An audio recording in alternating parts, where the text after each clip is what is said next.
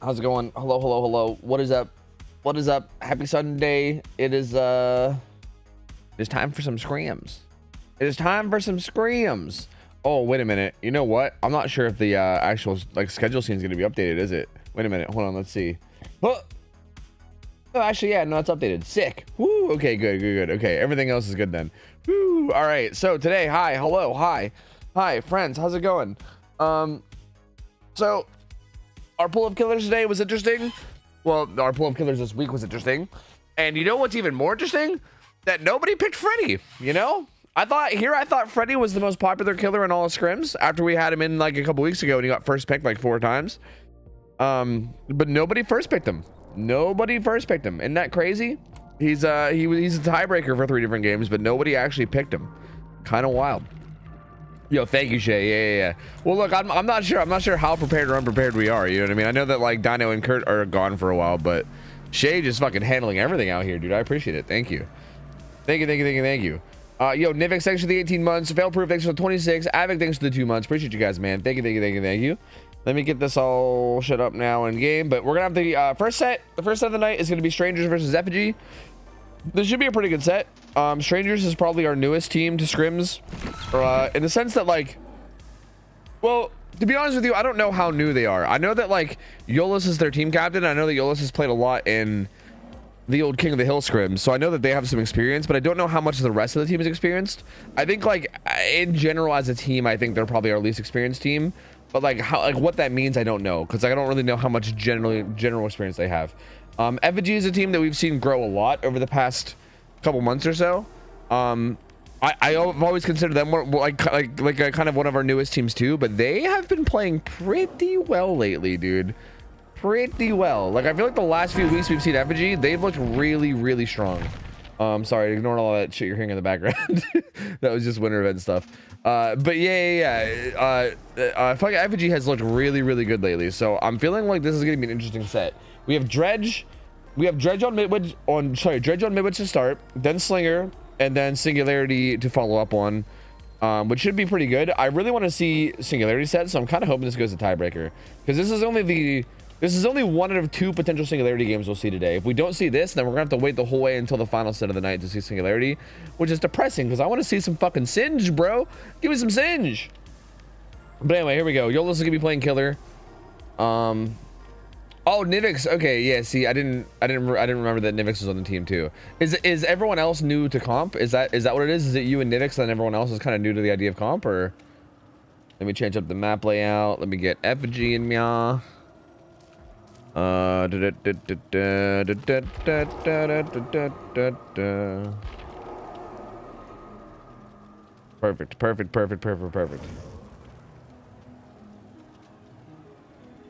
It should be a good set. This should be should be good. This should be a good overall set. And the killers for this week are interesting, right? We got Singularity, which again is someone that I was really rooting to see more of. Freddy, who again I thought was like the most popular killer in the whole world after he got picked so many times before, but apparently not this week. Apparently not this week. He's not very popular. Freddy has potential to be seen, but only if we get the tiebreakers. Billy. But like I feel like Billy's hit or miss. Like some people love Billy, but then also the way Billy gets played in comp is very meh. So I feel like sometimes he doesn't get picked often. We have 2 Billy games, you know, for this weekend that we're guaranteed to see. Slinger is always a pretty safe bet as well.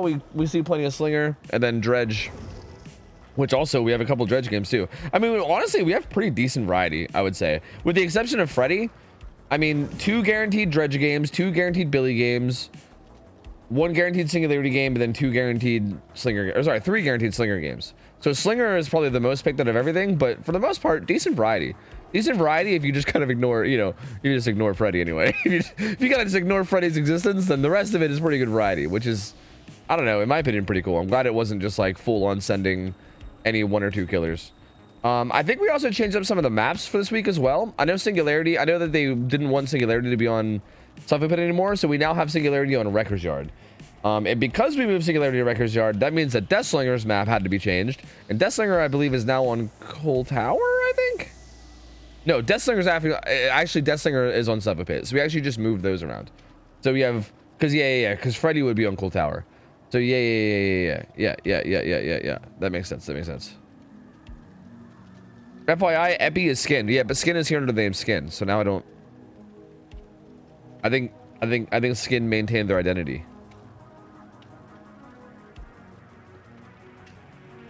Gotcha. Bump. Hey, thank you, Jasu. Hell yeah. Good. Yo, what's up, Happy Shio? I've missed the waifus. I have. Yo, Tweedledope. Yo, think of that tier 3 $25 sub as well. Yo, you missed it. You missed it. I turned off the alerts like right before you gave that resub.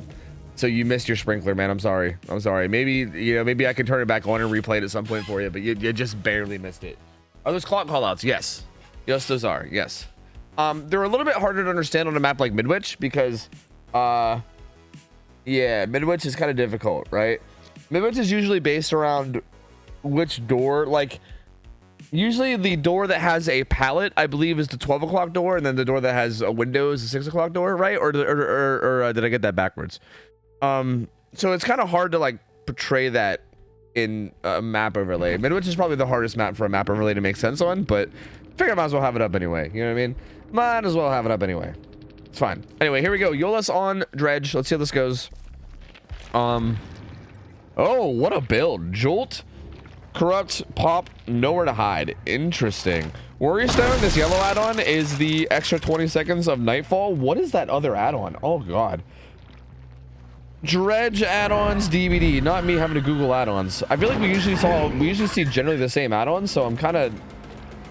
I'm a little bit surprised that I don't know what this one is. This one is Air Freshener.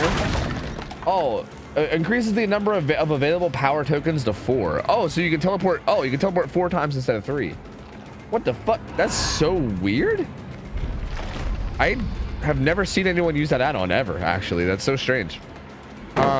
Anyway, here we go, though. Finds a chase with Jake. Zones him somewhat when breaking that pallet, but Jake should still be able to make it upstairs. We'll teleport up ahead. Jake can easily just cut that off and head back downstairs, though, although this pallet has been used, so Jake is pretty much going to get a hit here for free. Oh, Yolas, no!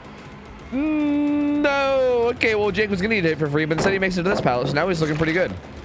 Yolas actually can get some pretty good use of power. Can probably get some pretty good use of power here. No, goes for a swing there, too. No, Yolas! Yolas, breathe, my gamer, breathe. Get it together. Breathe.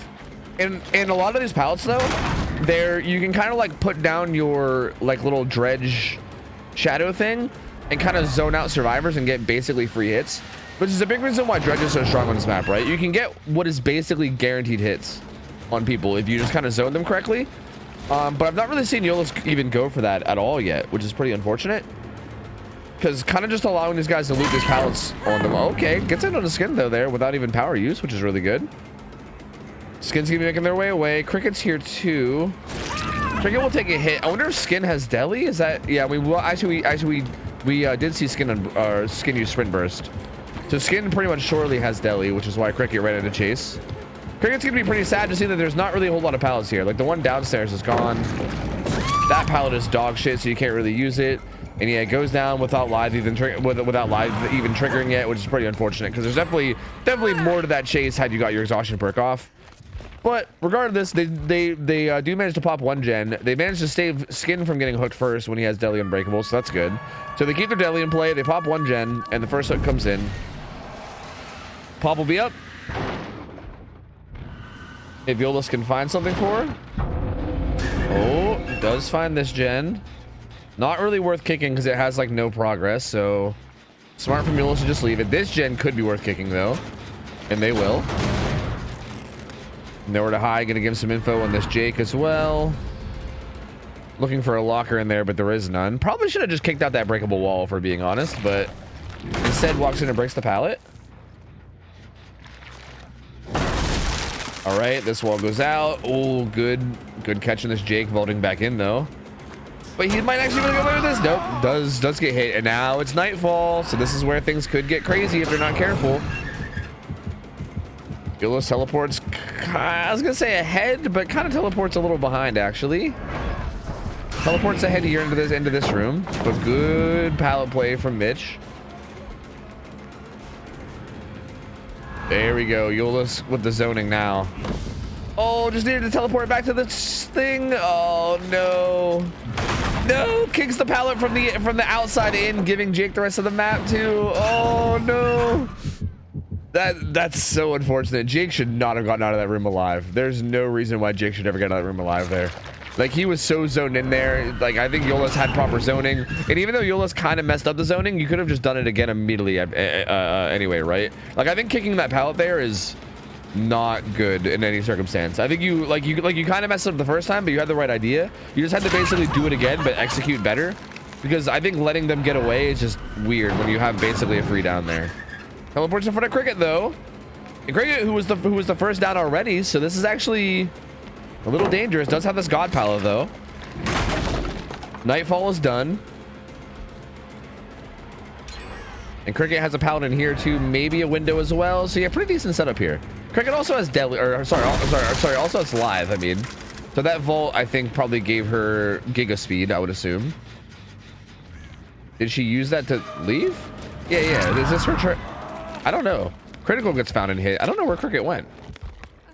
Dude, she pieced. Oh, I think she double vaulted and then pieced is what happened. So Cricket's out of there. Critical now being chased. But unfortunately, we're changing targets so much that we're not really applying too much pressure right now. Good stun there from Critical. And yeah, we're changing targets so much right now that we're not really applying any pressure. Only like temporary, right? Like very temporary soft pressure. Like right now, Critical, I like this zoning though. Oh, kind of got stuck afterwards though. Oh, so unfortunate. See, like I think what might be going on here, and I would hate for this to be true, is I think that when Yolas goes for plays like that and then it doesn't work, I hope that they're not like, okay, well, that's not what I should be doing then, right? Because that is what you should be doing. You just need to, like, you know, figure out how to execute it, a little bit better, right? Like how to place your what the fuck do you even call it? Your husk? How to place your husk a little bit better in like a good position in the zone. Like everything just needs like practice and, you know, some timings and positioning, some, you know, like positioning work or whatever. But like learning to execute that is definitely very important to this Midwich deck. Because again, as you can see right here with all these gens popping, this is kind of what I mean, right? There's not really been a lot of pressure. Like there's been temporary pressure in the sense that like you're chasing one person, or like for instance, like Critical right now probably wants to heal up, and Cricket's currently in chase, so you kind of have like minor pressure, but you don't have like hook levels of pressure. Like if you're not actually downing people or hooking people, then like it's not really enough. Wait, my cross. Oh wait, why the fuck is my cursor there? It shouldn't be there. That's weird. I'll fix that later. Oh, it's because I had to recapture DVD. That's right. I remember now. But let's find Cricket again. Oh, good use of this window from Cricket. No lithe up though. This teleport feels kind of pointless because you already had pretty close distance on her. Skin is here to body block and take a hit. Final gen being doubled, but it's being doubled with proof, but it's only at about 40%, so we probably have another 20-25 seconds before that pops. So can Cricket survive for another 20-25 seconds? I mean, regardless, there's no NOED or endgame perks at all. So the fact that Cricket's the one being chased here is actually amazing, because Cricket's only worth 2 stages. So like if Cricket can just keep buying time, and again, amazing job there avoiding that one. If Cricket can keep buying time here, dude, Cricket is juicing, bro. Juicing. And now they're in such a good spot because Cricket's being chased, and even if Cricket goes down, then you're like she's only worth 2 stages, and then everyone else just gets out, and then there you go. It's just a 3-stage game. Cricket gets that stun, gets a blind. Yolas tries to teleport in front, but can't make it happen. The door's open. The others are just gonna go ahead and get out. And they're gonna say, Cricket, thank you for juicing. We'll remember you. Have fun in the afterlife. Farewell, friend. And they're just gonna go. I think they're just gonna go. They should go. They should just go. They shouldn't be fucking around and trying to find out here. They should just go. Yeah, there you go. And on their way out. And there you go. 3 stages. Only 3 stages for Yolas, which is definitely not what you want to see on this set for sure. Effigy looking really good. Cricket had multiple really good chases there. Critical had a pretty solid chase too, so did Mitch. I think we just saw pretty good chases overall for those guys. It definitely made it hard for Yolas. Definitely some misplays from Yolas on the end of Dredge. I definitely think the like the power usage on the palace in terms of in terms of zoning could have been a lot better. So I definitely think there's a bit to work on there for Yolas in terms of Dredge, but it can be a difficult thing to learn, right? It's a hard thing to learn, especially when survivors are actually making it hard on you compared to like survivors that maybe don't know how to play these palettes well. So well done by Effigy. Good try from Yolas. 3-stage game shouldn't be too difficult to beat on the end of Effigy's killer, so we'll have to see. I mean, we're going to go into game 2. We'll have Stranger Survivors on Survivor. Stranger Survivors on Survivor. Yeah, well, the Strangers on Survivor is what I'm trying to say. Up against the killer from Effigy, and we'll see how this game goes. So GG's. GG's. Let me ditch this fucking this mouse cursor thing. Yeah. Hold on. Yes, let's not capture the cursor. Yes, perfect. Yes, perfect. Yes, perfect. Perfect. Yes, perfect.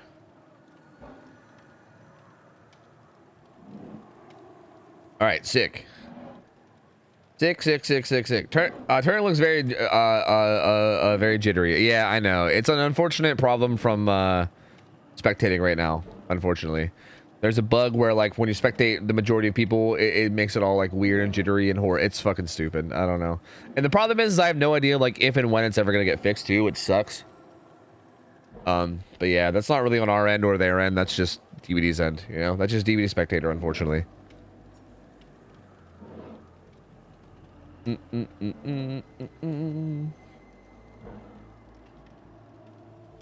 Remnant, yeah, sorry, Remnant, yeah. It's called a Remnant, not a Husk. Yeah, whatever, dude. Husk, Remnant. Man, they have so many different names where it's all basically the same shit. The Remnant. Yes. Oh, lordy lord. Yo, Legacy, thanks for the resub. 15 months, gamer. Welcome back. Thank you. Appreciate you. Thank you for the support to my gamer. Who am I inviting here? Perfect.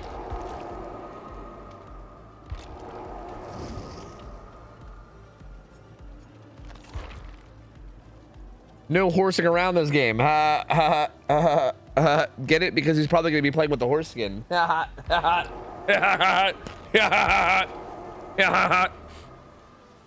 thought it was a good one. I thought it was great. I thought that was wonderful. I tunnel a Claudette every day. Hell yeah, dude. Good for you, Izzy. Let's go. Let's go, dude. You should set that up to like at least 2 or 3 a day, honestly. Only 1 a day? Disgrace.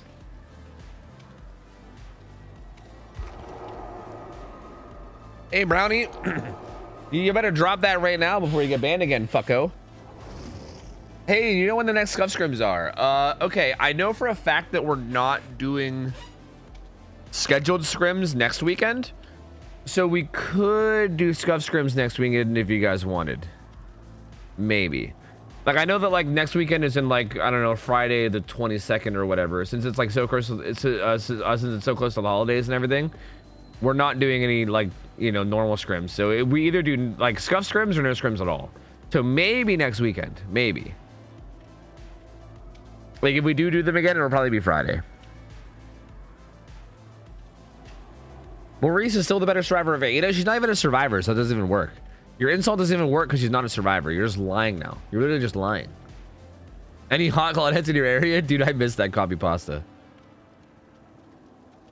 Banning me gets you money too. Well, yeah, it did before. You're not wrong. That was actually pretty legit.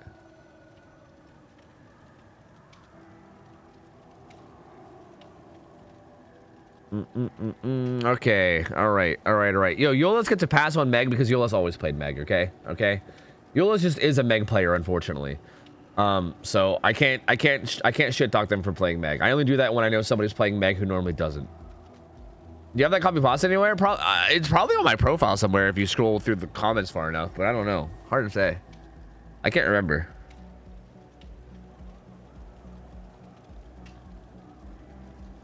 So are you, Tofu? What? A Meg main? I'm not a Meg main. What the fuck are you talking about? I don't play Meg. Meg is disgusting. I would never do something like that. I would literally never ever do something like that. So don't you dare accuse me. Hold on, let me go find my profile. Hold on. I bet I can find it. What do you think about P70 Xenomorph? I think that's very unfortunate that anybody has played Xenomorph that much. Very, very sad. Very sad stuff.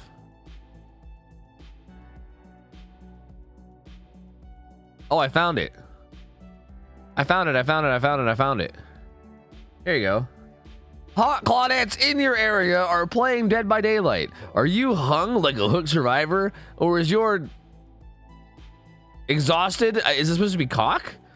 Exhausted from being dead hard. Share with one friend, and Nurse will click your flashlight until your spine chill activates. Share with 5 friends, and Jane Romero will suck your slippery meat. Yeah, it's a. I don't even know if I want to continue. But yeah, there you go. It's all right there. It's all right there. Go ahead. You know, it's all right there on my part. Just gotta scroll enough. Just scroll and you'll find it. It's there. All right. Everything you can ever desire, it's all there. It's girl cock. Yeah, you're right. It's girl cock. You're right. I just faced someone named Tofu in Overwatch just now. Are you secretly playing that on the side of Scrims? Yep. I'm actually playing Overwatch with my toes. And then casting DVD with my hands. Yep. How'd you know?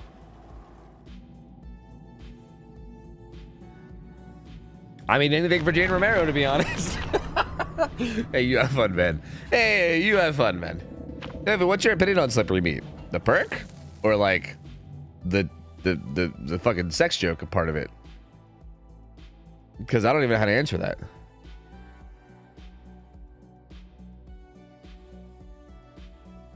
All right.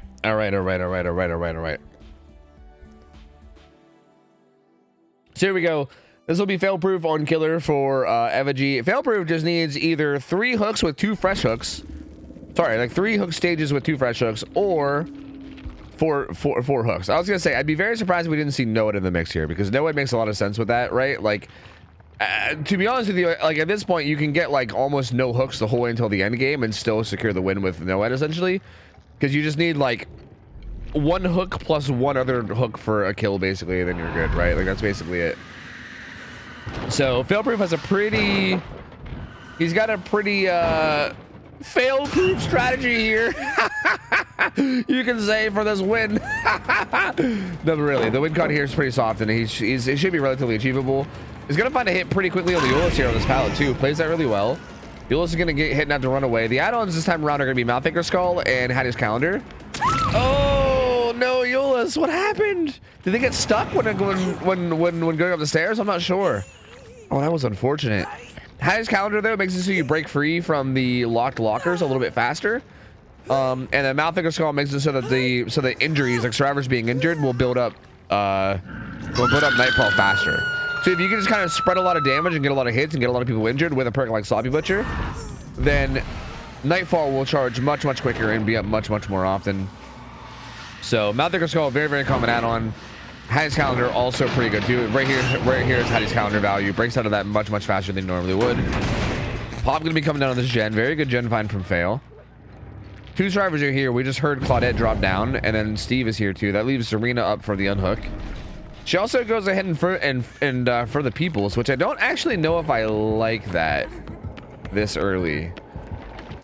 I feel like they could have just healed up normally, maybe. Like they could have maybe like ran off and then found somewhere to heal.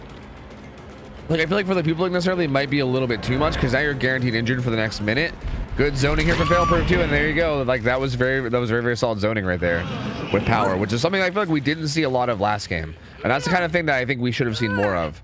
Was actually using your remnant at pallet and then kind of setting yourself up to get hits. Because yeah, Fail-proof just made it really hard for Octane to make anything happen there. And Octane's gonna go unhooked. That's gonna be Deli, so they won't be able to unhook themselves. But at this point now, with the win con being what it is, at this point the next hook wins. So this is already looking to be pretty over.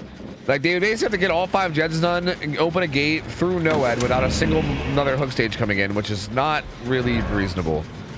Good zoning here from Fail again. Oh, jumps a little early though. I think he actually should have placed a remnant a little bit. Like I think he's placing a remnant a little bit too close to the pallet in a way where he's actually leaving a little bit of openings to get outplayed, whereas he couldn't place it like towards the door and then zone him into that, and it would be basically a guaranteed hit. But he does get the hit anyway. And Meg is gonna go back down, so there you go. Wuss will go back down. This will be hook stage number 3, and this is gonna be game ending. This is gonna be it. This is gonna be the end of the Dredge set right here. This is gonna be 3 hooks, 2 fresh, which is enough to win. And Effigy will take this first Dredge set But I mean, Fail's not done yet. We're still at 5 gens. Fail's like, you know what? Let's just go ahead and 4K. You know, what if we just go ahead and 4K? Fuck it. 1 gen pops now. But Fail is looking to be in a pretty good spot right now. Deli's out of play. Yolos doesn't really have any anti-tunnel at all. As a matter of fact, Yolos is actually very heavy objective build. Has toolbox, has deja vu, and prove thyself. Like, this is actually probably the perfect target to be on hook because they are like the survivor that does the objectives the fastest. So this is looking really bad for strangers right now. Looks like they put all the anti-tunnel into Claudette. It didn't leave any for anyone else. Steve's gonna get smacked. And with all these injuries, that's gonna help charge up Nightfall a lot. Thanks to Mouthfigure Skull. The unhook comes in. I'm a little surprised to see Fail not prioritizing the unhook a little bit. With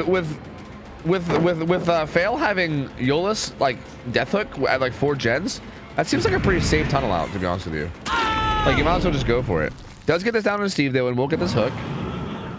To be fair to Fail though, he actually could still just find Yolis now. Like, it's not exactly the easiest to hide on Midwich, right? With a killer that can teleport to lockers at any point.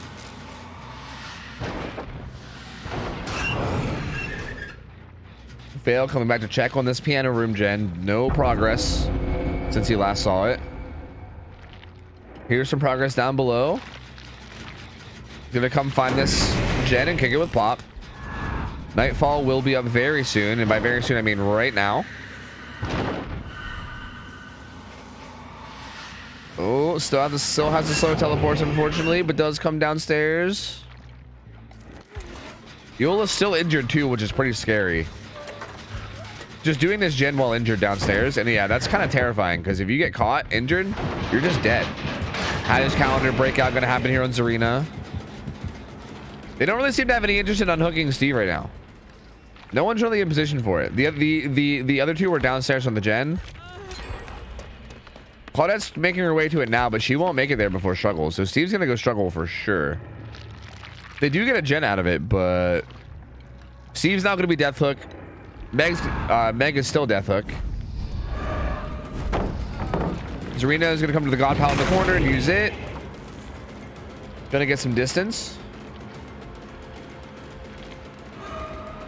And she finds a pretty solid pallet here too. Although she's gonna leave it. Will she be able to make her way back to it? Yeah, she will be able to make her way back to it. We'll see how well Fel can zone this. Smart play from Zarina there to just leave. And this is why the positioning of your remnant can be so important. Because, like, again, Failproof kind of gave her an opening there to get away with how much distance she had. Kind of misses that swing too, unfortunately, but Zarina will go down. Zarina, though, played that chase very well. She played that very, very well. She definitely punished the remnant the first time around, like very very well. The other thing that could have been better is if she maybe tried it again the second time, but maybe realized what the judge was doing early. But you know, there's only so much you can do there. She does go down though. It's going to be her second hook stage. 3 different survivors are going to be death hook now. Basically, only Claudette is going to be not death hook,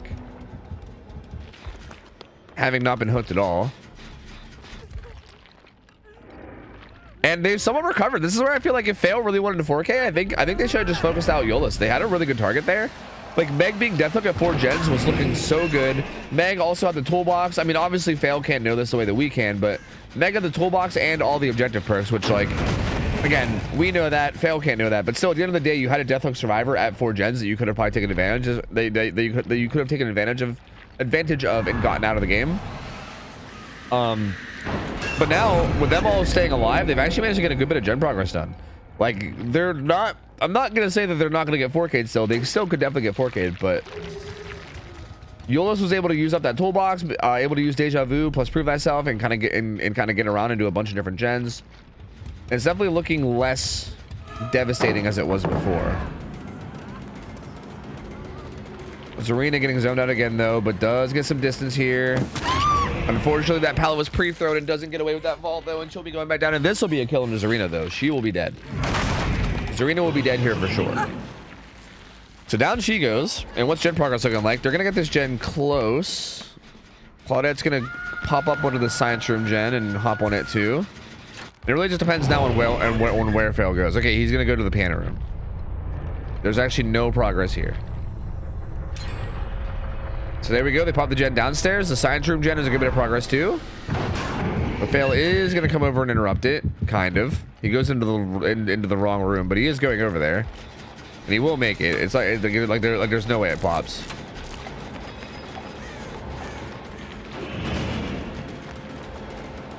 Okay, he's just going to bail. Interesting. He doesn't even try to hit. That's strange to me. He saw Claudette, right? I really like you at least should just tag Claudette at the very least, right? Like that's again, that pallet right there is like pretty easily zonable. Like if your power's off cooldown, which it should have been because of Nightfall, you can pretty much get a guaranteed hit on that pallet. And like if you at least just tag Claudette, that makes it a lot scarier for her to just jump right back on the gen. That being said, Steve goes down immediately, so it kind of works out. Because like you're kind of playing risky here, because if you don't tag Claudette, she hops right back on this gen for free, and actually you are gonna lose this gen, yeah. Because I was gonna say, like if you tag her, it makes it a lot scarier for her to get back on the gen. So that way you kind of have some time to mess around and do stuff, and it makes it a little bit scary for her to get back on it. And if she does, you can maybe punish it by killing her. Ooh, but here comes the Dredge with no Ed though. They didn't split up. They both stayed on the same gate, which is pretty unfortunate because that means Failproof can show up with no Ed. He can zone this out now. Kind of gets stuck though.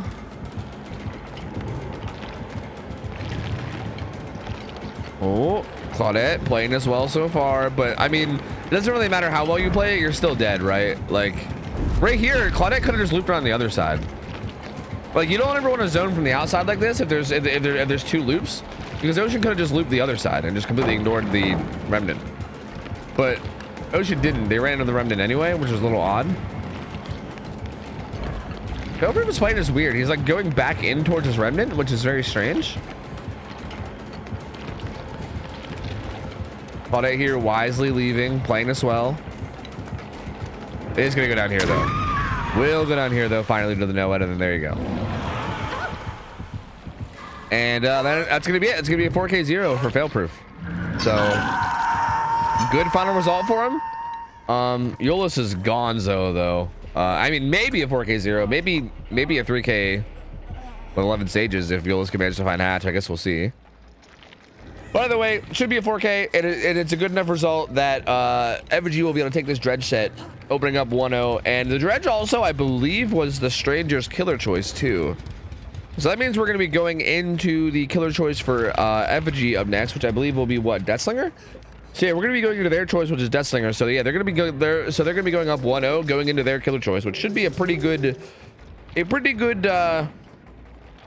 like momentum in their favor, right? Like they're going into the set that they chose, that they should be feeling comfortable on, and they're already up 1-0. So Strangers has to basically pull back now, win this Death Slinger set if they want a chance to stay alive, which is going to be very hard because again, that was Effigy's choice. They surely feel confident in it. They must have a killer that is experienced and everything, right? Like they must be feeling good about that set to have chose it, which is going to make it pretty hard for Strangers, but we'll see.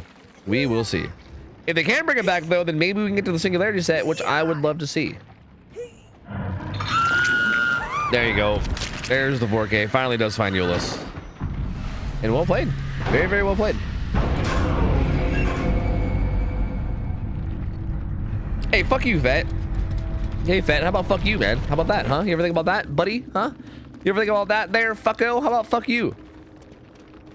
All right, GG's. GG's. This will take us straight to set 2, and I think we're going to have Effigy's killer playing first again, so I believe it'll be, I would assume, Critical. I know Critical plays Slinger, so I think we'll have Critical and Slinger up against the Survivors of Strangers, if I'm not mistaken, so I guess I'll just wait for the invite. Yeah, there we go. We've seen Critical play Slinger quite a few times, so yeah, he's pretty good at this killer, which again, I know which is what's going to make this even kind of more difficult for Strangers, but hey, we'll see what they can do. This is at least, I will say, this is at least a bit more of like a, what I would consider to be like a conventional killer matchup. I feel like Dredge is like a very weird killer, I guess. Like I almost feel like I would consider Dredge to be like a bit unconventional in terms of how he plays. Whereas Slinger, I feel like is more conventional, right? He's just guy with range shot, right? Which like hello, we have like 50 killers like that, you know? There's no like weird teleporting, you know, like fucking Reddit mechanics. It's just like he can shoot you with his gun and that's it. So should be pretty straightforward. We'll see what Strangers can do about it. This map will be Suffo Pit.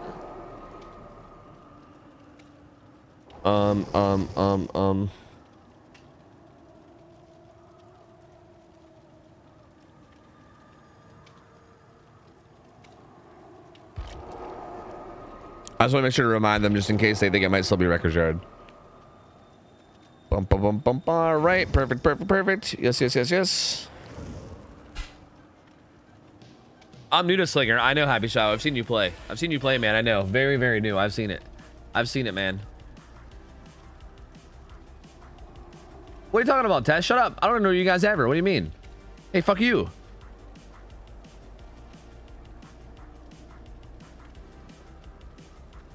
Yes, there was no scrims on Friday. As a matter of fact, there was no stream at all on Friday. We had I had a really busy day that day, so I had to just take the day off preemptively, basically. Okay, so here we go. Same survivors. Actually, wait, someone different. The Steve from last game is sitting out, and we have Faded Hiji stepping in this game on Quinton. Honestly, Steve and Quentin are like so similar looking to me, and I don't know if that's just me being like face dyslexic or what, but I feel like Steve and Quentin are practically the same person half the time to me anyway. But Quinton's stepping in here, and so a little bit of a different lineup, but we'll see what Critical can do on Slinger. He's gonna be setting the pace for the WinCon here, and it will be on Suffopit, which is interesting. We moved the map of Slinger. Slinger used to be played on Wrecker's Yard, but we moved him to Suffopit recently, and I don't know, like, I can't tell how like good or bad that is. Like, in a weird way, Slinger kind of like can tunnel people out in a really effective way by just like shooting them and then holding them on hook, holding them on spear, I guess, whatever you want to call it. So maybe like the split map won't matter as much. Like the thing about Suffopit is that you generally want to like hold down like one side that has a lot of gens, right? But typically all that it takes is like if the survivors have the ability to get off hook and then run way to the other side of the map and force the killer to like have to, you know, chase down there and give up the gens or just give up the chase altogether, then that makes it really, really hard. And to be honest with you, I feel like you maybe could avoid that with Slinger. Like, I think that might be somewhat avoidable, so I'm curious to see how this plays out. But I also think on the survivor side, you could still force it. It just probably requires more teamwork in terms of like taking hits after shots and everything. So yeah, this will be really interesting. Like, how this plays out in general is going to be really interesting, I think.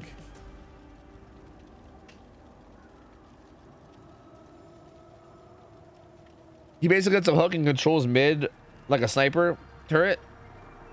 If you can get a hook and control side survivor zone, he's oppressive. It makes it really hard. Yeah, that's what I imagined. And then also, like, if you unhook without borrowed time, even, right? Like, if you get just like a normal non-borrowed time unhook, he can also shoot the person that gets unhooked and then kind of just hold him in place and wait for the built-in 10 seconds to go away. Like, he's really, really good at like circumventing that built-in borrowed time that way, right? So that also could end up being a problem too. Can you use double reload? Yeah. There's no restrictions for add-ons other than other than your recoin. You can't use your recoin. Yeah, typically we see reload cigar, but you could do double reload. You also could do reload prison chains, which I think is actually a pretty underrated combo. Yeah, there's other than your recoin, there's no other restrictions.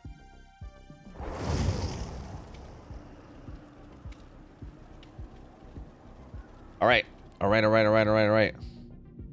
Oh no, Fett got banned number 70. No, his 69 bans. It's no longer nice.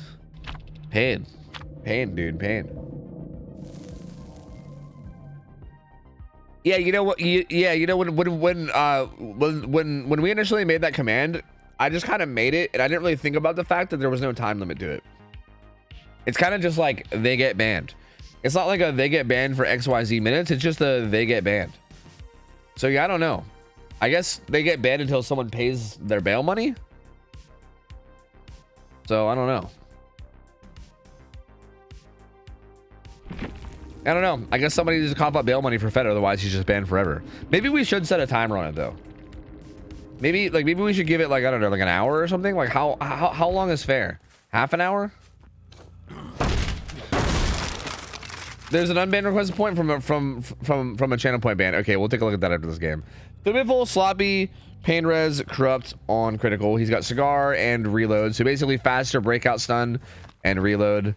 Let's take a look at the builds. Octane's got the Deadly Unbreakable. Has background player too with a flashlight, which is interesting. No actual exhaustion perk though. I mean, background player like is technically an exhaustion perk, but you know what I mean. Euless accidentally uses sprint burst there, but does have the objective build again. Ocean has a bit of a mixed bag, but does have a lot of anti-tunnel. It has both the S and kinship. And they're going to get found, I believe. Maybe not, actually. And then pretty, like, kind of healing heavy build onto Quinton. So everyone kind of has very, very set rules on this team in terms of builds. And I will say I don't like this. I don't like that the survivor with Deadly is the only one doing a gen right now. That's a little weird. Like, of all people to play aggressively, especially with the survivors having such, like, set, like, rules with their builds. Very strange to me that the aggressive survivor right now is the Deadly survivor. Also, what is this gen setup? Is there like a fucking, like a goddamn 6th gen topside? No, but there was a 5th gen topside, which is pretty insane. Critical gonna look for this shot onto Zarina. And this is, again, such a good target for him. Very unfortunate with the way they played this, like, positionally. And this is a tough setup here. Does miss that shot, though. Well played by Zarina. Does get away from that one. And Critical's got to drop this chase. So that's actually huge. Zarina avoiding that shot is actually massive. Keeps her alive. Keeps Deli in play. And Critical is going to come interrupt this gen that's currently being doubled. Finds an initial hit on Diolis. We'll try to follow up. Does follow up with a shot. Will get this down. But I don't know if they can get Pain Res in time to stop it. Quinton's all over it. Quinton, though, gonna have to bail. Shot doesn't go through. I think he hit the gen instead. And Quinton would really like to get that gen done. And it's gonna be pretty massive if he does. Both these gens in here have a lot of progress. Is that Pain Res? That's not Pain Res. Go get the gen done, Quinton, before Pain Res. Just get the gen done before Pain Res. Get the gen done. Get the gen done before Pain Res. Get the gen done before Pain Res. Well, they didn't get the gen done before Pain Res. That's very unfortunate. And Claudette's also stealthing right beside the gen she was working. This feels a little bit close. Actually, no, she's actually stealthing beside the other gen. Never mind. But they're all kind of just stealthing, like, in this area, I think. So Critical, if he can just kind of like, if he just wanders around a little bit, should find a lot of people. Quinton immediately gets back on the gen. Claudette also gets back on her gen too. And I think she'll be going for the unhook. Oh, but Zarina gets found. Oh, over on the other side of the map, Zarina gets found, and she's gonna get put down really quick as well, and she'll also get put back on hook. So this is another potential Pain Res coming through. And this is smart of them to try to be banging out these gens up here. They're gonna be able to get this hill gen done. That gen that Claudette is on will get hit by Pain Res though. And she's gonna have to leave.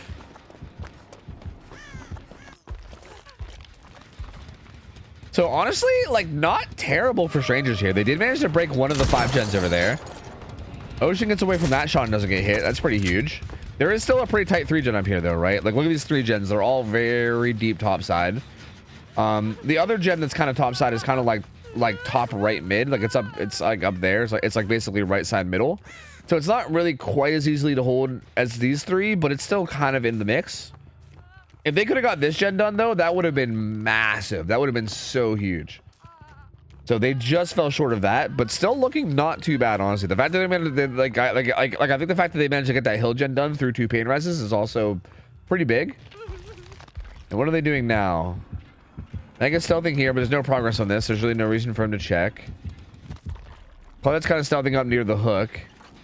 No one's really in a good position to unhook, but also no one's really in a position to do gens either. They just now are hopping on this gen over on the mid right. Octane's just gonna go struggle. Octane just simply goes struggle. Which is really unfortunate because I feel like if you're gonna let someone just go to struggle like that, you should usually like trade that for some good progress around the map. But they didn't really do that either. It kind of felt like they spent that entire hook stage figuring out what they want to do, if that makes sense. Like, I feel like that's what they, like, that whole time it kind of felt like they were just stealthing around and trying to come up with a game plan as opposed to actually doing anything, which is really unfortunate because that was an entire hook stage, right? Like, typically you either want to get the unhook or you want to like be like, okay, we like let them go struggle, but we get a bunch of gen progress everywhere or whatever. But they did neither, which is not great. Zarina now going to be death hook, and Critical knows that. And if Critical can get this kill on Zarina before she leaves the side, that could be huge. That could be massive. And this is where also having no exhaustion perk of any kind is kind of risky as well, right? I mean, again, I know she has background player, but like I would consider that like hardly an exhaustion perk. Like I mean more like live sprint burst, balance landing, like something to help you actually get away. Although Meg kind of hopped and chased there, made it a little bit difficult, and then Zarina's also got the fucking schmooves, bro. She's got the fucking schmooves. Critical will not be able to get this hit. But he will hold her in place at least temporarily. Has to go for a reload here. Now, if they can, now what they need to do here is they need to pop one of these top side gens for this. Like if he is gonna commit to this gen, or if he's gonna commit to the chase the way he is, they need to finish a top side gen for this. Like they absolutely must. And if they can, then that makes it so that this tunnel out is worth it. Because Zarina is doing such a good job in this chase right now. Zarina is absolutely juicing. They're gonna, so they actually are gonna go up there and double one of them. They're actually they're currently about to double the main one. And yeah, Critical actually has to leave. He actually has to leave the chase. He said, you know what, not worth it. I want to go back. Sees that gen is not being worked. He will find 2 survivors on this gen. They pop a bottom side gen. So very well played there from Zarina. Zarina is a juicer, bro. A goddamn juicer. Staying alive there is so massive, because if Zarina goes down and dies there, that changes the entire pace of this game, and like by so much. By so much. This is the obsession, so Critical will let them break free and not lose any stacks. Oh, swerving. Oh, Critical a little bit too patient there. Let's Claudette turn the corner. And Claudette's gonna be making her way bottom side too. Oh, Quinton here. He looks like he's gonna eat an M1 as well. But Meg, we did leave Meg up on that top side, and she did have Deja Vu in a toolbox. But that top side gen is gonna be very threatened. Overshoots that one, unfortunately. Yep, Meg is cranking this gen, and all of a sudden it's looking good for Strangers again. Suddenly it's looking good. A couple missed shots later. I say a couple, I mean, it was more like a lot. Like Zarina had an amazing chase. And then this down took a while to come in. And also this is, and yeah, also the hook's actually not gonna happen in time for pain res. So yeah, Yolas actually does pop that topside gen, and that topside 3 gen is now completely gone before pain res comes in. So now there's a really good gen split. There's 2 deep top, there's 1 like top mid, and then 1 bottom. So the only roll 3 gen that exists right now is like kind of this top side 3 gen, but it's very split, right? It's not a tight 3 gen. Like this one that's way like in like for instance, that one gen that's towards the middle is going to be a lot easier to progress than these deeper ones are. So this is looking really good so far for Strangers. It's looking very, very solid. There is still the danger of Zarina being death hooked. She needs to be careful with her positioning and make sure she doesn't get caught out in a bad spot, because that could still make it swing if she dies. But assuming they don't, ooh, which like I said, here she is. As long as Zarina doesn't die soon, which I feel like I'm jinxing, then they're in a pretty good spot. But this is going to be a hit with 6 stacks of Stabiffle. No exhaustion perk means that she's not going to go anywhere at all. And Critical just zoning it. Yeah, he should be able to. No, oh my god. Oh, why is she unkillable? Why is she invulnerable, bro? She's invincible. She put on fucking god mode. I was gonna say she should be going down here, but just no. She just refuses to die. She just doesn't. Okay, now she dies. Now she dies. There we go. Down goes Zarina. She's gonna be death hook. Now she's gonna die. Oh my god, though. Zarina really delayed this by so like Zarina should have been dead like 3 minutes ago. Like she really delayed this by so much. But she will eventually die now. And there is still this 3 gen up here. So there is still kind of some hope for Critical. He also does have 8 stacks of Stabiffle too, which obviously can be really hard to deal with. Yolos unfortunately popping sprint burst there on nothing. Ocean gets right back on that 11 o'clock gen. Looks like Quentin is just gonna be doing the bottom side gens at the moment, not really worrying about this top side gen 3, this top side 3 gen at all. Which I don't know how I feel about this. They all just kind of pick the gen and are kind of stealthing and progressing them when they can. Meg here is still working on this one when she can. Claudette doing the same thing over here at 11. And Critical actually going to head towards the bottom side here.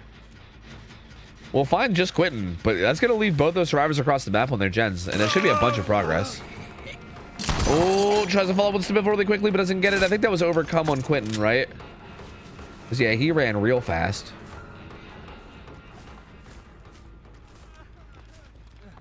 Pre-throws his pallet. Very smart.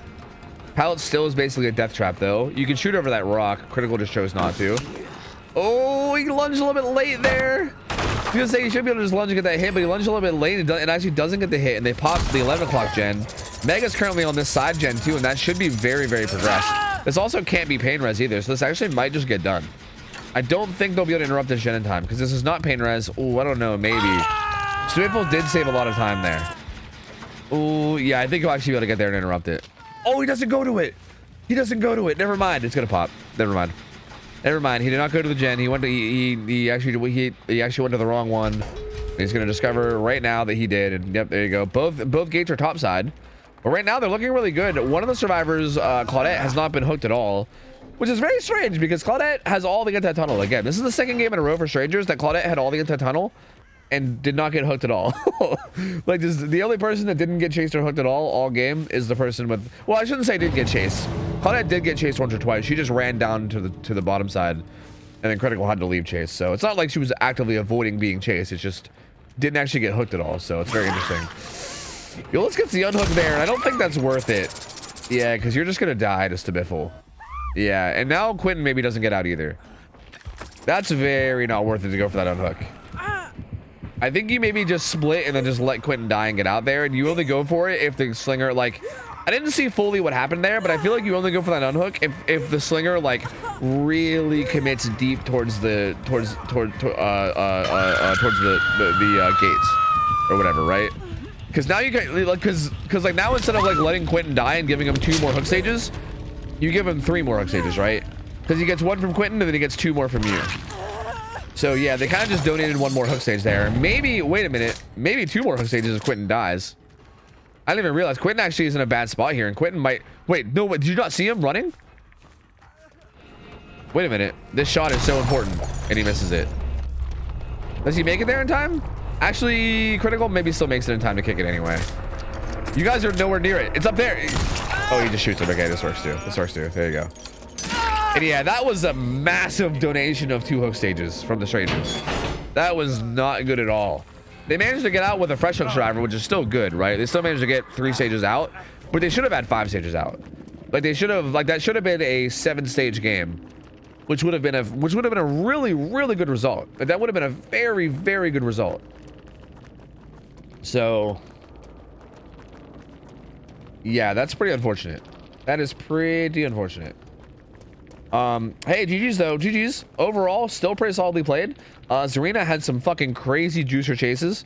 Like the way they pressed her gens was still very solid, and Critical definitely got caught off guard and lost all of his gens, especially towards the end. They managed to break that 5-gen setup on the top side very, very well. And Critical still managed to squeeze out a pretty decent result, all things considered too. So honestly, pretty swingy game. Like in the beginning, I thought Critical was just gonna wipe the floor with them with how fast the start was, but then they managed to bring it back a little bit in like the early mid game. And then it kind of swung around a little bit, and then towards the end, Critical kind of swung it back again and got like a pretty big result. 9 stages, 3 fresh. Still a pretty good result, I'd say. Still a pretty good result. So, win con here will be 9 stages, 4 fresh, or just 10 stages. That's it. 9 stages, 4 fresh, or 10 stages. Either one. Either one. I need to get some ads out of the way, so let me do that real quick. Let me play some ads while these guys join up the lobby. I'm just gonna hold a lobby hostage. I'll make sure that the game doesn't start until the ads are over. Don't worry. But let me go ahead and get them out of the way real quick. And let me get some gamers in meow. All right. These teams are NA. Yes, these teams are NA. Yes. Yo, Virtually Evil, thanks for the primer. Also, Vibrant Tech, thanks for the 14 months. Appreciate you guys, man. Thank you. Appreciate the support, gamers. Also, Mr. Wonderlust gave 100 bits. That said to bail out the banned person. Oh, I don't know if bits bail them out. You need to just spend channel points. Is Fet free yet, or is he still banned? Also, you guys said that we had an unbanned request from somebody that was banned from channel points, right? Uh-oh. Let me go look. No, I don't want to hear my own voice. Stop that. That's horrible. Yeah, I didn't really think this through whenever I made this redeem, did I? Hi, hope you're doing lovely. Not actually, fuck you, but you smell. Oh. Wait, are you saying not actually fuck you? Or are you saying like not actually, comma, fuck you? So now I'm confused.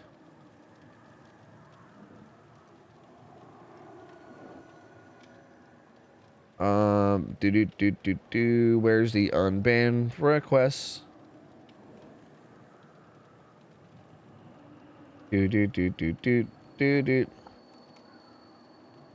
Wait, was it the person that said the snowballs are stupid? Wait, what happened? No, this person said ban me. Wait, which one got banned by channel points? I don't know. There really should be a tamer to get unbanned. A tamer? Like a lion tamer? Like a chat tamer? Snowballs are stupid one. Check the mod comment. Ah, I see.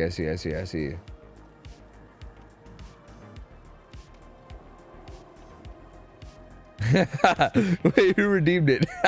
Yo, you guys can't be see, this is the problem, is that we can't be redeeming it on like random people.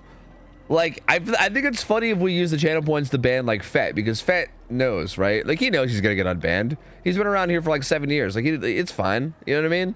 Or even like Bodyguard Meg, right? It's fine. Like we all know that Bodyguard Meg's gonna come back. You know what I mean? This poor sucker, it was his first ever chat message. He came in and he just said snowballs are so stupid, and then somebody redeemed to ban him, and he's just been banned since. I'm unbanning him. I gotta get rid of this redeem, dude. I gotta get rid of this redeem. It's too much. It's too much, man. It's too much. Or maybe we could do it like a timeout for like 1 hour or something. I don't know. Okay, I think we gotta set a timer on it if we're gonna keep it.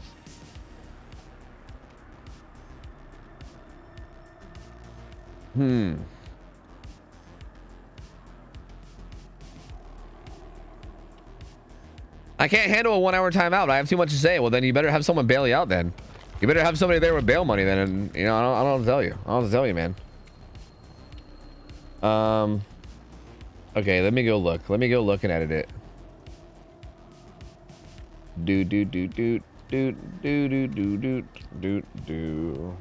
Like 1 hour? Yeah, is 1 hour too harsh? That seems fine, right? I mean, 250,000 tofu bucks is a lot of tofu bucks, dude. That's a lot of tofu bucks. Like, that takes a long time to save up. So, like, I know that a lot of people are currently sitting on, like, millions of tofu bucks, but that's just because we haven't had a redemption, right? We haven't had anything to actually spend them on. Like, I think once people start spending their tofu bucks, like hypothetically, if we were all to reset to 0 right now, it would take forever to get to 250,000, right? Like, that shit takes a long time to get to. So I feel like it should be significant. It just shouldn't be that significant. You know what I mean?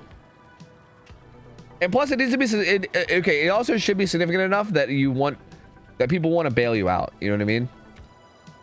You know?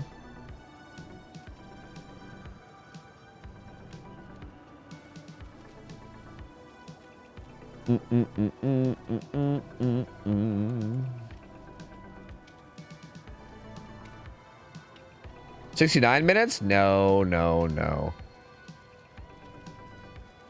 Why 69 exactly? That's such a weird number. I don't get it.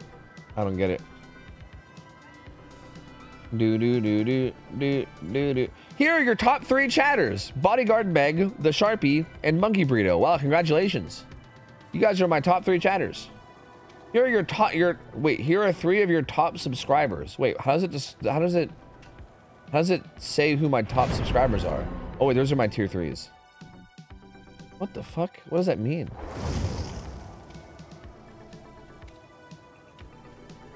That's so silly. That's so weird. What? Like, what are you talking about? What the fuck are these weird ass stats? Anyway, sorry. Hold on. I got a bit distracted.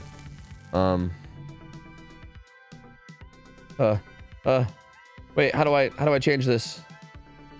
There we go. Perfect. Yes.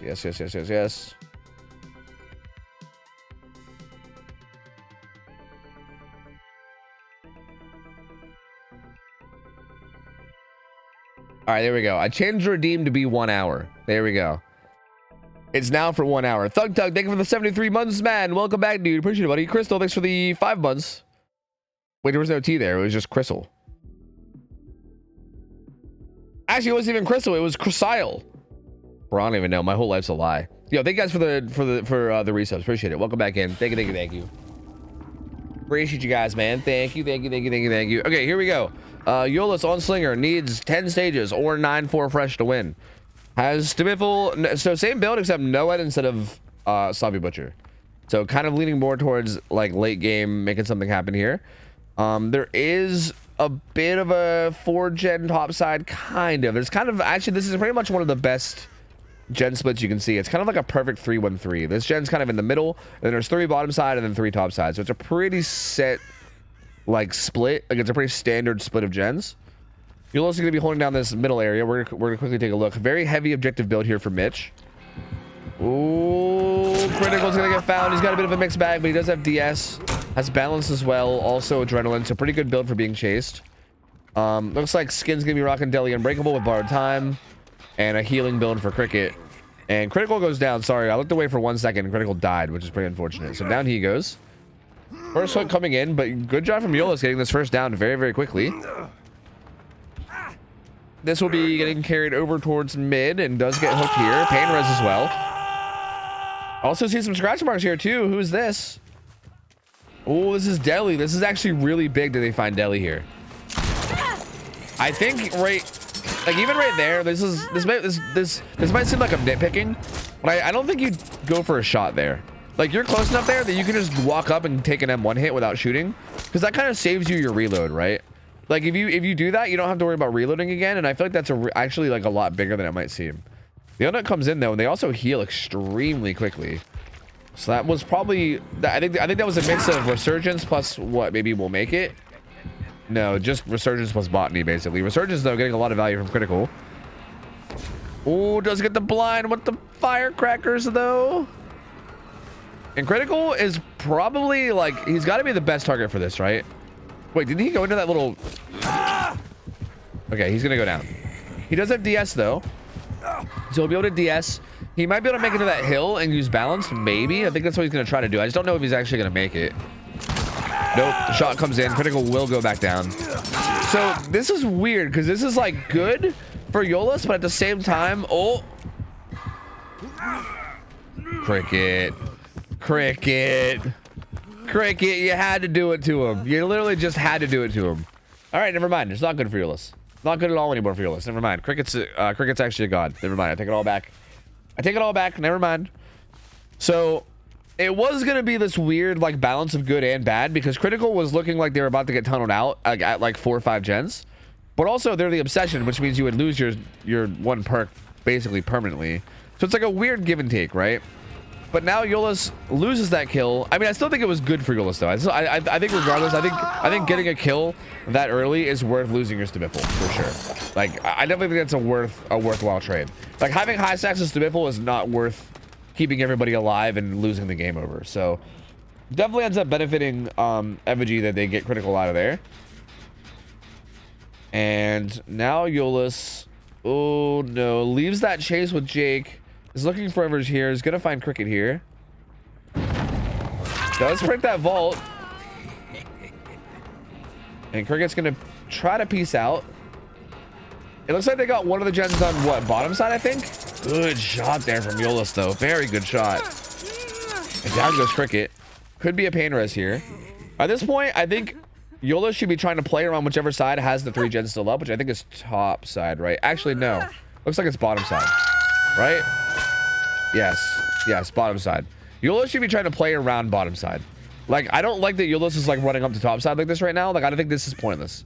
Like the potential 3-gen here is already gone. I don't think there's really any point in like holding it like holding down this area at all. Cricket's gonna go ahead and wait. Did Cricket have no? Oh, Cricket has second wind. Oh, I see. So second wind on Cricket means that she's gonna heal herself over time. And Euless is gonna make her way back to this mid gen and kick it. But yeah, they're currently all working the bottom side gen, and yeah, like for instance, like Critical is just gonna pop this gen bottom side. And there you go. Now both 3 gens are broken pretty much. Now there's like a 2-1-2 setup in terms of gens. There's really no good gen setup to hold at all. And I feel like that could have been avoided because Wuss could have easily just like carried the hook for their bottom or hooked and then blocked bottom. But instead now there's really no good gen setup to hold at all. You gotta just have to hope to like now the only hope for Wuss is just to end every chase in like 2 seconds basically. Right? Oh, misses that hit on a critical. He will need a hit there. He's kind of stuck in this corner somewhat. This pallet is decently strong, but not too strong against Slinger. Wuss goes for a pretty aggressive shot, doesn't get it. Gonna zone. This is good though. Good zoning pallet break. Critical should be dead here. As a matter of fact, I think he went to the corner to die, but Wuss loses track of him. He just went to the corner to die. He simply went to the corner to die. He's in the corner accepting death. Oh, they're gonna pop 2 more gens. Actually, 1 more gen, and then this one. Yep, that one's actually gonna pop too. Oh no, dude. Oh no. Critical literally just accepted death and went to the corner, but Wuss somehow lost track. And yeah, this is looking pretty much over at this point. They only need 1 more gen. They also popped that middle gen. So now there's 1 gen bottom and 2 gens top to work with. So there's a really, really big split for gens. Doesn't get that swing on the cricket because of Lithe. And he's going to walk away from that one too. And I think Wuss is probably just flustered right now. Doesn't really, probably not sure where to go or what to do. Because really at this point, there really is nowhere to go and nothing to do, right? Like, I don't think there really is a winning play here. Goes for a shot on just scan that doesn't hit. So good juke there. Does have his pallet in the corner too. It's going to try to play this as good as he can. Should be able to get this throw here at least. Honestly, I respect the greed here because like you're gonna take damage if you throw it no matter what. So I kind of respect the fact that he's just greened the fuck out of this because you might as well, right? So I actually really do like this from skin because like if you throw this pallet in front of the killer, he just shoots you with his gun and then hits you no matter what. So you might as well just green the fuck out of it and then only throw it after you get hit. So I do like the way Skin played that. As a matter of fact, I think he could have greened it more even hypothetically, you know. Wuss not getting any shots on these pallet throws though. Those get a shot there on the cricket. And that'll be a hit. I'm assuming they're going to be doubled on bottom side gen though, right? Yep, they're doubled on it, and it's going to pop any second now. So that bottom side gen going to pop. There you go. It's done. And from this point, we need, what, 8 stages still? So Wuss just needs to get 8 stages out of this endgame somehow. It's easy. Just 8 stages. That's all. Just get 8 stages. Easy peasy. You know? It's just like that. It's easy just like that. The no totem is right here, too. They almost have that gate open, but he's going to bail from it. Both the gates are bottom side. I mean, both the gates are bottom side, and so is Noed. So hypothetically, this is like close to the best setup you could ask for. That being said, Critical's on the other gate right now, and Mitch is just trying to buy time, and he's doing a really good job of it. Has God Pallet too he can use. And yeah, it's not gonna matter. It's not gonna matter. That gate's open. This isn't even gonna kill Jake. This is just gonna injure him. Critical's already out. If they just get one more Shriver out, yep, there they go. And also Mitch can get hatched too. So there you go. There you go. They're all just going to get out, and it's going to be, I think, only 2 stages, I believe, for Wuss. So yeah, very unfortunate, but hey, Effigy looking really good, played that very clean, and they're going to pretty much dominate this best of 3. Strangers did look pretty solid overall. I definitely think Wuss needs to work on a bit here on Killer. The survivors from Strangers looked pretty solid. Wuss again, like I think had some really good shots this game. Like I think played, like okay, like how do I'm trying to think of how I want to say this. Played Slinger well, like played the killer Slinger well. Had some good shots, but I think like strategically just kind of didn't really know what to do, unfortunately, which kind of I think cost a lot this match. Which was kind of the opposite of what we saw in the Dredge game, I think. But regardless. Good try from Wuss. Effigy looked really strong. Strangers were looking pretty solid, but Effigy just definitely a couple steps ahead of them pretty much on all fronts. And yeah, that's gonna be the 2-0. That's gonna be a pretty quick 2-0 coming out of Effigy there. And GG's. We're not gonna be going to the Singularity game. There you go. There you go, boys. There we go. And that's gonna take us into the next set, which is gonna be the waifus versus chair sniffers. Fucking chair sniffers, bro. Why do we have a team called chair sniffers and then a team called feet finders? What is wrong with people? What is wrong with you gamers, bro? What is going on here? My lord. But we're gonna be going in. We're actually gonna be going right into another Slinger set, and then a Billy set. So we have guaranteed Slinger, guaranteed Billy, and then possibly Freddy as a tiebreaker. So, yeah. Perfect. Let's just chill out. We are a little bit ahead of schedule. Something that I think should be said, by the way. Maybe we should start telling teams this, by the way. But I think we should start letting teams know that even if they're scheduled for a certain time, they should expect to possibly be pinged to play earlier. Because I feel like typically, like, the schedule only gets followed perfectly if every game goes to their tiebreaker, which I feel like almost never happens. So that should also definitely be a thing. That being said, like, if the teams can't make it until their scheduled time, no matter what, that's fine. Like, we can't force people. Like, I'm not saying let's force everyone to be ready as soon as we're ready. But, like, for the most part, I feel like a lot of teams seem to think that, like, if they're scheduled for a certain time, that the game is not going to start until that time, no matter what. But, like, you know, it's they should be kind of ready to maybe go early. Is like I guess what I'm saying, you know. But anyway, here we go. Waifus, Killer, Happy Shio's up. I think both of these teams are ready though. Happy Shio's here on Killer, and I think Chair Sniffers are going to be hopping in and getting ready to go. I bet Sugar Farts. Yeah, dude, good old Sugar Farts.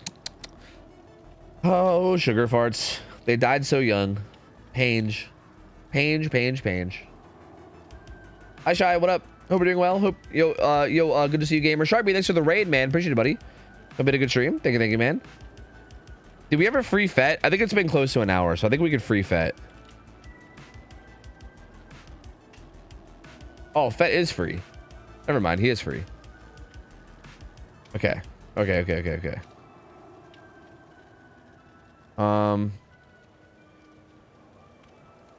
got scammed. Yeah, sorry, man. Sorry. You kind of did get at least a little bit scammed. At least somewhat scammed.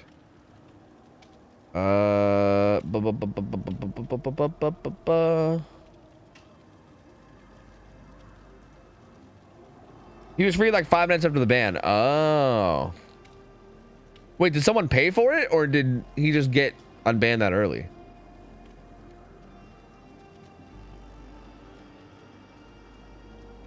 Oh, it was paid for? Oh, okay, never mind. Then that's not scam. That's not... Yo, look, that's not a scam. That's just someone posting bail money, bro. Like, if someone posts bail money, I don't know what to tell you.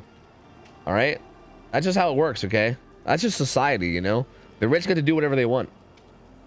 So, yo, what's up, Jen Rush, dude? How's it going? Hello.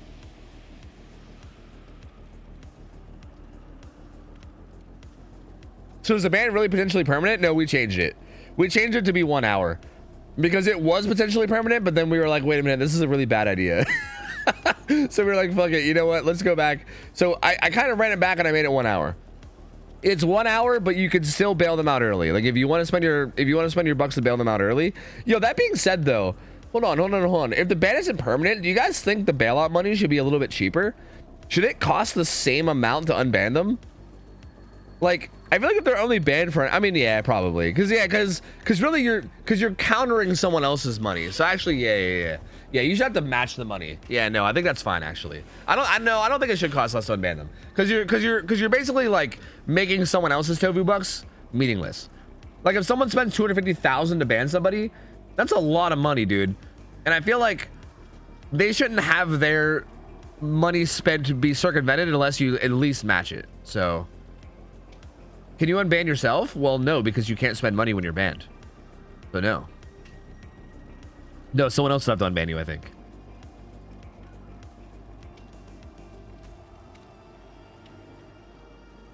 Did you go ice fishing on Friday? Pretty sure I saw you in... Bro, that... I thought you were trying to get me to say a slur just now. Jesus Christ, but you just... Okay, but you just typoed. Yellowknife. No, I don't know what that is. I don't know what that is, and also, no, I'm not an ice fisher. No. I'm not out there ice fishing. No siree. No siree. But are you saying that there's like an ice fisher doppelganger version of me? Because that's pretty cool. If so, I would like to meet that tofu ice fisher. That sounds awesome.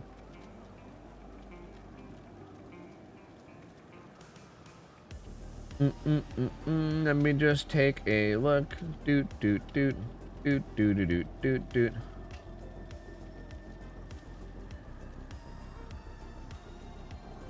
Oh yeah, one of them is not immediately prepared, which is fine. That is okay. So yeah, one of the people from Chair Sniffers is not immediately ready to go. So we're kind of just gonna be chilling and waiting, which is kind of a-okay with me. That's a-okay with me.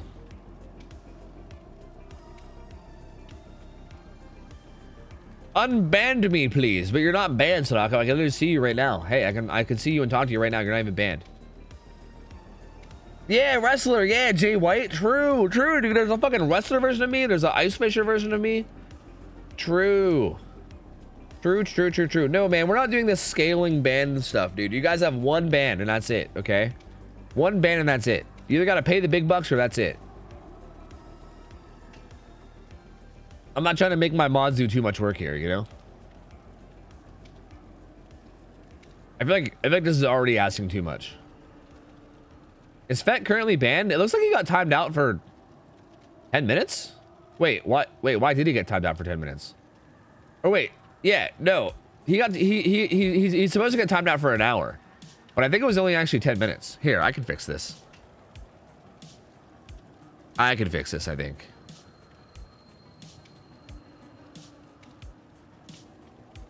Yeah, you guys gotta make sure that you like you gotta make sure that you hit him with the full hour, man. There we go. There we go. Oh wait, but Toaster just unbanned him. Wait, so never mind. Wait, never mind, he's unbanned. Hold on. Okay, that's actually free. Like literally right before I banned him, Shelter Woods. What are you doing, man? What are you doing, gamer? Love a pit.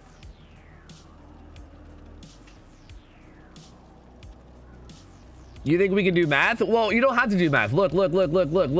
If you just like, look here, I'll show you. Look. If someone gets banned, like if who did it? Somebody redeemed Fett, right? Where was it? Someone redeemed Fett somewhere. Here. All right? Like if that happens, you just find Fett.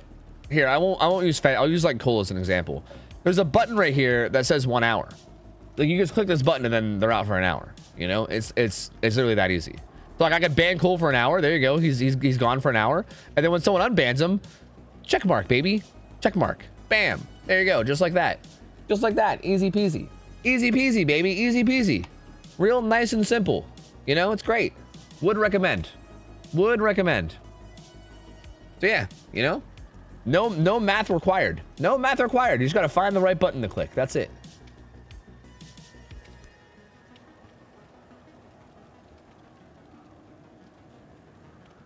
Hey, dude, fuck math. Who wants to do math? Fuck that garbage. Hell no, dude. Hell to the hell no. I'm working on the Fett unban bits. Yeah, have fun, dude. I think there's just gonna be an army of people spending all their money to ban him, and then and then an army of other people basically spending all their money to unban him. So, would you like Post Malone? I have never even I've never heard a Post Malone song ever in my entire life. So I don't know about his music, but I will say every time I've ever seen Post Malone like on like a YouTube channel, like I've seen him do a lot of like collabs with people. Like I've seen him do stuff with like Good Mythical Morning. I've seen him do stuff with like Ethan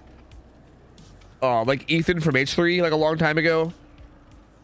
Like I've seen Post Malone like around a lot of different YouTube channels and stuff, and he seems like a really like chill, like as a person. Like I know that's very like what's the word? It's like parasocial of me almost to say that or whatever, but he seems like a chill dude. Like he just seems like a really cool guy that like doesn't seem like fame like made him like got into his head or whatever. Like he just seems like a real chill, cool dude. So I like Post Malone in the sense that he seems like a cool dude. I just don't know anything about him. Like I don't know anything about him personally.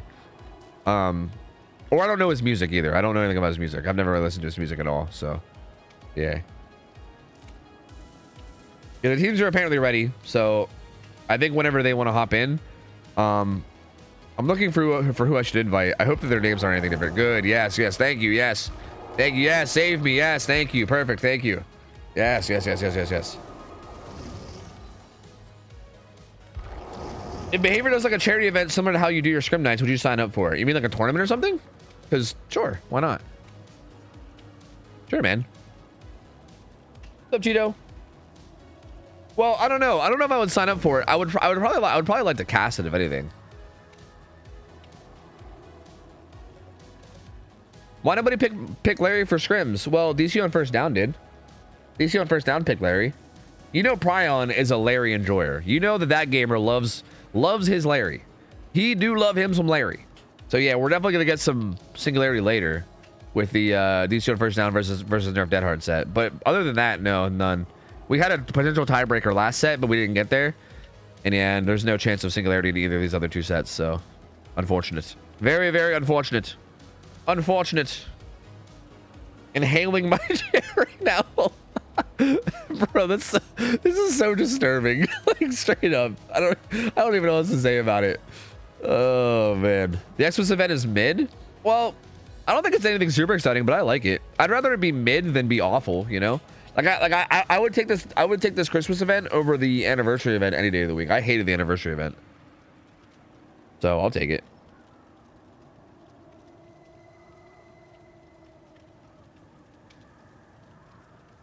Yeah, I think you're probably right. Honestly, you're probably right. I was playing Lethal Company and accidentally adopted your persona while slaying a beast. Yeah, did you also become Master Beast Hunter? Yes. Are you now Elephant Shea Bartholomew the Third, Esquire? Welcome aboard. Yes, welcome aboard. I can't help it, man. I don't know why. That's just like, that's where I go every time. It's so weird. Like, I don't mean to. Like, I'm like, all right, what dumb, like, meme shit can I do today? And then for some reason, I'll be like, wait, there's a beast that needs to be slayed. You're telling me a beast needs slayed? And then all of a sudden, I just turn into the same personality every time. It just keeps happening. Like, it's just meant to be. I can't stop myself. It just keeps happening. Say your prayers, we're sniffing chairs. That is an amazing fucking chant. I love that. That is so good. I have expected you to be stuck in the accent while streaming today. Dude, when I start doing it, it's hard to stop doing it. It's awful. I ran in, I was like, oh yes, the beast, I shall save you. Oh, it's so good, dude. It's so good. Great, Professor. Master of the OhTofu. I have studied your ways of beast slaying and hope to follow in your footsteps. Yes? Good, man. Join me in the beast slaying. I think I've mastered every beast. Well, except for Nutcracker. I haven't mastered him yet. He's kind of insane. But I think I might be close to mastering Nutcracker too. All right? So soon I will be the king of all beasts. No beast will stand a chance. Soon. Anyway, here we go. Happy Shio. Look at this full Prestige 100 lobby. I should make this into a YouTube video, dude.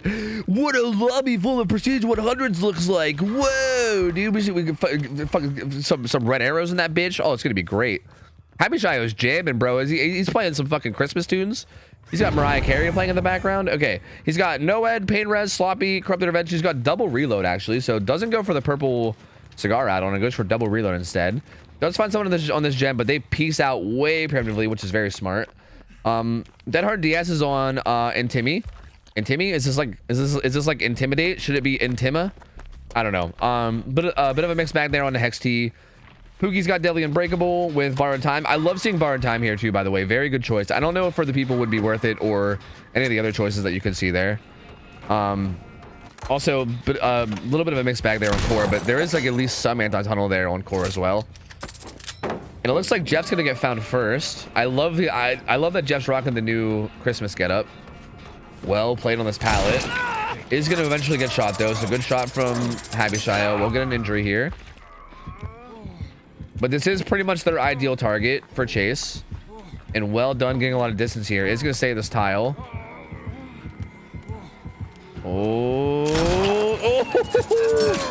Good prediction on Happy Shy on the vault in there. Timmy kind of going for a little bit of a risky vault in. I think maybe could have just tried to use distance to get away, but obviously against Slinger, the whole chase is kind of very 50-50-esque, so hard to blame him. But Jeff will go down, and that'll be the first hook. Decently timely fashion too. 2 gens are at about 60, and I'm assuming that Poogie was probably doing a gen somewhere too that they pre-stealthed off of. Needs to make sure they don't get found here. Happy Shio making their way down to this top side. There is like a 4 gen up here top side. There's like 3 gens that are kind of like top mid and then 1 gen deep top. So it is a pretty good setup there for Happy Shio if he wants to protect it. The unhook comes in, so I believe that we'll get Pookie there. Deli. That bottom side hill gen's gonna pop. But if you're Happy Shio, you probably don't care too much about that because it's not in that very strong gen setup that you had top side. Ooh, tries to pre-aim that corner, but aims a little bit too far to the right and doesn't get that shot. And again, this is really good for chair Sniffers right now. And Timmy is taking the shot. Sorry, it's taking this chase top, or sorry, it's taking the chase bottom side away from the 4 gen. Also has DS Get Hard, which is going to come in right here. So this will be DS. Has God Pallet back there you can use too for distance afterwards as well. But we'll probably run here and just throw a God Pallet. Yep, that gets a lot of distance.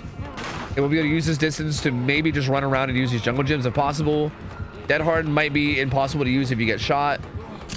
Oh, yeah, so no Dead Hard, but still, buying a good bit of time right there. And they'll maybe be able to get some gens done, or at least a lot of gen progress topside while this is happening, you would think. Looks like, actually, they have... Wait a minute. No, this is... Yeah, no, this is top. This gen right here that Tor's doing is... Or, sorry, that Core's doing is actually really important. So, like, this gen is going to be very, very vital. Happy Shio is going to come back and kick it. But yeah, the progress in that gen is going to matter a lot, because this is, like, dead center of this 4 gen here. It looked like, well, I think it's only a 3 gen now. It looked like Kate was doing one of the gens, or I think Nancy, or was it Kate? Kate was doing one of the gens bottom, and she might even just pop that gen before getting the unhook. She could probably get it at any point now since Nancy got found. But the hit comes through onto Nancy. And the unhook still didn't come in, so yeah, this is a little like... Was a little risky from Kate, I think, to wait this long. It's going to pop this gen first. But now what? Do you 1-for-1 with this? You know what? I say this is risky, but I think this is fine. Because either way, like, you're kind of expecting... Jeff to get tunneled out, right? So I think this is kind of okay. But... Actually, is it okay? Maybe it's not. Happy Shio. Actually going to force the kill. Oh, no. So, yeah, maybe it was a little bit too much. Like, I feel like... In my opinion, obviously hindsight's 2020, and it's easy to look at what happened now and be like, this is what obviously should have happened, when, like, in the heat of the moment, man, like, okay, I want to make this clear. If I'm ever giving feedback like this, let it be known that in the heat of the moment, it is hard as shit to make these decisions. And if I was in the Survivor team, you better believe I would be making all the wrong decisions. So I just want to make that clear. But I do think that basically as soon as Happy Shio shot Nancy and, like, connected the shot, and they knew that, okay, like, he's committed to, like, this usage of power. He's gonna, like, get a hit on Nancy and then have to reload before he can ever make his way back to the hook again. Like I think as soon as that happened, Kate should have immediately sprint bursted to the hook and got the unhook, like, immediately on the Jeff.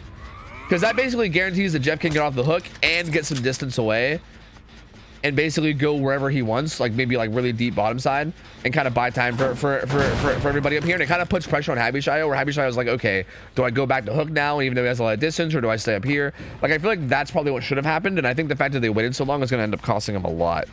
Because now it's a 3v1. There is still this gen set up here. Good job from Dwight avoiding that shot, though. That was really big. He definitely does not want to go down on this top side where all these gens are, if possible. Does end up taking this down, gets zoned out pretty well from Happy Shio.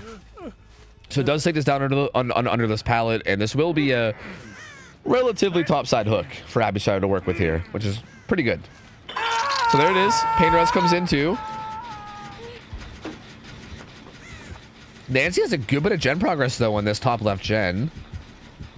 She's gonna stealth. Ooh, she was like stealthing right there. Happy Shio does find the shot. Second wind onto Dwight is going to get them back to full. But gets this intro onto Nancy. She's kind of zoned out here, right? She can't really go anywhere. Gonna kick this pallet, and she should be basically fucked. She's just going to go to this edge map, going to abuse the Z-wall, the dirty, filthy Z-wall infinite for as long as she can. Which is going to be not very long because Slinger is extremely strong. So down she goes. And yeah, this is looking pretty good now. Like, now there's a 3v1 and there's just this 3 gen here. This is looking pretty solid. This is the bottom side gen, right? That's the gen that's like kind of at least somewhat bottom side. So that one's gonna pop. Well, it's not actually gonna pop. It's actually gonna get hit by pain rest, but it's gonna be close to popping.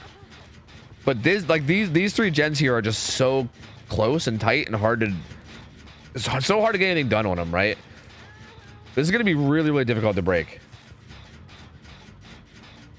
And Happy Shio seems pretty happy with just like AFKing and watching these gens right now. He's just like, yeah, I'll just sit here. I don't really give a fuck, whatever. And what are they currently doing? Kate is stealthing around. Dwight's gonna finish that gen, but he did see Kate. He sees Kate, and he also saw that gen pop, so he knows where everybody is right now. So he knows that like if Dwight's gonna go for the unhook, he's gonna come from that middle area. So I think Happy Shio's gonna come back and maybe defend a little more. And yeah, he doesn't really have to go anywhere, right? Because all the gens are right here. Like he does not have to really go anywhere other than right here. He has her hooked in basically the perfect spot. Ooh, good job from Kate avoiding that shot though. And every time they avoid damage like that, it's so massive. Like even just getting damage can be so huge in a situation like this. Happy Shio gonna try to wait out this borrowed time. Doesn't quite do it. So Core is gonna get away and make it down to bottom side. Dwight here to try to take some aggro. Avoids that shot, so well played by him. And Kate still here, though. It's going to be in some danger. Oh, Happy Shio was swinging too early. Kate's going to get some free distance out of that. That's actually super big, because Kate might be able to make it top, bottom side now. I don't know. Nope. Still not going to make it. Kate's going to go down. And this is going to be, again, they're going to be right back in the same spot. This is where it's so hard. This is where this can be so difficult to deal with. Because if all the downs just keep happening in this 3-gen, and they just keep getting hooks in this 3-gen, it's so hard to deal with this, especially in a 3v1, right? Like if this was hypothetically a 4v1, like if they could have saved Jeff and kept him alive, this would have been infinitely easier, right? But because this is a 3v1 instead of a 4v1, this becomes so hard. Dwight going for a flash, for I always want to say a flashbang play, but I guess it's a firecracker play. But doesn't get it, unfortunately. Nancy is pressuring this far gen. This is definitely a better setup than before, though. Good shot on to Dwight there on the unhook. That's gonna make it so he basically has to trade for this if he wants to get it, which he doesn't want to, so he's gonna leave. So yeah, that shot right there is huge from Happy Shio. That kind of puts a ton of pressure on them now. Oh man, Core's still working on this gen though, which is smart. This is a good play. And then basically, if he ever hard commits to you, then Dwight can basically run and get the unhook. So I like how they're handling this right now. This is definitely really good. Good try on that shot from Happy Shio, just doesn't quite get it. And that'll allow Core to make it down to the bottom side. Everyone should make it down to bottom side now, I believe. But also, everybody's injured right now. So Happy Shio can probably just kick this gen and then kind of just head down bottom side himself. Feeling pretty confident that they're most likely all going to go down there and reset, right? Like, I feel like it's pretty unlikely that anyone's going to stay. I mean, you still have to peek and, you know, make sure just in case. But yeah, Happy Shio is going to kick that gen and also is going to head down to the bottom side to try to find the reset. I think they were resetting over here on this bottom right. Yeah, finds Nancy. But the other two are going to be able to heal. Looks like Dwight and Kate will be able to heal each other up, so they'll be able to get back to full. And Happy Shio is actually worried. He's worried about the gens. He's going to head back top. He's not going to find anything here. But he is going to head back anyway. Kate manages to heal up the Dwight. And they're also going to be able to double reset Nancy now. So they're all going to be back to full. So this is really good for the survivors. They did manage to get themselves out of this somewhat, right? Because they were kind of stuck in the cycle where they just kept getting hooked topside over and over and over again to the 3-gen. And they couldn't really, like, it was kind of hard to, like, get the unhook and get out. But now they did, right? They got the unhook and they got out. Everyone got down to the other side. And now they can kind of tackle this 3-gen from scratch, kind of, if that makes sense, right? From, like, a situation where they're all full health at least. And we'll see what they can do. But this is a really rough setup, though. Especially with it being the 3v1. Core's going to get found. Beautiful shot from Happy Shio there. Disgustingly good shot. That's going to be Hellsay down onto Nancy. Kate is sneaking in to do this gen. Dwight is sneaking in to do this gen. Kate going to sprint burst way deep in the top side. Happy Shio just zoning her. We'll probably just take this M1. And this is kind of dangerous because Kate is death hook. I think Core right now should have just basically hobbled a jet and doubled it, because this is basically game ending right here. Like this down right here is basically game ending. Like that's a kill on the Kate. That's gonna make it a 2v1, and this gen situation is gonna be basically done. So like breaking this 3-gen 2v1, there's no way. There's just basically no way. But Dwight's gonna be stealthing around. Nancy's still kind of sitting like mid-map at the moment, but is injured and probably doesn't feel too good about going down there at all. And yeah, I don't think there's any way they break it from here. They're gonna probably try, because you might as well. But this is looking pretty donezo. Dwight's gonna try to he's gonna try to make his way out of here, because I think he wants to go heal up Nancy. The only way you're gonna be able to do this is if you're both full health for sure. So yeah, Nancy's just gonna sit here and drop her item over and over again to avoid crows. Dwight's gonna slowly make his way down, making sure he doesn't get seen by the killer if possible.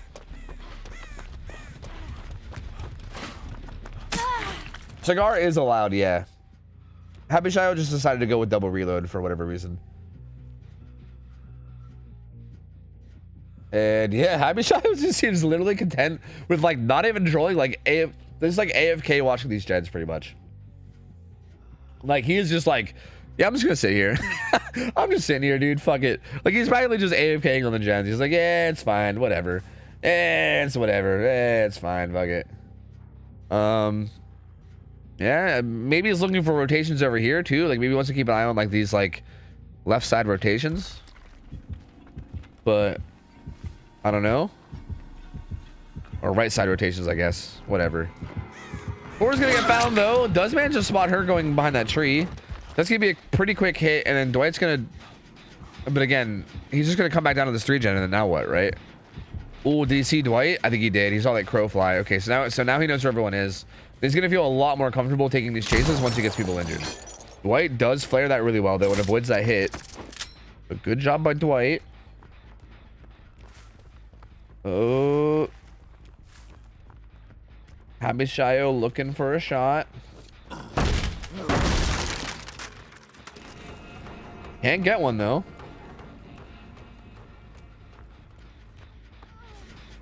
Ooh, but does manage to find Nancy on this gen injured, and she's gonna go down. So that still pretty much does the job. She's gonna go down. She has another hook stage left. But I think he wants to just slug her and end the game here. So he's gonna look for Dwight, who he knows was over here somewhere. And he's not wrong. He's right here. Yep, gonna find him, and that's gonna be basically game ending. There's really no way to get out of this at this point. So that's gonna wrap it up. That's gonna be a 4K. It's gonna be a 4K1, which is pretty good result here for Slinger, I'd say.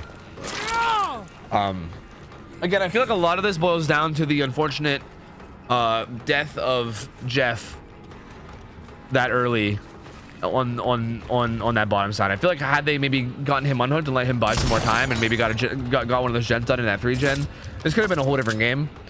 You could also maybe argue that like gen priority, like even with Jeff dying, like maybe with the correct gen priority, they could have been okay too, right? Like you can maybe make a couple different arguments here about what went wrong, but definitely Jeff dying with that 3-gen, that really tight 3-gen still existing up top side, was kind of the decider, right? Whether it was the survivors that were not being chased, not doing the right gens, or whether it was, you know, them letting them die in general or whatever, like regardless, that situation they found themselves in where they were stuck in this 3-gen with only 3 survivors just made this really hard.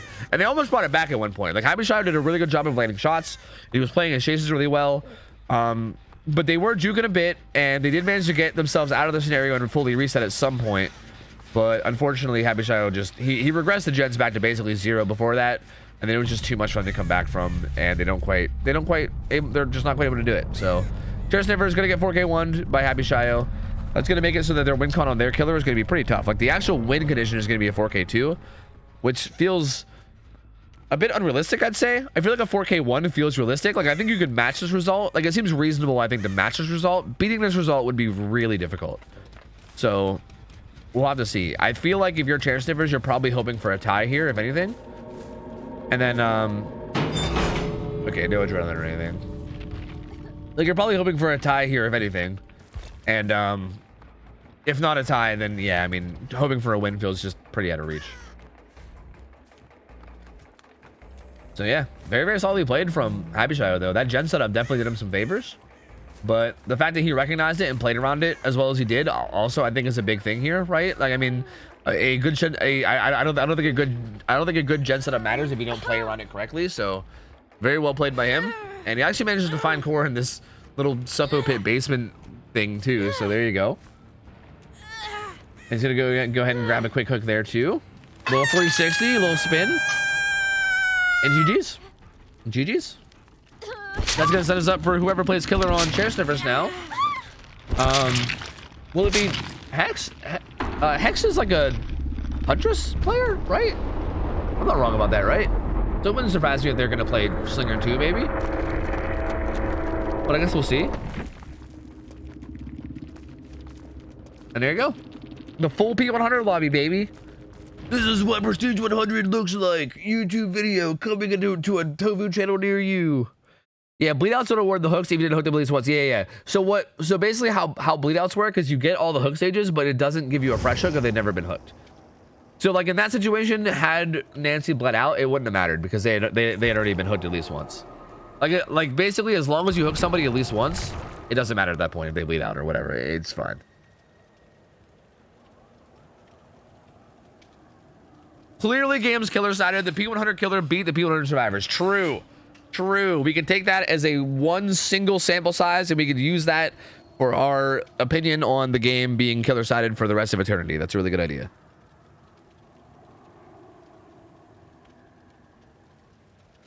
All right. Hex is a pretty cracked Huntress, but I'm not biased. I believe you. The fact that you said that you're not biased makes me believe that you're not biased. I mean, you wouldn't lie to me. Why would you? You know? So I believe you. I definitely believe you. All right, here we go. Looks like it's going to be Lily on Deathslinger. And let me get the waifus in Mia. Let me show you. You playing Survivor too? Probably, right? All right, we got to see Slasher too. That works.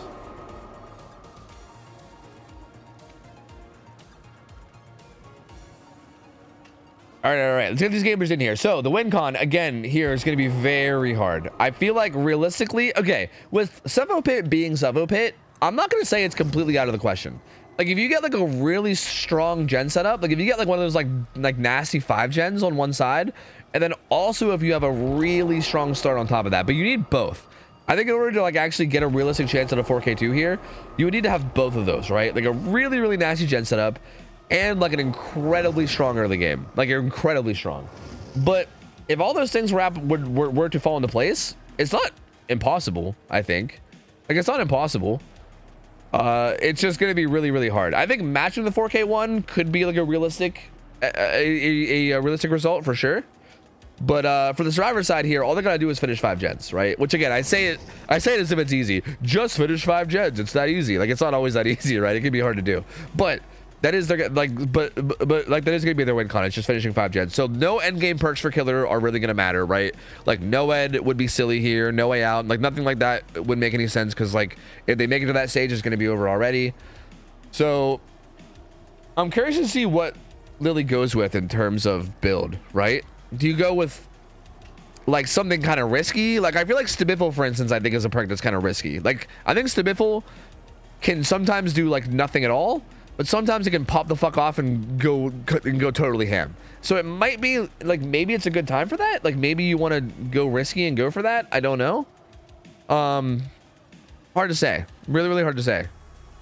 I know Forced Hezi is a perk that people bust out whenever they want to do stuff that's risky, but I've not really seen Forced Hezi do a whole lot very often. Maybe the only time I've seen Forced Hezi pop off was maybe during that one ARP artist game. I think Brownie ran it, I think. That was maybe the only time I've seen Forced Hezi pop off. Other than that, I think pretty much every time we see Forced Hezi, it does nothing at all. So I don't know. And also I think that's because it was on artist, which I feel like uses that. Like I think artist with birds on the hook uses that perk pretty well. And I think the setup just kind of allowed it. But again, I mean, I don't know. I guess you can say, hey, if you just end up in a setup where it allows it, then so be it. But I don't know. It just feels to me like the amount of situations where Forced Hezi will win you the game just doesn't really seem like a lot.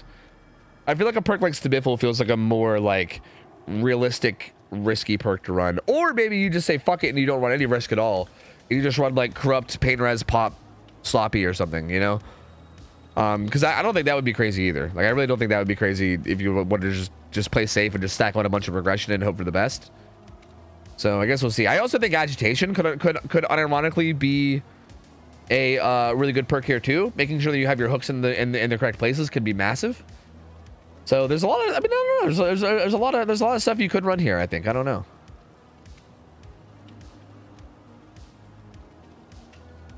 Force says he's just for tunneling the unhooked person. Yeah, but like, I find that like with a lot of killers that aren't like, it's tough, right? Because I feel like people seem to unhook a lot when you're far from the hook.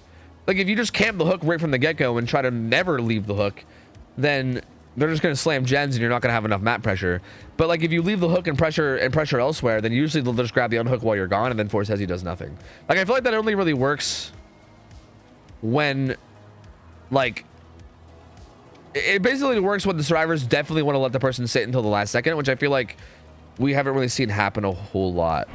And also, yeah, borrowed time kind of circumvents it too. True. So yeah, I don't know. I personally would not be a fan of seeing Force Hezzy here, but I guess we'll see. Devour would be the better risky perk. True, you could run Devour, but I think that's a little too risky in my opinion. I don't know about that. I think Devour might be a little too much on the risky side. I don't know, especially on a Macmillan map, dude. Like Macmillan maps have the worst, not the worst, but they have like one of the worst totem spawns, right? Like if we were playing like Dead Dog or something, then sure, go nuts. But on Macmillan, bro, there ain't no way in fuck. There ain't no way.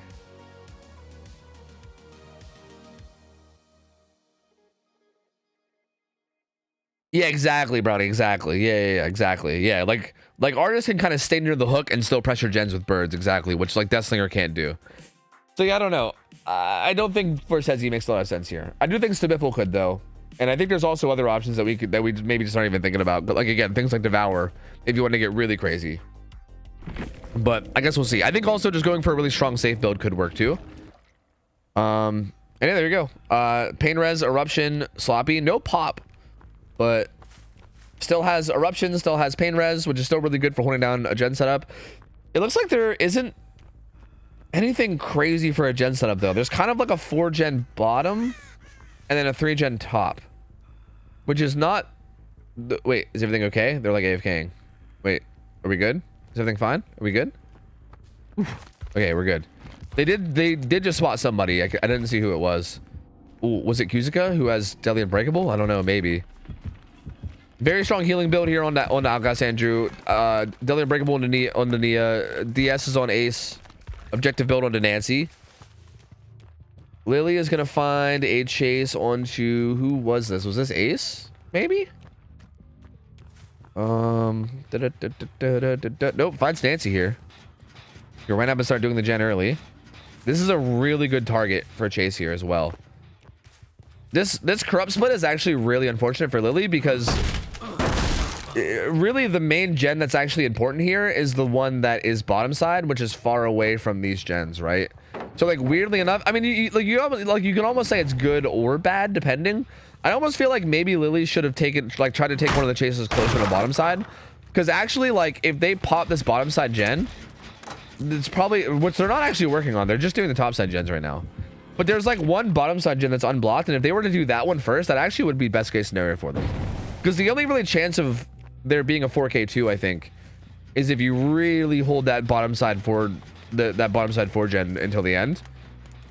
But yeah, they're not even working them at all. They're actually working 2 top side gens right now. That being said, no damage coming in yet. They do have a good bit of gen progress. Lily has to bail from the chase, comes back, finds this gen being doubled. Couple different targets here. Sees Nia. Nia is deadly, so it would be a good first chase. Obviously, we know that, and Lily doesn't, so that might not... Like, if this chase doesn't end up looking enticing, then Lily might bail. But does get a hit. Looks pretty enticing, though. Kuzika running to a corner pallet that's completely isolated. And against Slinger, this is not the strongest pallet in the world. Although it looks like Lily's just going to let them break free. And is going to zone them out. So there you go. Takes like a zoning pallet kick.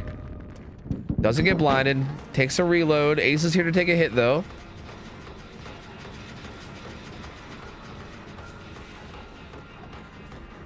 Well played by Ace. Does kind of help Nia get down there, although it did look like Nia maybe had a distance to make it there anyway. But Ace is still here, doesn't want to let Deli go down right away, and the chase does get taken down to bottom side. And again, in a weird way, this is like this is a slow start for Lily in terms of like the down not happening super fast, but in a weird way, like positionally, it's kind of maybe good because this chase is still happening bottom side. Ace will go down here on the other side of this. And Nia's gonna make her way away. Do you stick to that Nia and try to get it down on her? I think you do. Yeah, you do. I think this is the correct play. Like Ace clearly really wanted to protect her too, right? Oh, can you drag her around the back? I don't know. I don't think you can. Maybe you can though. Oh, didn't quite swing in time, and then she breaks free, unfortunately. There's another survivor there too. They pick up Z Slasher. Akuzuka doing a good job of staying alive so far. Ooh. If you just follow this up and shoot on the window, they should go down. Yep, so there you go. Down goes Nia. So it does eventually get the down. I think both the gens they popped were top side. So again, if you hypothetically just hold this bottom side super heavily, it's still not looking good because they did pop 2 gens before the first hook. So I won't lie. I'm not going to sugarcoat it here. It doesn't look good, but it's not looking necessarily impossible. Thanks that even that hook though, like I'm not sure if I like that hook positioning. I thought that might have been a pain res, but it wasn't. I think if you can get a deeper hook, like even like anywhere else deeper bottom, probably would have been better. But not terrible. It's just kind of close to the top side, so when the unhook happens, Kuzuka can make it top side really easily, right? Like when Kuzuka gets unhooked, they basically just take like 5 or 10 steps and then they're already past like the halfway marker, you know? So not the best spot for this, but no Deli to be worried about, which is nice. Angry Shy was currently doing that deep gen down here. Ooh, Outcast Andrew gets found though. He was kind of positioning for the unhook and he gets found, so now he can't get it anymore. And Kuzuka's likely going to go struggle. Angry Shy heading back to this corner gen. Kuzuka is going to go struggle here.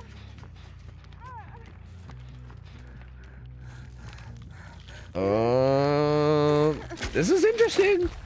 I'm curious to see how this plays. Z Slasher is doing the top side gen, so that gen's gonna pop, and that's just gonna leave the 4 gen down here. Angry Shy avoiding that one. Does have God Palette here.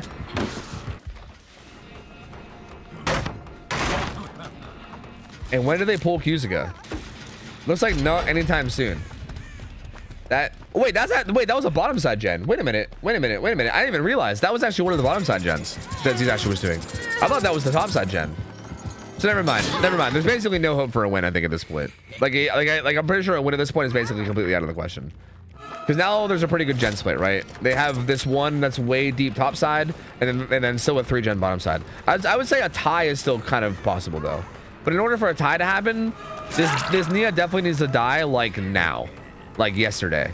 What's kind of nice is that there's still a pain res available, but never mind. They popped the gen. Never mind. Actually, wait, no, that was top side, wasn't it? Yeah, no, that was a top side gen. No, it's still possible. If you kill Kuzuka right now on a pain res hook, then you're kind of in the same position Happy Shy was in, right? Where you have a 3 gen, but it's bottom side. And then you can kind of just hold it, but you have Eruption, which helps a lot too. I'm gonna say Andrew possibly running into the killer. Firecrackers are not gonna do anything here. There you go, pain res kill happening. Don't get distracted, just go bottom side. Yeah, don't get distracted. Fuck the Dwight, go bottom side. Your only chance of losing this, or sorry, not your only chance, but your main threat right here is if they just like hard commit. So yeah, Lily being smart, heading back down to this bottom side. They aren't hard committing to a gen, but obviously they can't know that, right? Like obviously we do, but they can't. These guys are healing way behind Shack edge map. And Dwight was top side. They're currently behind those like walls back there, like so they're not actually that far away. But here we go. We're in the same exact setup as last game now. The same exact setup as last game. Except I think this time around it might be a little bit better because they're not like coming right out of the gate with like a hook in the middle of the 3 gen. So it's a little bit better than before. Lily, see, here's the thing too. Lily thinks that they're all top side. Because those heals happened, I think they think that they're all top side. I'm hoping that they can piece together in their head, be like, okay, wait, Dwight's still there and he's not full health. So what's up with that, right? Because yeah, they did not heal topside, but they must have thought that they did. Z-Slasher was just creeping his way topside, so he's gonna go heal Outcast Andrew. And that means that I think Nancy was maybe doing a gen down here, yeah. Nancy's back on this corner, Jen. She's gonna pre-stealth.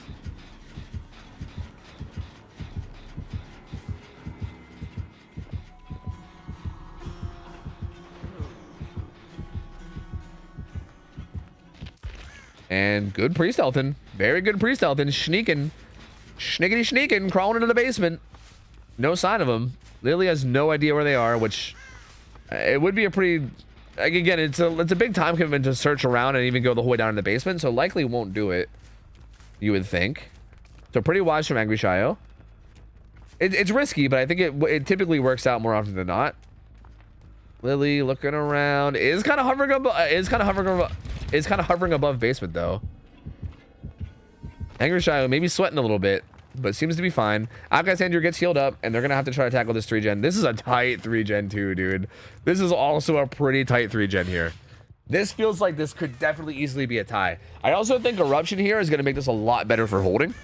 Like, Eruption is so good for holding 3-gens, man. It's so good for it. Good shot to Z-Sasher. He tries to fucking duck it like Neo from the Matrix, but doesn't quite do it. He's gonna get smacked out. Nancy immediately back on that bottom left gen. Nancy's stealthing here though is gonna be massive. Like, I will say that's a big factor here.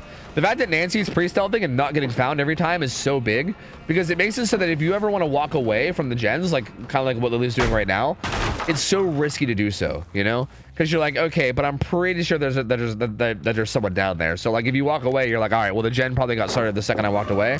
So like I only have a certain amount of time before I can, you know, before I have to go back. And I mean, yeah, like right now that timer is going, right? Z-Slasher's doing a pretty good job in this chase. And I mean, look at the time. Yep, I mean, Deja Vu doing fucking work right now. And Z-Slasher just needs to stay alive for a little bit longer. He knows that. He's just pre-throwing pallets. He's doing such a good job in this chase. And yeah, this gen's gonna, if this gen pops, they win. They don't have to, it doesn't even matter what they do afterwards. Doesn't quite get that shot. And he has another good pallet here. Gets the throw. That gen's gonna pop. Yep, that gen's gonna pop. There you go. It's over. That stealthing from Angry Shio actually so good. That combined with the good chase from Z-Slasher here was just, between the two of them, that was just so perfectly played. I mean, it's so hard to deal with on the killer side, right? Like, it's tough because if you can't find the survivor that you know is there, then it's like, well, you can't really just justify staying there all game. But also, if you walk away, you're putting yourself on a timer, right? Like, you have to end a chase within an X amount of time, otherwise that gen pops. And unfortunately, could not end the chase within X amount of time. And gen's gonna pop. Looks like they're gonna be able to maybe get some outs too. I think these two are just gonna leave and let Z-Slasher die. And they're just gonna take the 6-stage game. And there you go. Waifus are gonna take that first Slinger set decently convincingly. Pretty solidly played. So there you go. Z-Slasher doesn't have Deli or anything, right? Yeah, Deli already died, so that's gonna be it. That's gonna be the, oh, this is a little inappropriate. I think we'll just look away from that one. Yeah, we'll just go ahead and watch the face cam instead. There you go. Perfect. And yeah, well played. Well played by the waifus. Very good job there. Again, I think again, especially like again, I just want to keep saying, I think Angry Shio's stealth play especially was the big thing there, right? Like if Angry Shio gets found there and gets hit, then they have to run way deep in the top side, get reset. They have to have someone else like stealth down there. Then it kind of becomes this weird, tough situation that's hard to deal with, right? And I think that's kind of what happened on the other side too, is that they never really had anybody that was like in like a good stealth spot. So it was really hard to do. I mean, that being said, it was also harder for them to stealth, I think, but still, I think that was kind of the big factor here that just made it so difficult to hold this 3-gen. I think Lily maybe could have bailed from that chase with Z-Slasher after the first hit and then went back to check on the gen if they wanted to play safe. Maybe felt confident that they could have got the down fast enough, so they didn't. So you could also maybe say that was a bit of a misplay too. But regardless, it played out the way it did, and waifus end up going up 1-0. And that's going to take us into the Billy set. So Slinger was the killer that the waifus chose, right? Yeah, that was waifu's choice of killer. So we're now going to be going into the Billy set, which is the killer that Chair Sniffers chose. So this is the set that they're most likely feeling more confident in terms of like killer choice. So they're going to need to get this one if they want to keep the best of 3 alive. And if they do, then we'll be going to the Frederick set, baby. Then we get to see some fucking Freddy. Who doesn't want to see some Freddy, baby? Let's go. But anyway, we'll see how this Billy set goes. Before this Billy set starts, I got to get some ads out of the way.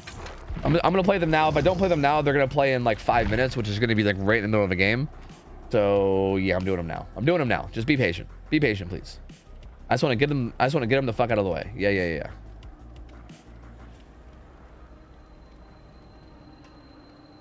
All right, so same lobby. Who tofu the fuck with the ads? Who? Yeah. You just missed the Slinger set. Yeah. As a matter of fact, you just missed Chair Sniffer Slinger played just now. Yeah. That's actually the game that just ended. Yep. Okay, the more I play Baldur's Gate, it definitely deserves 7 rewards. Dude, that game is good as shit. I feel like it's so funny seeing all the people shit on Baldur's Gate and being mad that like Spider-Man didn't win more awards or whatever. It's so fucking dumb, dude. That game is so good. People are out of their goddamn minds, I swear.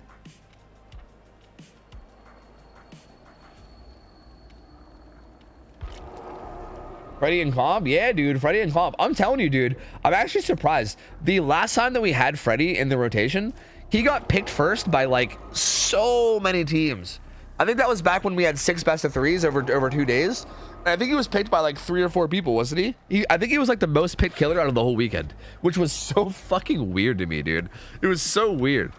Didn't quite happen this weekend, though. Didn't quite happen this weekend. He got picked by nobody, actually. He's actually the killer that we're going to see the least. Assuming we don't get to the tiebreakers anyway.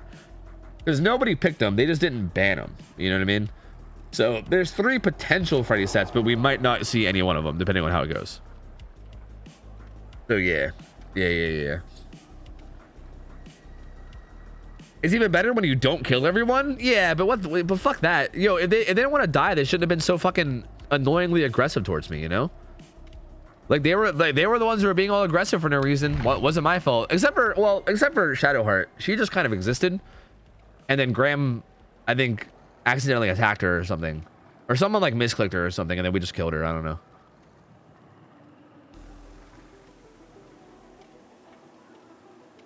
Yo, the Kid Smitty, thanks for the 2 years, man. Welcome back, buddy. Yo, appreciate it, man.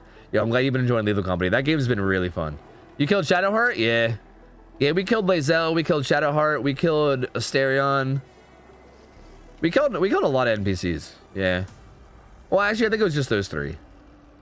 Yeah. Yep. Yo, also, let it be known that I did a second playthrough. Like, I started a second playthrough, like a solo playthrough, because the reason why we killed everybody is because we were like a full 4-man group playing together, right? So we already had a full party, so we were just like whatever, who cares? Like, we were just killing shit. We didn't really like, it didn't really matter that much, right? Other than the story. But I will say, I started a second playthrough solo, and just to like kind of like get a feel for the story and the characters that I missed out on, because I didn't really know anything about Shadowheart because I killed her right away, right? And bro, she sucks.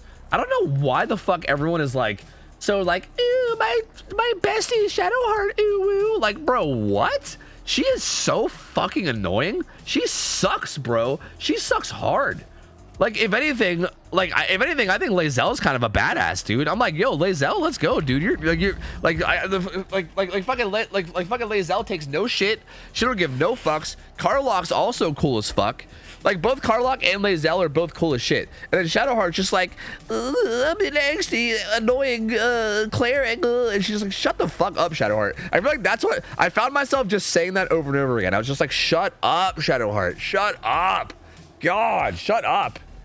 Like, I never thought somebody could be as annoying as Gale, but Shadowheart fucking pulls it off somehow. It's crazy. Drives me nuts, dude. So yeah, if anything, I'm glad I killed her.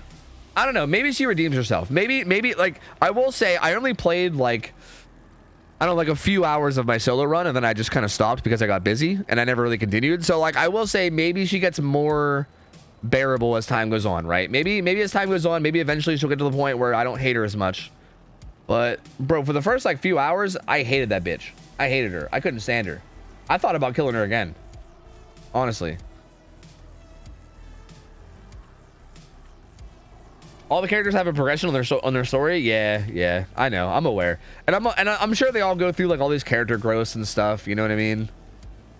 Shadowheart's so moody. Yeah, right. That's what I'm saying. She's so bitchy all the time. You're just like, God, like, it's awful. You're just like, yeah, I'm trying to enjoy myself, but fucking Shadowheart's over here just being all moody and bitchy all the time. Like, Jesus Christ. Did you diss Gale? Yeah, dude, Gale never shuts the fuck up. Every time you go back to Gale, every time you go back to camp and then Gale has a fucking little exclamation point over his head, you're like, oh god, let me brace myself for a fucking 45-minute rant real quick. This motherfucker's just gonna talk and talk and talk and talk and talk and talk, you know? It's awful, dude. It's awful. He just never stops. We're like, all right, Gale, we get it. Like, shut up, Jesus. Gale's the wizard, yeah. Okay, but are you romancing the vampire twink or not? I killed Asterion the first time, and I have barely talked to him on my solo playthrough. I didn't really get a chance to. I don't think I'm really romancing anyone, man. If I was gonna romance anyone, probably Carlock, because she's cool as fuck. But everyone, I don't know, even that, like, I don't know if I care about the romance in that game.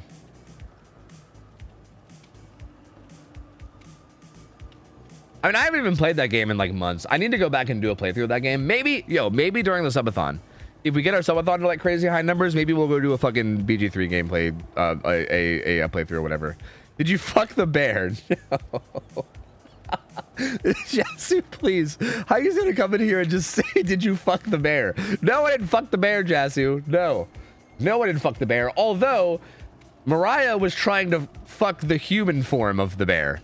Let me make sure I say that in a way that is acceptable. She wasn't trying to fuck the bear. She was trying to fuck the human, who is sometimes a bear. So I don't know if that counts. But yeah. Didn't work though. Didn't work.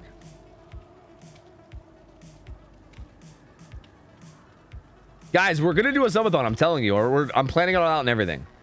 I as a matter of fact, if you guys have suggestions for like subathon goals, let me know. I'm kind of piecing together some stuff, and I'm open to ideas. So feel free.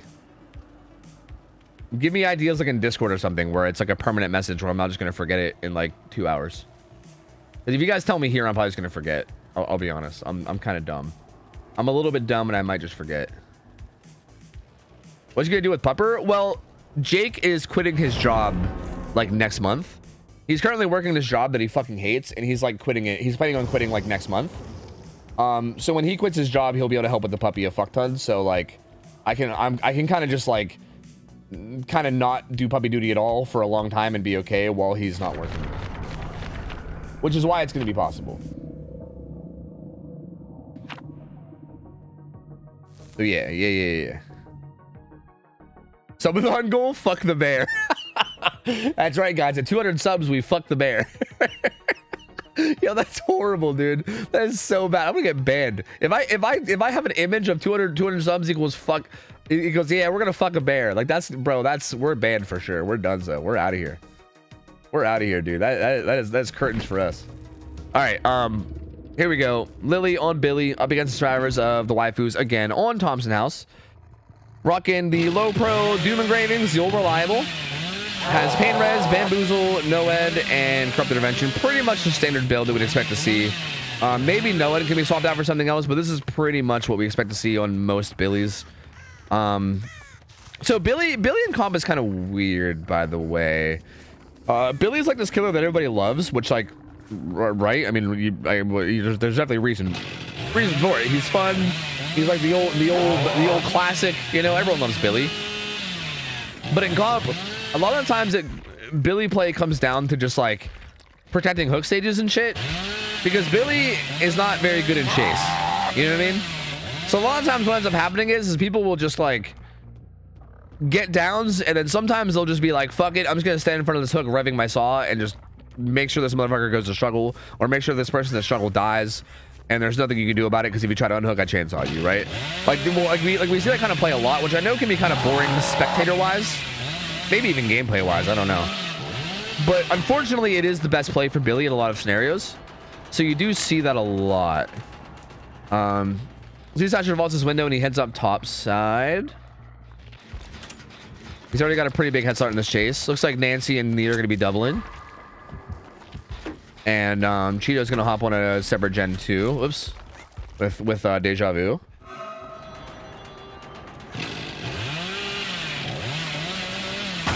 Good stun there from Z-Slasher. Playing that very well. Let me just quickly... Hold on. I just want to make sure I didn't see 2 Deja Vus. Okay, no, I didn't. I thought that gamer might have Deja Vu, but no, they actually split them. So I think we're fine. We're fine. So 1 gen pops. That was the gen that they were doubling on. Z-Slasher still doing a good job. Hasn't even taken an injury yet. Another stun from Z-Slasher. Playing this chase so well. Low pro chains is a threat here, but Z-Slasher just goes inside. He's going to avoid those. And where's he off to now? He's going to head down to that corner that corner pallet. And Lily says, you know what? Never mind. Fuck this. Gonna go ahead and leave that chase. Ooh. Finds Nancy here. Does have bamboozle this window. It's gonna go ahead and take the M1. Now low pro chance becomes a lot more threatening with you already having a health state down. Bamboozles the window, but Happy Shot decides to bail and is just gonna head way over this top right side. This top right has no. Oh, okay. Eats the old downtown Charlie Brown chainsaw there, and yeah, unfortunate for Happy Shio. Maybe thought that they could have turned that corner faster than they did, but does not get it. And beautiful chainsaw from Lily, but I mean, really, a lot of it was Happy Shio just kind of deer and headlights to get too. So a little bit unfortunate. That's giving the first down though. Pain Res coming in. Fortunately for waifus, they did at least get 2 gens done before that down came in though, so it's still a pretty good start for them overall. Just definitely the down itself seemed a little silly. This Asher managed to not get found there, and Lily has this hook kind of right in the middle of everything. Probably wants to try to protect it as much as they can. Who has Unbreakable? Or yeah, sorry, who has Deli? It's Kuzuka. So Kuzuka has Deli, but also has Sprint Burst, and this is where Sprint Burst on Deli can be really, really huge. Because if the killer leaves an opening at all, you can kind of just run in. That being said, I think in this scenario, it's actually less important because you can just get up on the roof and drop down. And it's basically the same thing. But these guys are getting found and chased a little bit here. I'm a little surprised that Kuzuka hasn't gotten this unhook yet. Like, when Lily chainsawed far away, I thought that would be the trigger for it. I thought that would be like, okay, let's go ahead, go ahead, okay, go ahead and grab it now. Oh my God, I can't speak right now. Jesus Christ. But there they go. They grab it now. The unhook does come in. Doesn't secure struggle. That also is going to get Deli up. So it's actually just a really clean unhook. Like really no punishment for it whatsoever. Kuzuka is going to get found here. The window is going to get bamboozled. Kuzuka, though, does have Deli, so this is kind of okay for the survivors. We'll most likely eat a chainsaw here. Yep, down goes Kuzuka. So that will be another pain res. But that's basically it. This is just going to be pain res in terms of pressure. Because the unhook will just be free.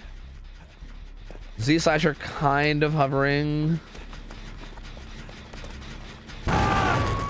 He's going to eat a pain res on his gen, though. And Lily, probably aware of Deli, is just going to leave altogether and go check on this gen. Finds Z-Slasher again. All right, Z-Slasher doing a good job, though, so far. No bamboozle on either one of these windows. Does eat an M1 there, though. Hesitates a little too much and takes a hit. Deli comes in from Kuzuka. Gets kind of stuck on a little barrel thing.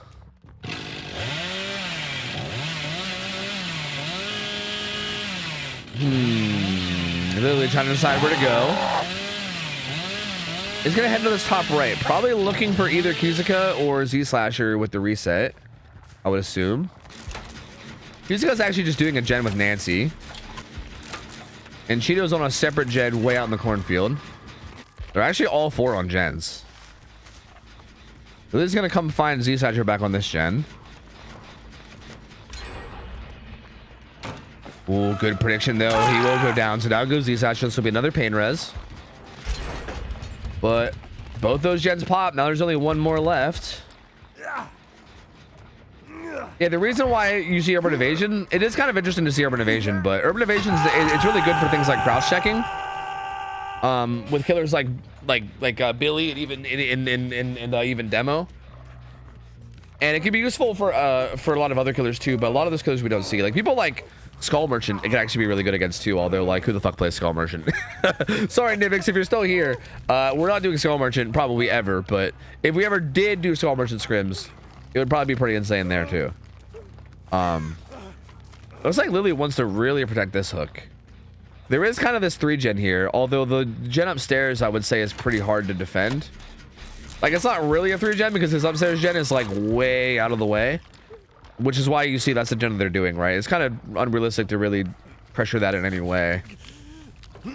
So maybe he just wants to get, I mean, maybe the idea here, I mean, okay, a good play potentially here is get Z-Sasher to struggle, and then if you can find Ada, secure the kill into Ada in endgame, and then that'll be a solid 7-stage 4 fresh game, which would be a very, very good result. So it's actually really important here that Cheeto stays hidden. That Cheeto staying hidden right now is actually really, really massive. Cheeto needs to not get found. Like, that is #1 priority is no, wait, hey.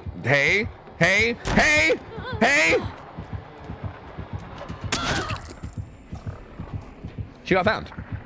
Hey guys, she got found. She got found. So yeah, this basically locks down a pretty good result for Lily, honestly. Like, none too shabby. Gonna try to hook her close to no-ed if possible. And yeah, there you go. Assuming you protect this hook until death, that's a pretty good result. That's gonna be 7 stages 4 fresh if Cheeto dies and everybody else gets out. Which again, for Billy, I would say that's like a pretty standard, like above average result, I'd say. Like that's just good, solid, decent result. Not like obviously amazing, like it's not like a crazy pop-off game, but it's not bad by any means. Like that's a very solid result, I'd say. Yeah, right. Yeah. Okay. I wanted to double check my math and make sure it was right. And there's no way they're gonna, right? Yeah, they can't try to save this. There's no way. Lily is pretty content with just standing here and being like, hi Ada, hi Ada, hi Ada, hi Ada, it's me, hello Ada, hi. And yep, they're just gonna go. I'm assuming yes. What are they thinking about? Like, what are you possibly thinking about? You guys just gotta go, man. I guess maybe they were waiting for the other gate to open. Oh, Z-Sasher trying to hold Nia in play. Oh, sick dead hard, nasty, and there we go.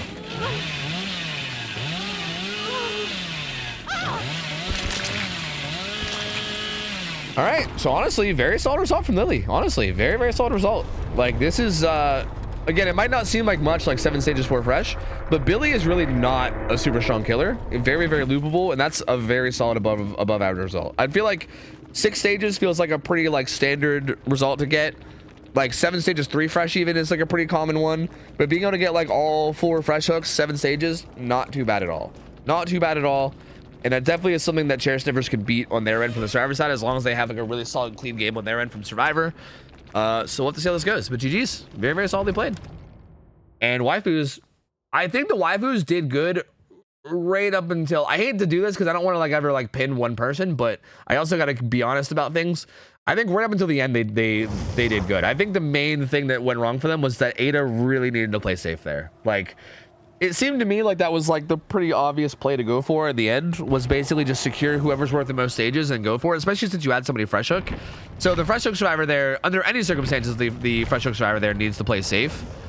But especially in that situation with like a killer like Billy, where there's like no chance at all for anything like saves or anything. I think it's any killer though, really. If you have a fresh hook like that, you really need to just play super safe and like stealth around and make sure you don't get found.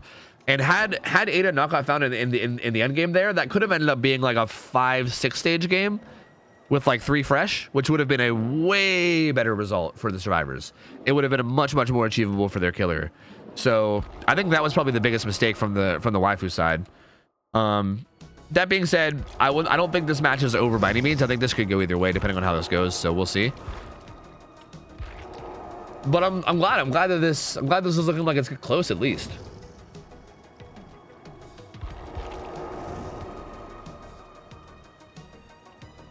Can we talk about our favorite form, the solo queue form? Sure. Hey guys, does competitive Dead by Daylight look fun to you? Do you want to give it a try? But do you not have any friends that want to play this tunneling, camping, garbage nonsense? Well, boy, do we have the form for you. Exclamation point solo queue will give you a form that you can fill out, and if we get enough sign-ups of different people that want to try it out, we'll match them together randomly, and you can get yourself a team. Consider it a foot in the door for comp. Like, you might not necessarily stick with the team that you get, right? You might just play for a bit, but like once you get in, like, but I feel like once you actually get your foot in the door and you like play some matches or whatever, you like scrim against some other teams and yada yada yada. Even if you then want to abandon ship from that team or whatever, I'm sure it at least kind of gets you in like the network, I guess you can say, where you can like hit up people, find people to scrim with. It's a good way to kind of get your foot in the door if you want to try it. So feel free. feel free. Shay runs it, and she wants more signups, so feel free to go sign up if you want. Yeah. Why don't motherfuckers take Plague and just get an easy 4K? Because Plague isn't allowed this week. You can't just pick whatever killer you want. We have like a set pool each week. Hey Tofu, how much of a prize pool do you need to get the tournament set up? Wait, what tournament? You mean that tournament I was talking about running like a month ago and then never did? Man, I don't know. I still am thinking about trying to run a tournament at some point, but I don't know, man. Running a tournament seems like such a massive pain in the ass. And like, I don't know if I like I want to do it, but I don't, you know?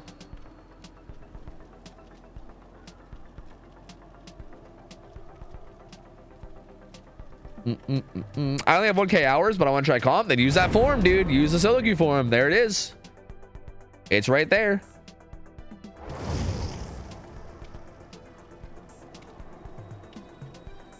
All right, here we go. Was this Z-Slasher on Billy? Was that a thing? Average Tofu, no tourney, no subathon. Yo, the subathon's gonna happen. I can't promise the tourney, but the subathon's gonna happen, okay? If the tournament does happen, it's gonna be like a bit down the road. It's not gonna be anytime super soon. But I am thinking about doing one.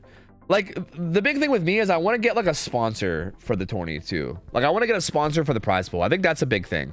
Because like I want the prize pool to be decent, but I also don't want to like, I know before we did like a community fundraise prize pool, but I don't really want to rely on that either. Like, I would like to get like a company to just put up some money. You know what I mean? And be like, here you go. We'll just talk about your shit during the tournament, and then you can put up some money for it, and then bam, like that would be ideal. Oh, is it Angry Shy on Billy? Oh, I see. Oh, it is. Oh, it is. Angry Shy on Billy has the exact same build all around, which is pretty expected, right? This is pretty much the go-to, I would say. I have seen No Way Out instead of No End a couple times, but I feel like No End seems to be a safer choice all the time anyway. And Dwight gonna get found right away. Window gets bamboozled. Ooh, doesn't quite get the low pro hit. Actually, very surprised that they didn't. Dwight manages to get away from that somehow, so well played by Hext. He has this solo pallet here. Oh, and he greeds it. Shio could have went for a curve, but actually goes a little early and doesn't get it. And this is Angry Shio, buddy. What's going on here, gamer? This is actually really risky from Dwight to be greeting this as hard as he is. But he's kind of getting away with it because Angry Shio is kind of fucking up their curves a bit. Didn't quite hug the wall with that curve and gets away with that one too. This feels way too greedy. Does flare that one out though. That was good. But again, collides with the wall again. Angry Shio's curves are a little sloppy.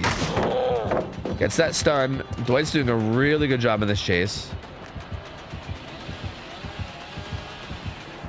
Angry Shio trying to bait a little bit, but Dwight will get some distance away. And has this loop now too, which is also a pretty strong loop. He's gonna greet it a little bit. Needs to be careful not to eat this chainsaw though. Greets a little too hard. And down goes Dwight. I thought maybe he would go for that stun, but doesn't get the stun. That was a little bit of like a laggy pickup. Are we good? Is anyone lagging here? Is everything all right? They do pop one gen, and another gen is very close to being done, but probably won't get hit by pain res most likely. Yep, there's pain res coming through on Shaq. But Shaq will get back on. Who's got Deli? It looks like it's going to be Pookie again. He's going to be setting up for Deli. And I mean, if you compare the pace of last match, this is technically a slightly better pace for Angry Shio. They are about to pop their second gen very soon, so it's not that much better of a pace, but pretty close. Has the hook pretty deep in the corner too. Breaks out that wall, which I think is a little questionable. I think keeping that wall up is actually kind of a good idea a lot of the time, because that way you can just bamboozle the window and then shut it all down, but that's fine too. Second gen at Shaq pops. Angry Shy was just leaving that hook altogether, coming down here to see what they could find. Maybe just wants to get a bunch of fresh hooks to try to get pain res value and then go from there. I'm not sure, which is definitely risky because if your chases are bad, then you just lose the game doing this. But we'll see. Oh, fails tractor tech. Vaults the outside and is Jeff. He only has one more vault on the tractor here before he gets blocked forever. Not forever, but you know what I mean. Doesn't get the tractor tech again. Goes for... Wow, okay. Actually lands that curve. was gonna say it goes for a really aggressive curve that probably won't land, but then before I could even say it, it did land. So never mind.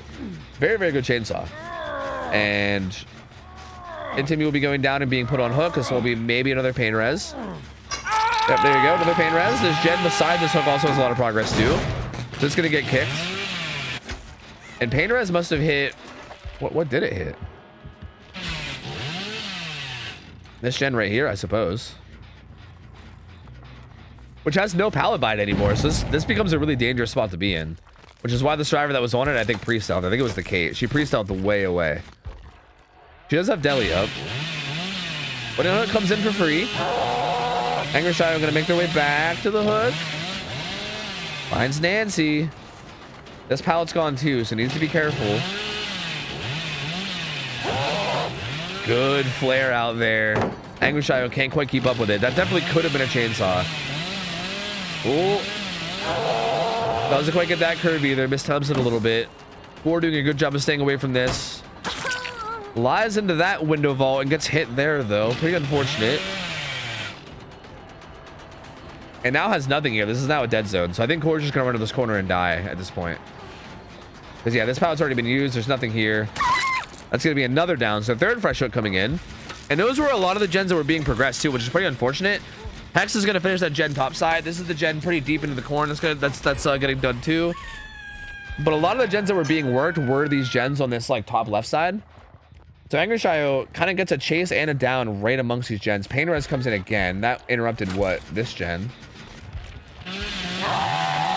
And Kate's still hovering inside with the old low pro and then continue.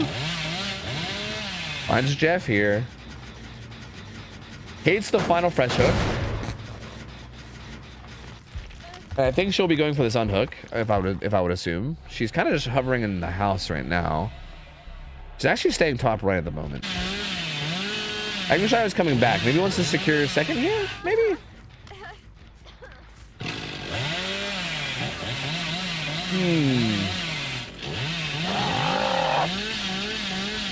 One step back down to the Jeff. Kind of lets that unhook happen for free, though. Doesn't interrupt the Jeff, but he's going to be able to make it the whole way to Shaq. So Jeff's not really in any immediate danger. He also has Dead Hard up still, too, which is going to be pretty good here.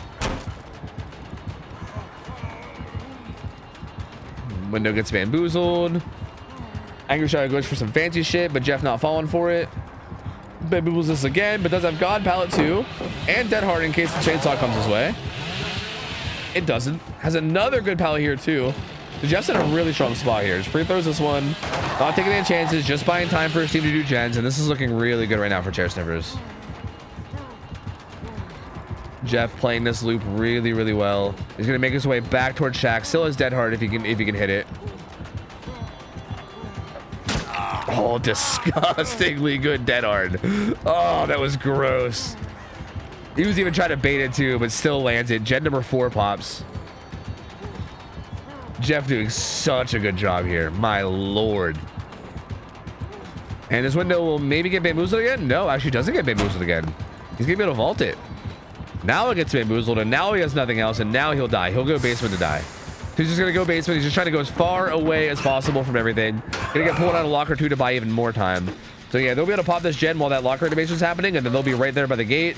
And at this point, it's actually pretty unfortunate. What really can Angry Shadow do here? Because Kate is deli, so if you get Kate, it's not even as good because she has deli. She's the only fresh hook.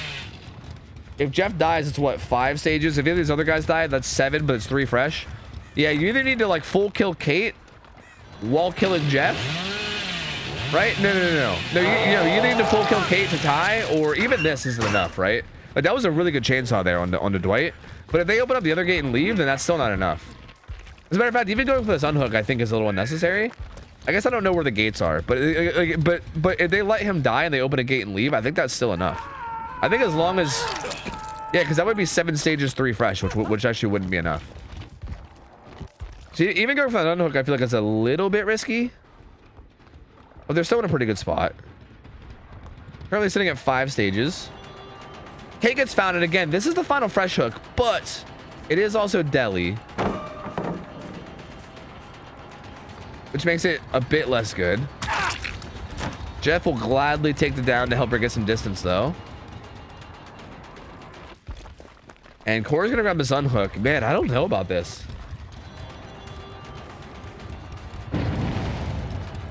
Ooh, Kate runs inside and gets bamboozled. And she's gonna go down pretty quickly. But I mean, Deli in basement, though? Uh-oh. Deli in basement feels a lot less good here. And now I don't know anymore. Now I don't know anymore. Because if Kate full dies, it's over. They can't let her die. Wait, they have to try. Also with Noah up. I don't know where Noah is, but they have to try. They can't. They can't leave. Oh no, they're just gonna go. I guess they're gonna try to hope for Hatch, but he can just close Hatch.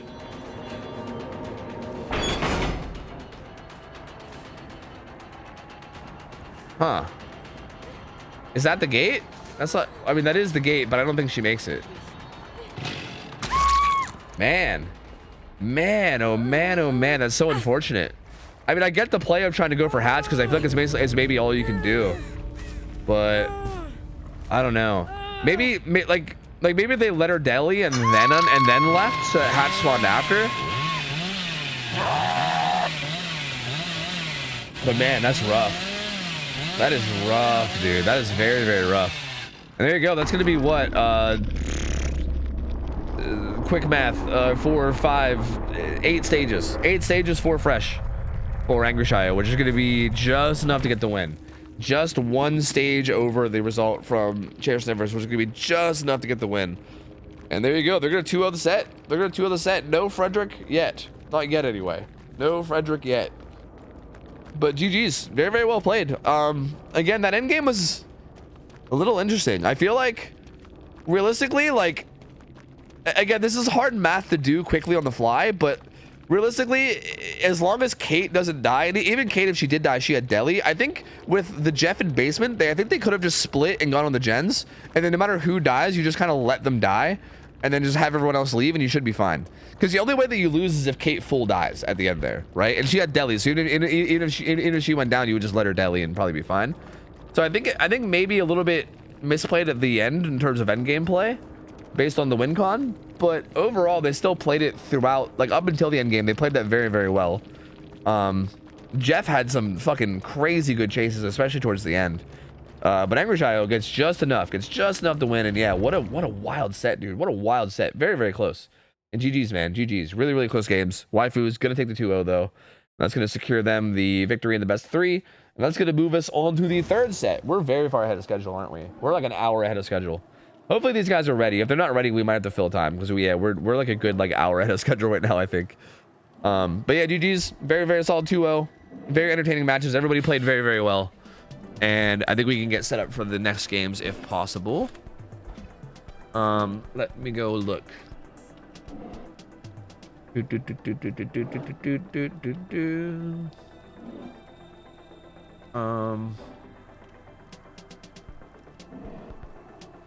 They said 9:30 p.m. EST. So yeah, I think we got some time to fill. Yeah. I believe we may have some time to fill. Perhaps.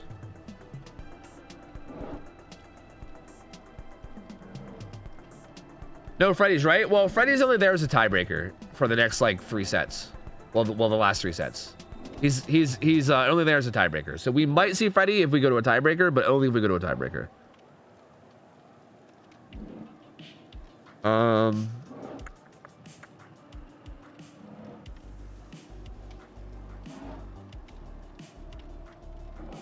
gonna update everything for the next set and go to bed. Yeah, all good. Yeah, Dino and Kurt should be coming soon, and if they don't, then we'll just not have score, which is fine. That's totally fine. Yeah, if you gotta get to bed, get to bed. It's all good. It's all good. You've already done so much work. You're fine. You're fine. Get some sleep.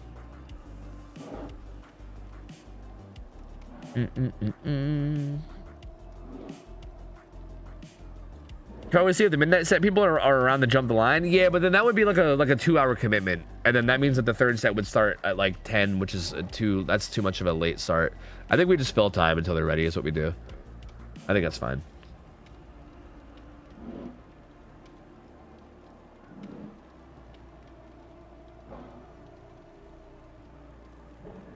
Wipers are down to fill if needed. Okay.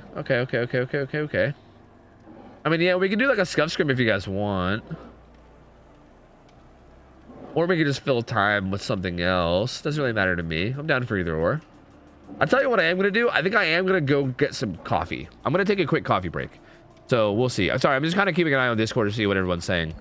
But I think I'm going to just go grab some coffee for a minute. And then we'll see. Yeah, they were talking about doing possibly the tiebreaker set. But yeah. Yeah, we'll see. Just give me a minute, guys. I'll be back. I'm gonna go grab coffee. Let me just pull up the old thingy. What's it called? The old text thingy. There you go. The old misspelled text thingy. There you go. BB guys, just give me a quick second. I'm gonna get some ads out of the way while I'm gone too, because I might as well. Fuck it. Give me like maybe like 3 minutes, maybe 5, maybe 3, maybe 5. I don't know. I'll be back.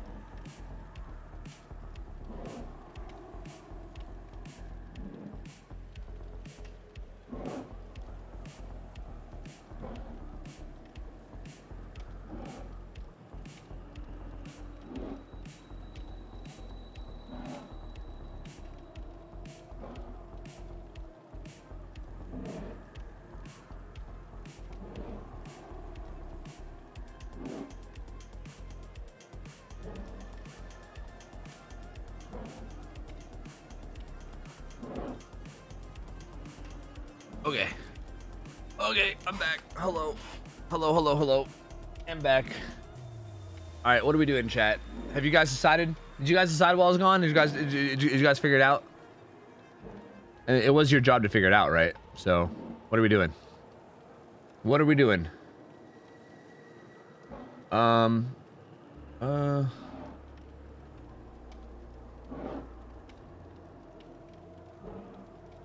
think they want to do the Freddy set, I think. Maybe?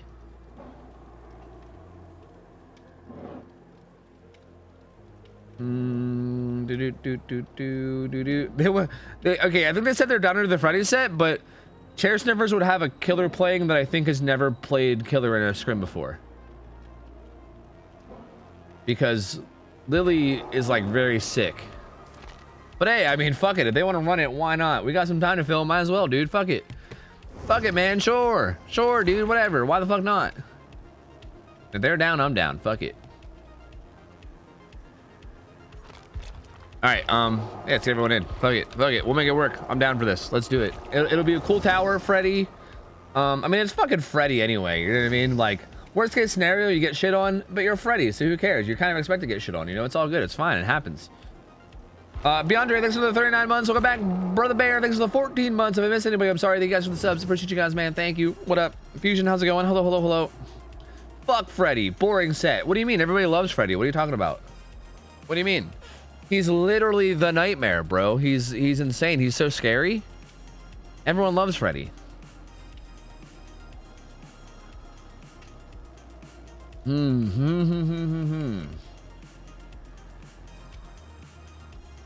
I haven't been around in DVD in years. What are scrims? Scrims are scrimmages. They're basically little exhibition competitive matches. What's a Freddy and how do I counter him? Fake pallets, beware. Do you have NOED? Be honest. I like this. You just simply interrogate the killer. Be honest with me. Just be honest. Do you have you fucking rocking NOED or what? Come on, just be honest with me. Be honest with me. Look me in the eye and tell me you're not running NOED. Go on, tell me.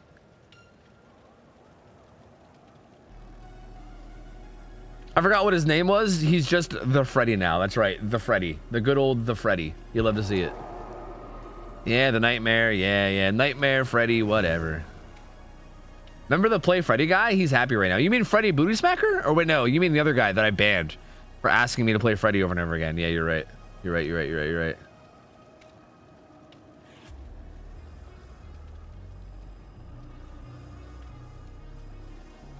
I'd legit rather watch Skull Merchant than Fred? Really? Skull Merchant? You know, again, I know people are going to hate me for this. And by people, I mean specifically the players of scrims. But I actually would be curious to see a Skull Merchant scrim. Like, I don't think we're ever going to do it because I think all the players would get really mad at me if we put Skull Merchant into the rotation.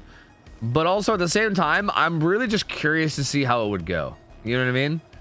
Like, I'm curious to see how it would go, I guess, in multiple games instead of like even just one, you know?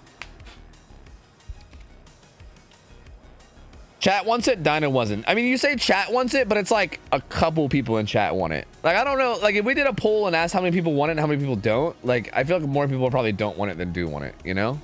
Or people will just vote yes just to troll, basically, you know?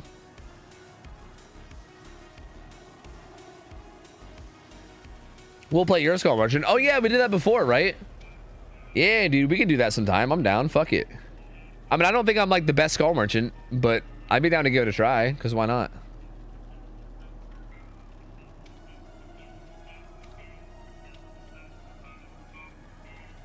Can we not and say we did? True, could, maybe. It would be banned every single pick banned. But the problem is that we have picks before bans.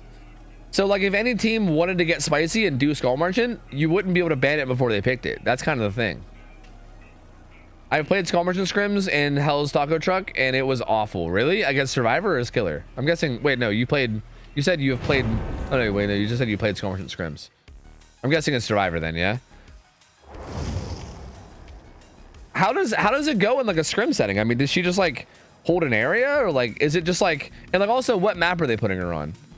Because I'd imagine it would play, like she would like pick an area to basically hold down and then just try to like hold the gens there while also getting kills when she can, I guess. Like I'm just kind of confused as to how it would go and why, you know? Can you show the schedule for tonight? Sure, I'll show it real quick before we start this game, yes. We're currently playing out the third set of waifus versus chair sniffers because we're kind of ahead of schedule, so we're just kind of buying some time. But yeah. After this is done, around 9:30 p.m. is when the gamers will be ready for Frosty Eyes versus Prism. And then we're going to continue. We have a Dredge set, a Billy set, with a maybe Freddy set, and then we have a Singularity Death Slinger with maybe Freddy after that too. So we still have a lot of variety coming up. We still have every potential killer to see for the rest of the night. But anyway, here we go. Like I said, Andrew on the Fredward up against the survivors of Chair Sniffers. Looks like he's rocking black paintbrush plus green dress. That's interesting. The green dress is the add-on where, like, when you fail a skill check on anything, it's like more of a penalty, basically, which is a weird add-on to see. But then again, Freddy's add-ons are kind of trash, so like, what do you run, right? I think maybe like faster gen teleport would maybe be the best one, but who knows? Find Spooky here. Gets stunned though. Wait, is Freddy actually played? No, yeah, no, this is Cool Tower. For a second, I thought we were on Shelter Woods. I was like, wait a minute, what the fuck? Did we actually put him on Shelter Woods again? No, it's Cool Tower. I'm just dumb. Ignore me. Doesn't really seem to have much with this chase. Set down one snare and is kind of just looking around.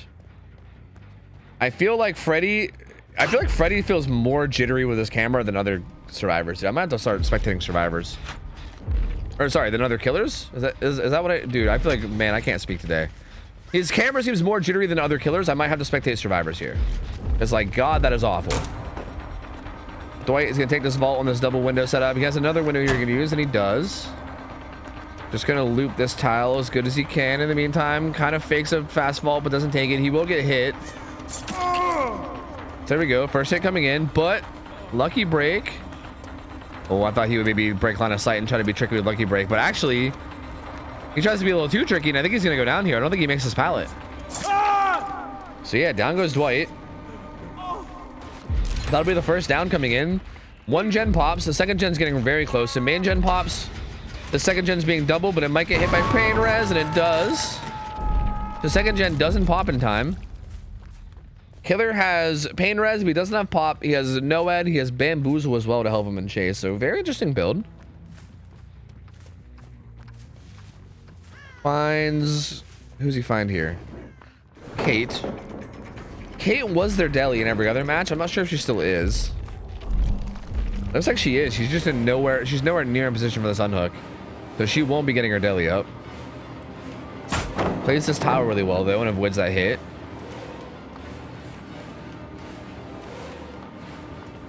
She'll be making her way down towards Shack. She does kind of nothing here though, so we'll get hit. Eventually, it's buying time really well by circling these rocks. She's gonna make her way back to this jungle gym. The unhook and the heal came in on Dwight, so he's back to being A-okay. They're probably gonna pop that one gen as well. Fakes the teleport in front of her though. Actual really solid play from Alcasandra right there, faking the gen teleport in front of her to this gen right in front of her and kind of baited her into changing direction and then gets the kill on her. So really well played. And she'll go down. I think that was still a bit of a misplay from Kate. I think she could have like went around the side of that like window of that jungle gym. But again, a lot easier to make those decisions when I'm sitting here casting than it is when you're actually playing, right? It's a lot harder to make those decisions when you're in the heat of the moment in the middle of a chase, just reacting to what you see. But we'll see what he does now. Honestly, not looking too bad. Second pain res goes off. They didn't even pop that one gen that was at like 99. Core actually has the gen at 11 almost done. Oh, I did not think he was actually going to teleport to that. I thought he was faking that for sure. And I think they thought the same thing because Core was not leaving that gen. She gets hit. And looks like Outcast Ninja is going to make his way back to the unhook. They do get the heal off though.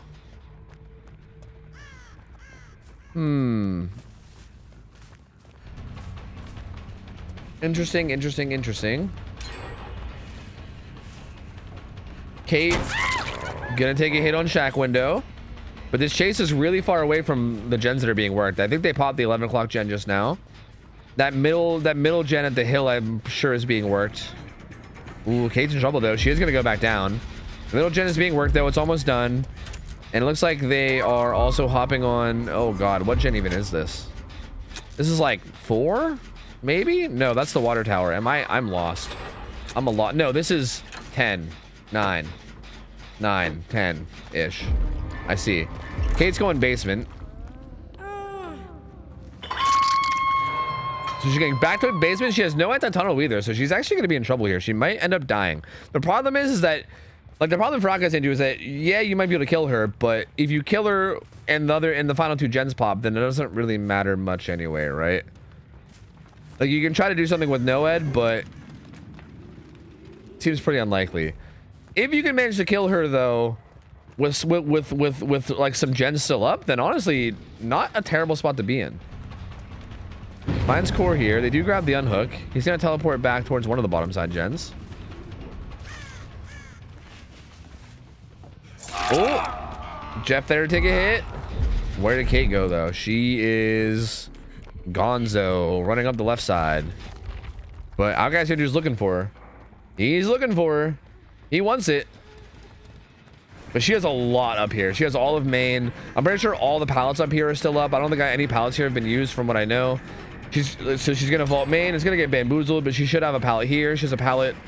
Most likely, well, she has a pallet at main. She might have one over there. I think that like 4 lane has one. This jungle gym has one still. There's a lot here still. This pallet though can be sometimes hard to play, and yeah, all it takes is one little fuck up and you die. So there you go. The kill does come in. Will it be in time though? Does not look like it.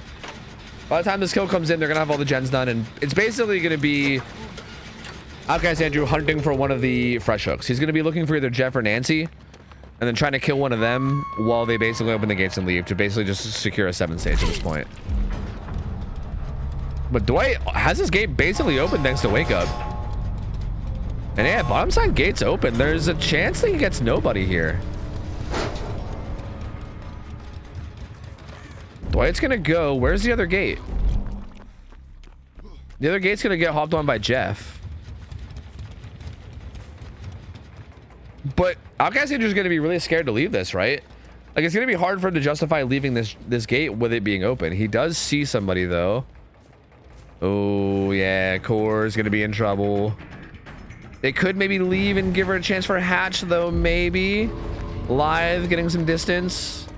Trying to sugar on the back of hatch. Actually, might even. Nope. Never mind. It's gonna go down. Never mind. It's gonna go down. I was gonna say might be able to make it around the back for hatch, but Outcast Andrew kind of zones it out, and that's just gonna be 7 stages. There you go. There you go. Let's give me the kill in the core. Jeff's gonna leave for sure, and that's just gonna be 7 stages. So there you go. 7 stages for fresh is honestly not bad. Not bad for Frederick. Not bad for Frederick at all. Seems pretty okay. Not unbeatable, but definitely not terrible by any means either. Like just a very good solid result. 7-3 fresh.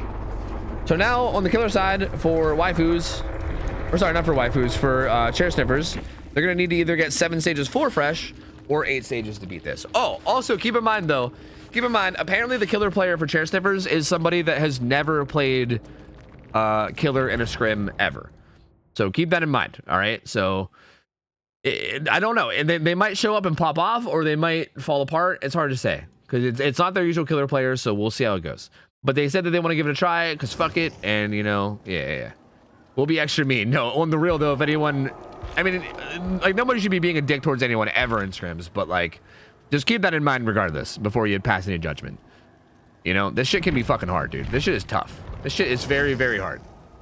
So I would not be surprised if they have a bit of a tough performance, but hey, I mean, maybe they'll pop the fuck off and do well too. It's hard to say, you know. We'll see. We will see.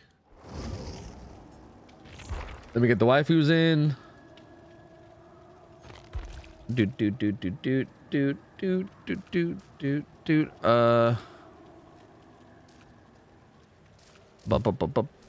There we go.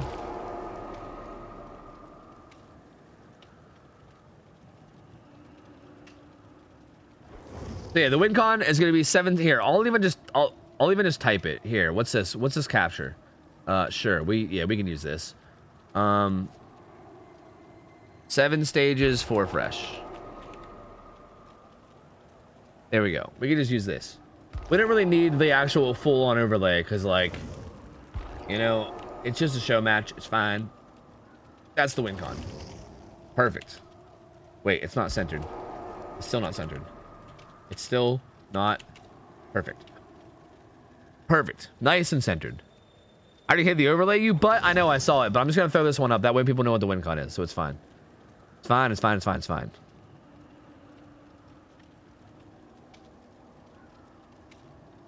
Yes, yes. Perfect.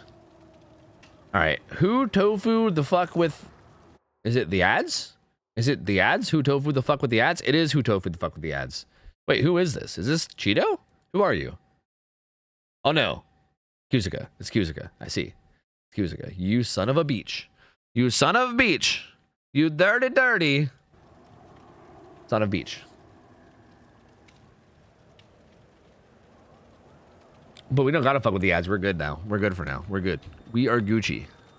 I think by the time this game is done, we should be just about ready too. It's about 15 minutes until the team said they'd be ready, so it should line up just about perfectly, I think. I believe.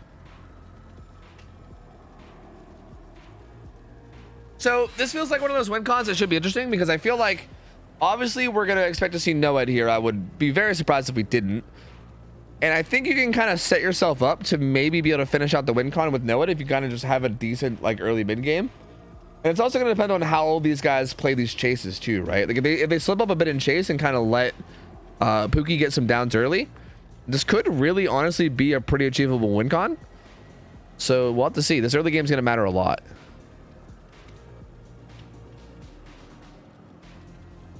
I'm also curious to see if anyone ever tries to bring pallets. I feel like pallets should not work ever, and I feel like it's a bad idea. But at the same time, I kind of like when people do bring pallets, because I feel like it's almost like a test of comms, you know? Like I feel like for a lot of our teams, especially the teams that I'm a little bit more unsure of, it makes me curious to see how good their comms are, if they can like actually do well against pallets. Because again, if you have good comms, pallets should be just fucking useless. They should do basically nothing.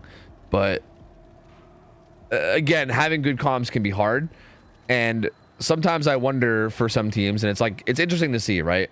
Because I feel like if you put on pallets and then a team doesn't get hit by them, then you can be like, okay, yeah, I mean they definitely for sure have it down, right? Wait, what? What? Oh, is there some Tofu shy touching fingers fucking ubu conversations going on in here? Uh-oh. I'll let them have their moment.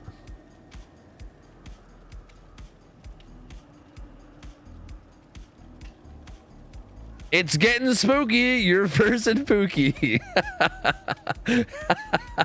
Oh, dude, I love the fucking chants you guys come up with on the fly. It's so good. It's so good. I love it. I love it. I love it. I love it.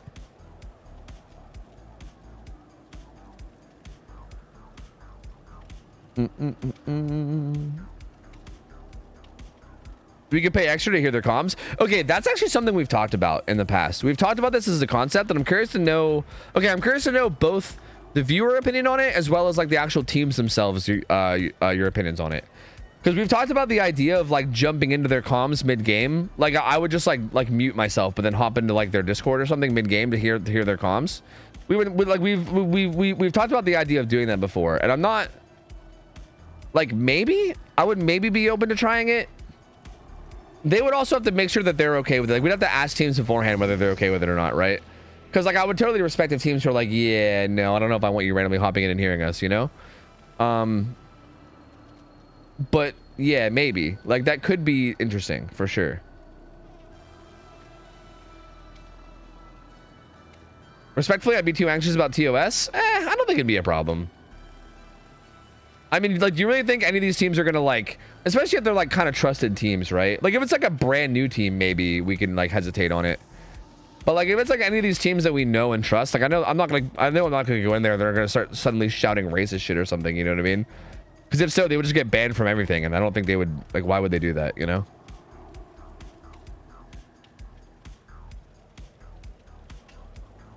You don't want to hear our comms? Yeah, maybe I don't know. But I know people in chat have asked about it before.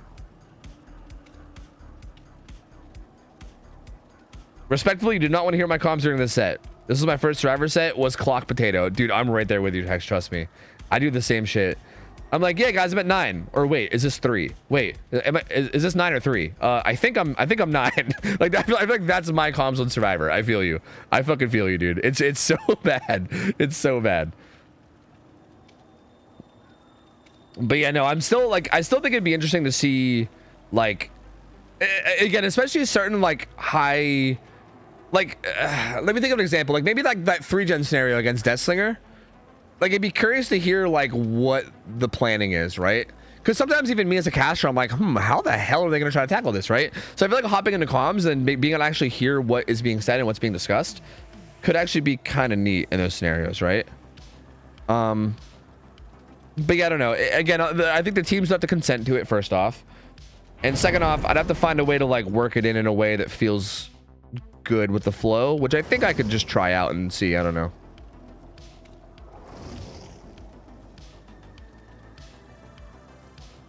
It might not be any races of any races of though, just like loud swearing and yelling or something. Yeah, but that's like, hello, that's what all the fucking Zoomers love. That's like half the biggest channels on Twitch these days.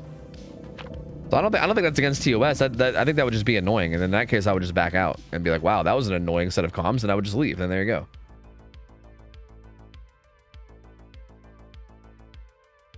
So I don't know. It's just an idea to think about, but you know, I'm not sure. I'm not sure. Crying. I would be crying in comms.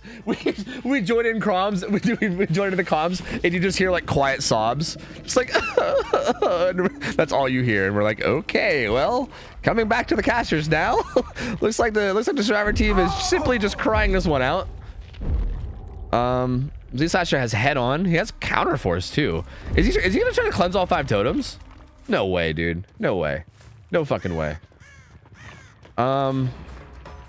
Finds Cheeto, gets a pretty fast hit on the Cheeto, who has balanced and run towards Shaq. This looks like a pretty good start so far, though. No bamboo. So same build, except instead of bamboozle, it's brutal strength. Head on coming through from Z-Slasher, which is funny, haha. But also at the same time, that means Z-Slasher wasn't on a gen, so this is actually not that big of a deal. Brutal strength comes through on this God palette, so farewell. And Cheeto making her way to the Z-Slasher's here to take a hit, though. Is Cheeto's on deli, right? I think he's just taking a hit just to take a hit. Cheeto making her way back to Shaq again. 2 gens are currently being worked. Z-Slasher's gonna run down. He might hop on one soon, but Cheeto's gonna go down. She's just gonna pick a corner in this bottom left and go down, I think. Okay, down she goes. Double ultra rare as well. Man, I apologize for this. Feel free to refresh my memory. This black box add-on is something like when the exit gates open, they are like blocked for like 15 seconds or something. Is that what it is? Like when you first open the gates, I think that you get like a 15-second blood warden or some shit like that, right? It's something like that. But it's only for asleep people. Yeah. But it's also what, like 15 seconds, and it's per gate. Oh. So like if they open one gate and then it goes away and then they open the other gate, does it block both gates or just the... I actually don't know how this add-on works, I'm gonna be honest. I mean, I'm not really that ashamed because it's Freddy and who the fuck cares about Freddy? But yeah, I don't actually know the full extent of it. Both gates, interesting. Huh. Oh, well. Chasing Flavor Town off this gen a little bit, pressuring it a bit. It's gonna kick it. Maybe wants to go back and try to secure second here, or at least force a 1-for-1. Doesn't quite make it back in time though. Nancy does get the pull. That'll be Deli getting charged. Flavor Town hops right back on the gen. Nancy gonna keep this chase along this left side. Has a 4-lane here with a pretty shitty pallet. Doesn't opt to go for it though.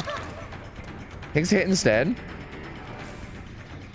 And Pookie now can have the option to stay on this Nancy or maybe try to mess with this Flavor Town here, but no. Should probably be putting the snare on the outside of the loop rather than the inside. Musica will be able to just run to that pallet and throw it. Brutal strength though, getting a lot of value here with that snare. So actually, you know what? Never mind. Brutal strength plus snaring the pallet equals big value. And Happy Shot actually has to run in and take a hit. But they both get through the vault here, and Z-Slasher tries to blind on the window vault, but Pookie goes for the break instead. Happy Shot is gonna take the chase down. Has this pretty good pallet here though. But Brutal Strength says goodbye pallet, so there you go. Doesn't have to worry about that anymore. Still has Shaq window. Shaq pallet's gone, so only has window. Doesn't vault in. Is going for the 50-50 vault now. Just kidding, it's not a 50-50 because Z-Slasher's there to take a hit again. How many fucking... Dude, honestly, you should have just ran middle of the man this game. Like, for fuck's sake. He's going to be taking the chase now. Has this kind of shitty 4-lane tile. But it's pretty okay if you pre-throw it. Can't really, that's not really much of a pre-throw though. He should be dead here. Hops in locker. He's just going to force locker pull. But that'll be another fresh hook. Janet main is at about 40. The other two are resetting. But honestly, not looking too bad right now for Pookie, really. The second hook coming in could be a pain res. Only 2 gens done. The third gen is like at like 40, 50%, but it's about to get pain res. So yeah, it's going to get reduced back down to like 20%-ish. And yeah, I'm not looking terrible, honestly, based on win con. A lot of pallets already broken, thanks to Brutal. Whoa, Flavor Town with the weird little shuffle vault. Has this Ormond tile tied in with this T-wall, which is a pretty decent setup. Needs to be careful with this vault, though. Does get the fake off. And Pookie bites it, unfortunately. Snares the pallet, though. Doesn't break it with Brutal like I thought we'd see. I thought we would see just like a snare, slow down, plus a Brutal kick, but I guess not. Gonna leave that pallet up and try to play it. Doesn't get the hit, but will get a hit here. I think Happy Shio maybe just wants to head. Interesting, heads topside. Which means that they're almost shortly working on those gens bottom. Has a pretty good car pallet there. You just have to get distance back to the window. Finds Nancy too. Nancy playing this tile extremely well too, though. When main gets done, Nancy avoids that hit as well. Beautiful play on those windows from Nancy. And suddenly it's not looking so good anymore. A down needs to come in very soon. Toledo's chilling upstairs with balanced. Ace looks like he's coming in to take another hit.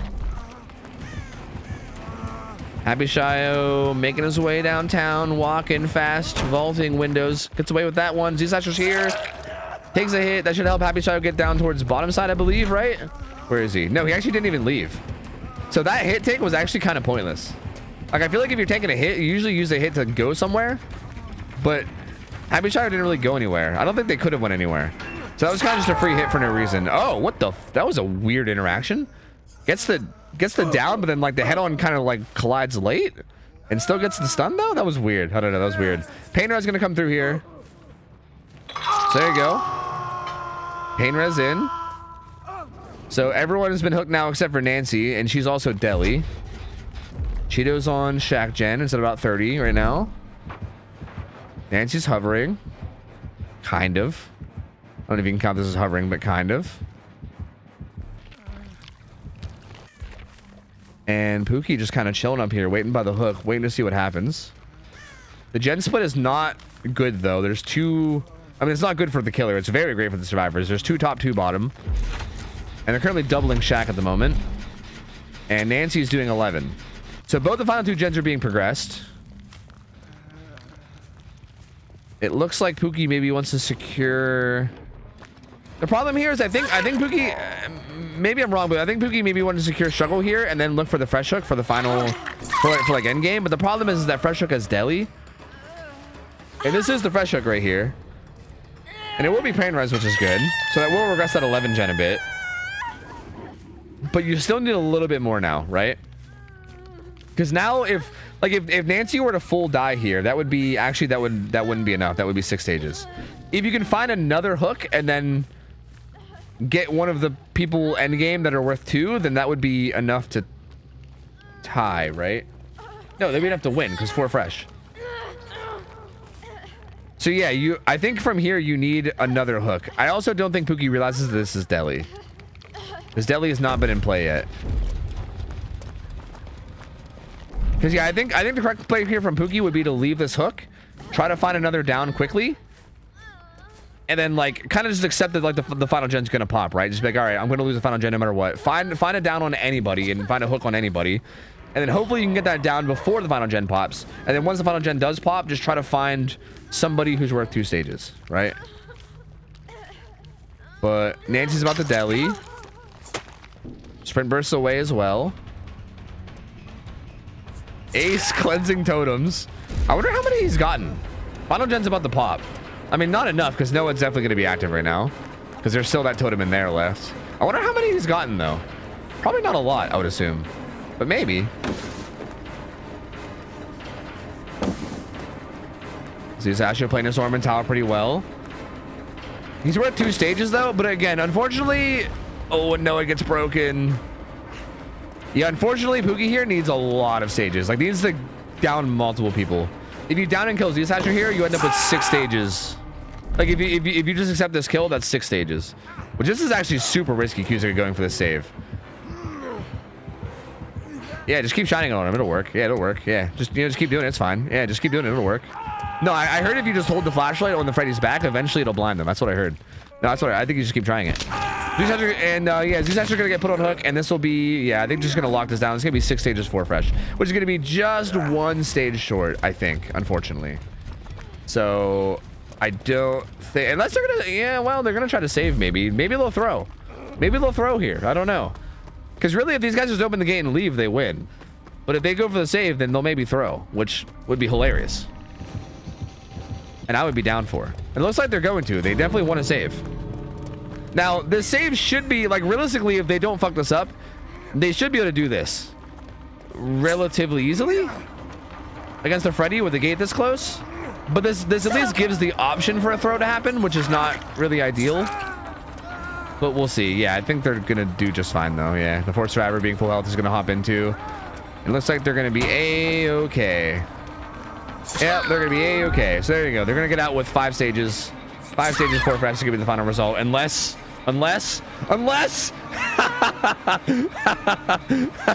Yeah, get them. Yeah, actually, they're going to lose the Freddy set. Actually, it's going to be 7 stages, 4 fresh, which is exactly the win condition. Pookie's actually going to hit the win condition perfectly. 7 stages, 4 fresh. Waifu's absolutely embarrassed. Just completely destroyed in this Freddy set. Tisk, tisk, tisk. Tisk, tisk, tisk. Pookie making a total fool out of him. Gets the 7 hooks, win 4 fresh. There you go. Easy win con reached. Wait, right? 3, 2, yeah. There you go. Easy peasy. Easy win con for Pookie. Easy. Easy. Fucking Cusick, dude. My lord.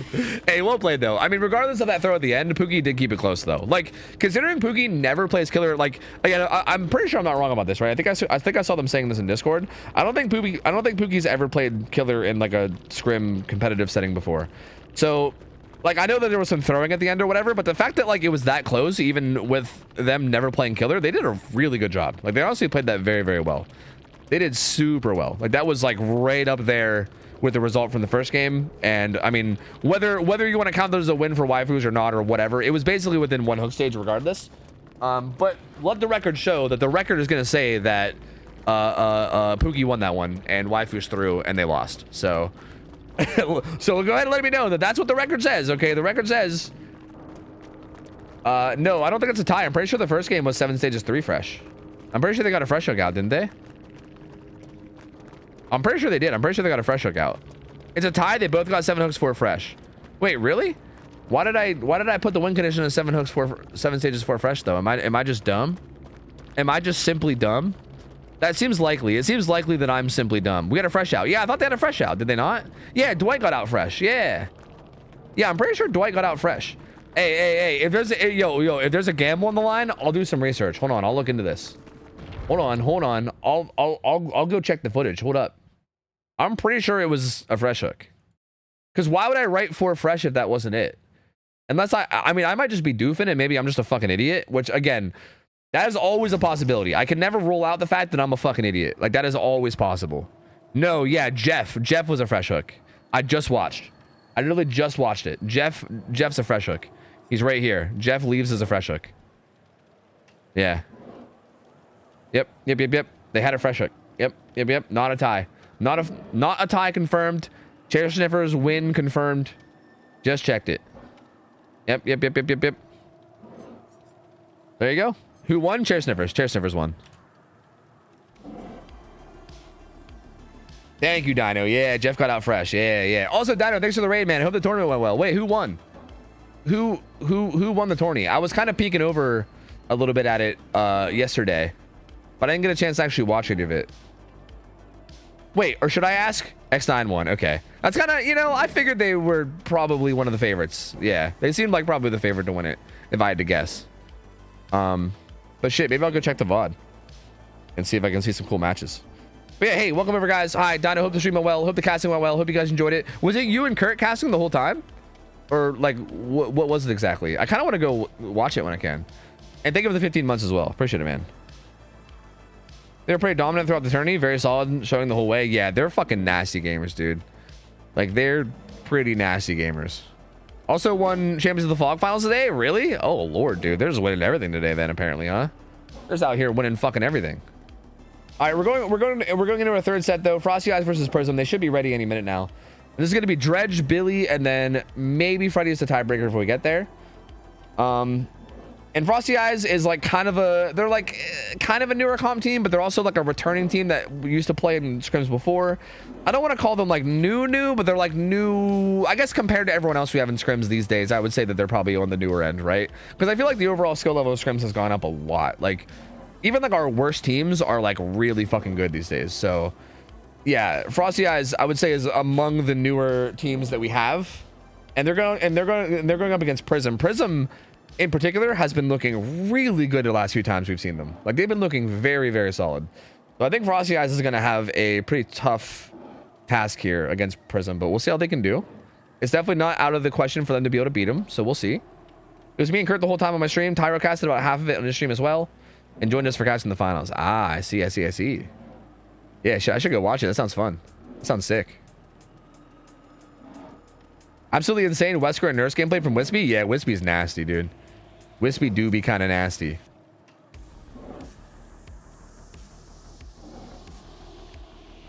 So I think Frosty Eyes will be playing Killer first. So whenever they're ready, I'll just wait for an invite from them. And yeah, it'll be Midwich, Dredge first. They said 9:30, but realistically, they're not scheduled till 10, so we can give them a break if they kind of take a little bit to get started. But yeah, it looks like they're just about ready. Yeah, everyone's kind of dumping into the Discord. Perfect. Perfecto.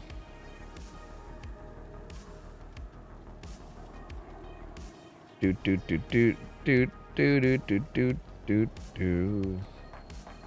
So Dino and Kurt, hey, how was running that tournament? Like hypothetically, if I was to ask you guys at some point about a tournament here, you know what I mean, hypothetically speaking, I mean hypothetically, how miserable was that? I guess is what I'm trying to say. Like how miserable on a scale of 1 to please never make me do that ever again level of miserable was that?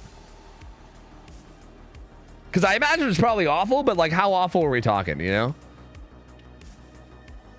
Tofu, I was dying. Yeah, dying as in like dying of being an admin or what? On the awful scale. Oh, about 6 out of 10 on the awful scale. You know, I guess that's not too bad. Hypothetically, it was pretty painful for all the staff involved, but I would do it again. Okay, that's fair. Okay, I have a proposal that I got to talk to you guys about off stream because it's kind of, well, maybe I can say it on stream, but be vague about it. Basically,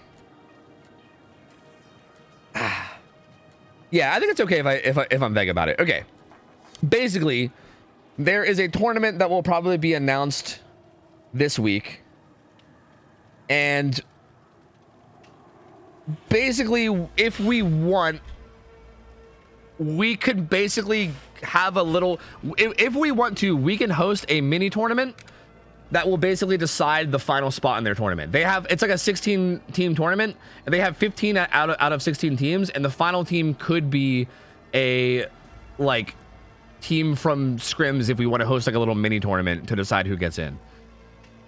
If you guys wanted to, it would just be like, we can host like we can host just like a very casual, like quick tourney. It doesn't have to be too crazy. And I think it would be a good like little, I think it might be like a good like warm up for an actual, because I would love to do like a big tournament at some point in the future myself, right? Like something with like a big ass prize pool and all this shit. Like I would love to do that at some point in the future.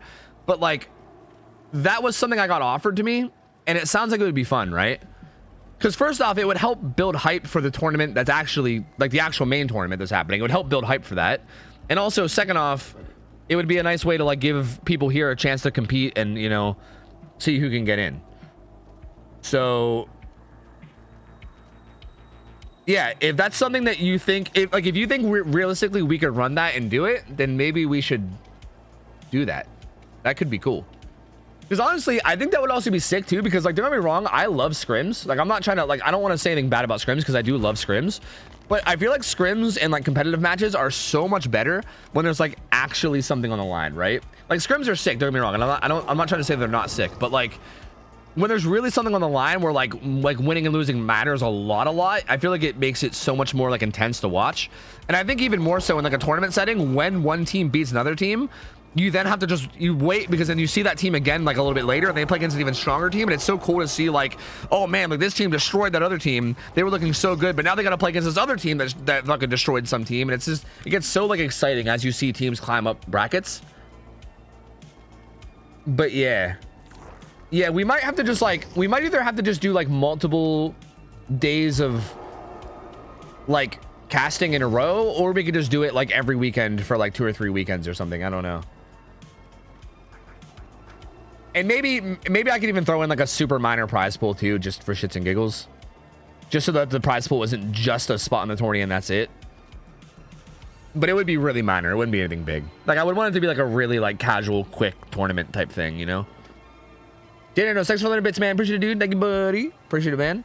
Mystical Merlin, I missed your raid earlier. Thank you, man. Appreciate it, dude. I appreciate you guys. Thank you.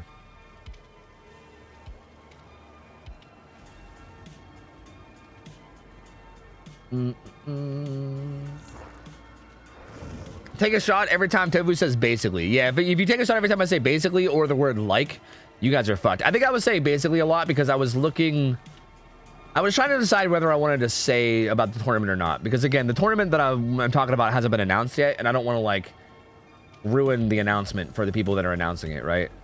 Like it's not my place to do that. But also this is something that we could potentially do, so it could be cool.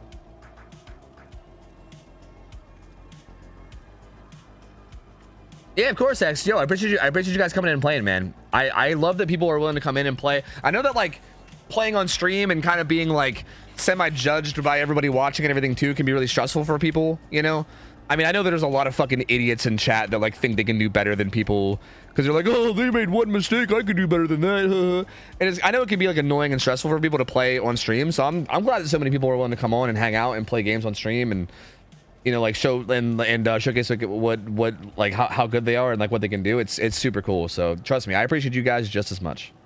Without you guys coming on and playing, I wouldn't be able to do this either. Hello, Tofu. How have like the last 2 years been? Pretty good, man. How you doing? How have you been the last 2 years? Definitely doing it across 1 to 2 weekends. I ain't doing 10 hours of staffing / casting 2 days in a row again. Yeah, fuck that. I agree. Fuck that shit. It also depends though on like how many teams we allow to sign up and stuff. Like, I guess it really depends on how we would want to handle it, right? Like it depends on the format of how we did it. Like, would we do like best of 3s from the get-go? Like, would we maybe have like a round 1 that's like a best of 1, and then do best of 3s once the numbers started to like fucking whittle down a little bit? I don't know.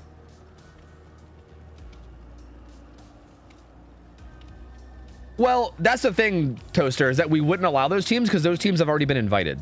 So again, like the way this is working, and this is kind of, so here's the one issue that I'm having with this, like kind of like satellite tournament. If you guys play poker, you know what I mean by satellite tournament. I feel like my brain naturally wants to call it a satellite tournament, but basically, like the one issue that I'm having is that, okay, so there's 15 teams that are already being pre-invited to the main tournament. So we don't have to worry about them. Like they're not going to be playing in this qualifier. Like, and that's all the best teams, right? Like you can assume that all the best teams are going to be there. So we're trying to decide the 16th team, which means it won't be any of those 15 teams, but I don't really know how we handle like teams like what if a team just like added a bunch of players from like a top tier team to come play in the qualifier tournament or something, right? Knowing that like in the real tournament they wouldn't actually be on their team. Like I'm not really sure how we handle that. Like hypothetically, what if like one of the teams was like, yeah, we're just gonna get like Osaka to be our killer for this qualifier tournament, and then it's like, okay, so like if you qualify with Osaka playing killer, but then when it comes to the real tournament you're not gonna have Osaka on killer anymore, then what's the point, you know? You should message Nas about this. Yeah, does she know of a good way to handle this, you think?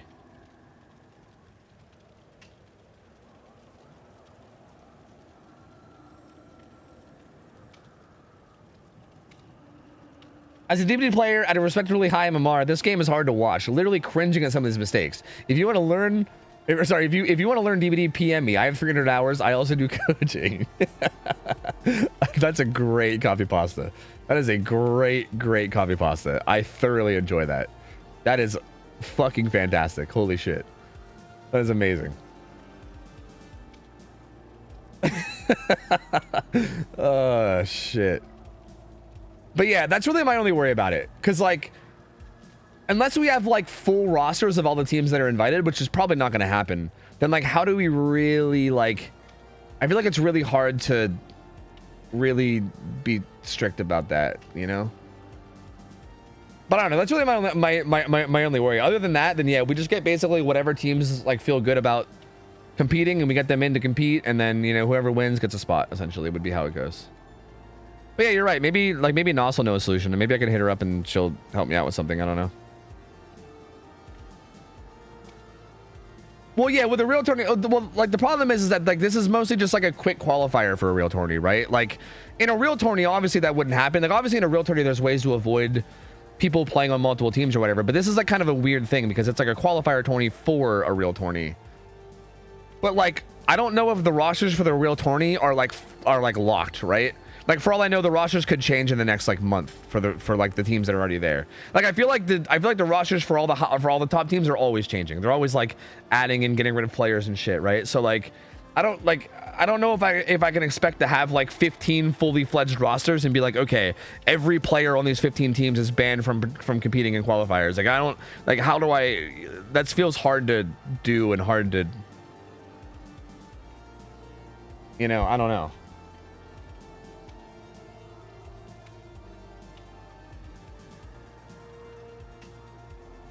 Well, it's not even really that, Loris. It's more like just how do we enforce it? Because like I don't even know how to enforce it. I don't know every top tier player in DVD even, right? Like I learn about new top tier players every fucking day, and I'm like, oh, this guy's a fucking god. What the hell? Like who the hell are they? And then they come out of nowhere, and then I learn about them. But like I'm not so well networked in the comp scene that I know every god tier player. You know what I mean? So Nos does, and that would be willing to extensively check and make sure. Okay. Yeah, maybe, I mean, maybe Nos would just like help us with like you know, just like with like rosters or something, and then, you know, we can make that work. Possibly. That'd be interesting.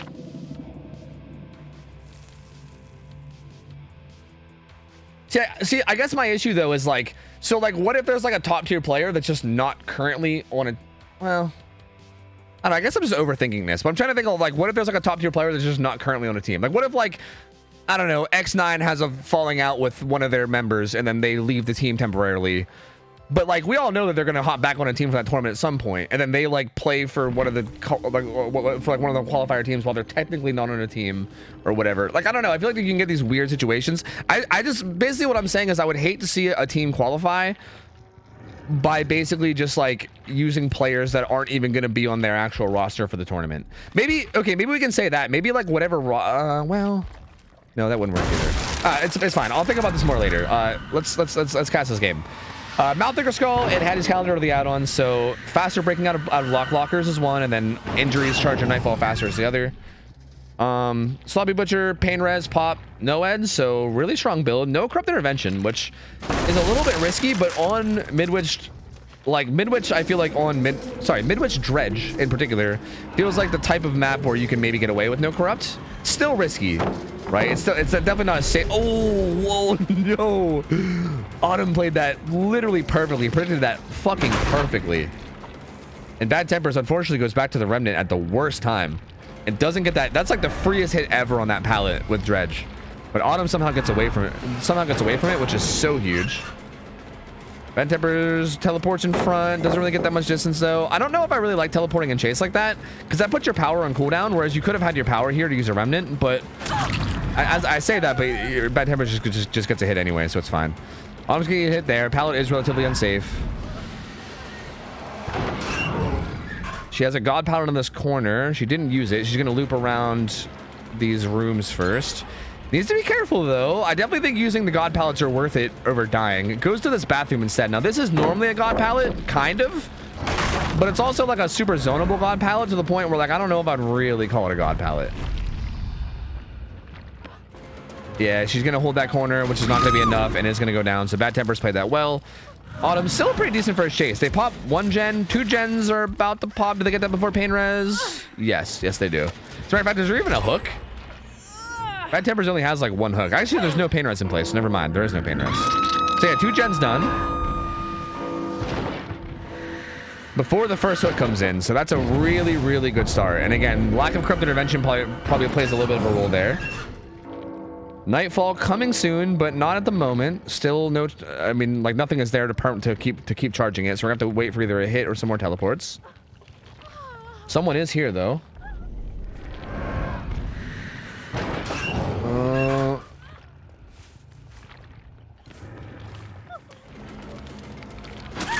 And hit comes in on a watermelon. He's gonna go ahead and take the unhook.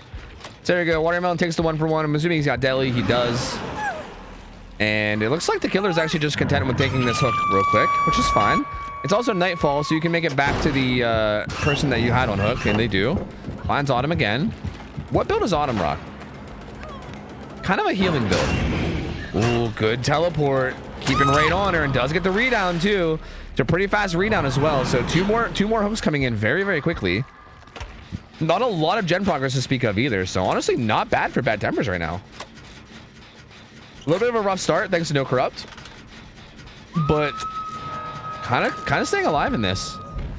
And Autumn for sure next time I think next time Autumn gets unhooked needs to just make sure that she just plays like every god palette possible, doesn't shy away from using every strong area on the map, which is like usually just like the corners, and it needs to stay alive for as long as possible because this is close to being an early tunnel out. And if that were to happen, this could be really, really bad. Doesn't quite get the hit on the Tyro. He's gonna get away with that vault. Oh, this god palette is still here, and Tyro will use it. Gets away from that one. It looks like Autumn is gonna be able to get away too and get healed and gets healed as well. So that's really good. Autumn needs to be careful now. Autumn being Death Hook, if she gets found and killed at any point in the next, like, I don't know, gen or two, that's gonna make the game a lot harder for survivors.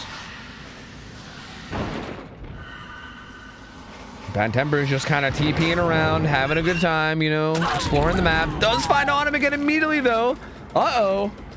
That's huge. Finds Autumn again immediately. This god palette in this corner has already been used, too. So she doesn't have that to work with. She's going to have to just play these rooms. Nancy's here to take a hit. She's going to make it to the window. Nancy might just hover this chase for hits. I feel like that wouldn't be crazy to do, because you really need Autumn to stay alive here. I think he teleported to the lockers right behind her. She has the water tower pallets if she wants. Well, not water tower. What the fuck? Clock tower pallets. But she doesn't go there. Again, this god pallet has been used, but Tyro's here to take a hit. Oh, Bad Temper swings early. That's actually going to get her even more distance. Although the distance doesn't matter quite as much because of Nightfall. Oh, she is heading down that hallway. Oh, he teleported to the wrong locker. I think he was trying to go further down, but he went to the wrong one. He is going to get his power back basically immediately, though. Interestingly enough, yeah, he's actually just going to go for Tyro. I think he saw the killer instinct on Tyro on this gen, and he was like, oh, that injured guy just got back on that gen. I guess I'll take that. This is actually really smart from Bad Tempers. I like this. He didn't overly tunnel vision that kill, right? Because realistically, getting that kill onto Autumn is very tempting. Like, it's a really good kill to get. But Tyro kind of got some really risky positioning there. And Bad Tempers caught it out with a killer instinct, and instead of just overly tunnel visioning the one kill, does go for the smart play and gets the free down on the Tyro and takes the hook. And that's just a lot of free pressure. Ooh, Watermelon's gonna go down here though. Was playing this pallet pretty okay, but he goes down too. Bad Tempers is getting a lot of downs quick, man. He's doing work right now. Yeah, Dredge has add-on bans. Dredge actually has a good bit of add-on bans. You can't run, I'm pretty sure you can't run Lavalier Mic. You can't run, I think Field Recorder might be banned too, if I'm not mistaken. I think both Field Recorder and Lavalier Mic, I think, are both banned. And there might even be something else that I'm not remembering. Yeah, I think it's just those two, and then the Eerie Plank. Yeah, both those add-ons are crazy strong. So, can't allow those. Pop gonna come down on this gen too. Gonna put Eruption down as well. Yeah, Field Recorder is starting with Nightfall, and then Lavalier Mic is when you use all of your tokens, you get like aura reading on every survivor for like 3 seconds, which being able to see the auras of all the survivors at any point, like at will, is just OP as fuck no matter what the situation is. So yeah, those were just a little too strong, so they got completely. Pyro's back on that gen. Actually, they're currently doubling it. Watermelon gonna be in some trouble here. Looks like Bad Tempers really wants to secure this kill. Autumn is here, but Autumn can't even really trade because Autumn's death hook. So trading here with Autumn wouldn't even really matter. Like, that would be pointless. Autumn's gonna take one hit and leave, but no one else is there for it. Maybe she thought she could sneak it. Yeah, no, this is really good for Bad Tempers. Watermelon dies. Autumn is now injured and she's death hooked too. And she's also getting chased. So yeah, that was Autumn maybe just like desperation, like, fuck, I just want to try something, I guess. I mean, it was smarter of her to not full on 1-for-1, but I think getting tagged there is definitely not great either. And now this room is a death trap. There's no way you survive here, yeah. Down goes Autumn. Eruption pops on 2 gens. This is gonna be another kill. So, goddamn. 2 gens still left. Only 4 gens done. Or sorry, only 3 gens done. And now there's only 2 people alive. This is looking like it could be like a 4K2, but it feels realistically like they can probably get it down to a 4K1, I would assume. We'll see though, maybe. It is nightfall. It is nightfall right now. And their gens are at about 50. They could get this to a 4K1, but even that seems like it is a maybe. Oh, Bad Tempers actually did mind game that correctly, but he just kind of got stuck swinging. Beautifully played there though. Gets it down to Tyro, and he'll grab that hook too. I actually think hooking here is maybe kind of risky, and maybe you don't do it. Because first off, you have nightfall, so you have a lot of like so you have a lot of mobility. You also don't want to give up even one more gen, because that's obviously a huge difference. And on top of that, this also makes it so that they can maybe let him die and then go for hatch. Oh, that was fine, Nancy though. So never mind. It's kind of looking like it's all working out just fine. You know what would have been a big brain play there? Bro, that would have been so gigabrain if you would have teleported there to like the lockers that were on the same side as the window. Because if the Nancy would have saw him teleporting, she probably would have vaulted back, right? Dude, that would have been gigabrain. Holy shit, that would have been so cool. I thought that's what he was gonna do for a second, but he didn't. He is gonna get the 4K though. There you go. 4K2 is a crazy strong result here. That is crazy good. So Noah doesn't even come into play either, by the way. One of his perks was just completely dead, but really snowballed the fuck out of that off that first down he got. I mean, the first, like, okay, so the first hook came in at 3 gens, and then the rest of the hooks came in with only 1 gen popping. Like, that was such a big snowball, man. He had so much pressure. Did such a good job. Kept finding Autumn over and over again. Like, they would get her away, they would heal her, then he would teleport right on top of her, like every single time. So just so nuts, man. So nuts. Bad Tempers played that so well. I mean, I definitely feel like there was maybe some luck in his favor, because again, had he not found Yui like immediately pretty much every single teleport, maybe it would have been a different story. But it felt like he was just kind of teleporting around the map, and then he'd be like, oh hey, there's Yui. He would pop out of the locker and chase her like every time. It was so wild. So I won't lie, it did feel like there was some luck involved, but I mean, I can't downplay how well he played it too. He also just played it phenomenally. I'm sorry, I think I did that thing where I swallowed and breathed at the same time, and now my throat is killing me. But I think even just like little things like him teleporting back to take advantage of Tyro's mispositioning there instead of going for the tunnel, like little things like that, I think were really big for Bad Tempers. Like, it's really easy as a killer to get into like lock into the one mindset, right? Like seeing the death hook survivor you're chasing that's injured and being like, yes, I just kill this person, I kill this person no matter what. Like, it's really easy to fall into that mindset. But Bad Tempers, like, keep it cool, recognizing the situation, seeing somebody out of position, like, just did everything right, basically. Just kept his cool and handled the situations perfectly, did all the stuff he had to do to basically turn this snowball into the 4K2 they got. And that's a big result to start out for Frosty Eyes. So like I said, I was talking up Prism a lot going into this set because they've been looking really good lately. And don't get me wrong, I mean, they're an insanely good team, and I'm not counting them out. But so far, this first game, 4K2 on Dredge is a very good result there, and it's going to be really hard for them to try to win this Dredge set. And it looks like Frosty Eyes is in a pretty good spot to maybe just go up 1-0 right off the bat, which could be pretty insane for them in this best of 3, I think. But we'll see. I mean, it's not actually 1-0 yet. We'll see what happens here. Egu's gonna be playing Dredge. They still need to have a really good, clean Survivor game if they want this, right? It's not impossible. I mean, Dredge can be a very snowbally killer. So, we'll see. Our gamers already joining. Sick. Right? Do I have to invite gamers? Or are they already in? Yes. Perfect. Perfect. Yes. Oh, by the way, here's your daily reminder that you actually don't feel very strongly either way about Ghostface. And when I'm playing more, shout out to homies Lazier for trying to show your uncultured ass the light. Hey, thanks, Dark Nugget. Appreciate it, man. Yeah, I think look, with Ghostface, I think I would be interested in playing Ghostface Scrims, but I don't think pub game Ghostface does me anything. I'll be honest. I think that's what I've discovered. Ghostface Scrims sounds fun. Ghostface pub game sounds boring as shit. Well, they are boring as shit. Wolfman, what up, gamer? Good to see you, dude. Hope you're doing well. Thank you, man. Thank you, thank you, thank you, thank you. What's up, Cyberpunkery? Yeah. Yeah, this is my one day. This is my one day. Also, occasionally with Variety, too, I like to do no webcam. I don't know. This is my one day, sorry. Only fun on, like, Larry's and Hawkins? Even then, I still don't think he's that fun. Because, okay, I feel like what's fun to me with Ghostface is playing the entire, like, macro with him, right?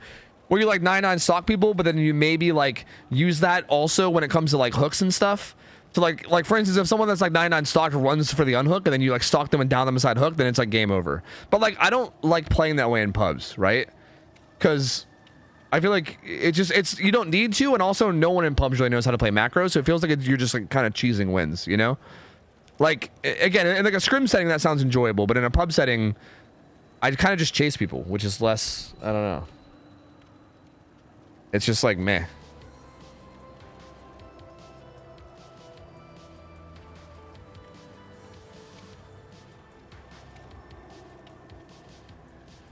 Friendly reminder to hydrate and take meds if you need to. Hey, man, the ADHD in me appreciates that. Although I think I've gotten good at taking my ADHD meds, thank fuck. But thank you. I'll hydrate. I got you. I want to see Tofu cam on lethal. I'm like 50-50 with having a cam on lethal. I usually leave my cam on for a while until I get really, really hungry, and then I'll grab snacks and I'll turn off my cam to eat, and then I just leave it off. So I feel like my cam is on like half the time when I play lethal. I don't know. Like for instance, one of the best clips ever. I think one of the best clips from lethal, like one of the moments that had me dying the most was the time that I had webcam on. And I'm glad I did, because it was like the perfect moment to have webcam on. Here, let me go find it. I know I was looking at clips the other day. Dude, JT is like the funniest motherfucker, man. Playing lethal with JT is like one of my favorite things ever. That motherfucker is fucking hysterically funny. But yeah, it was something involving JT. Let me go find it.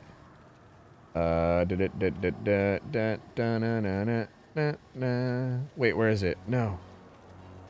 Where is it?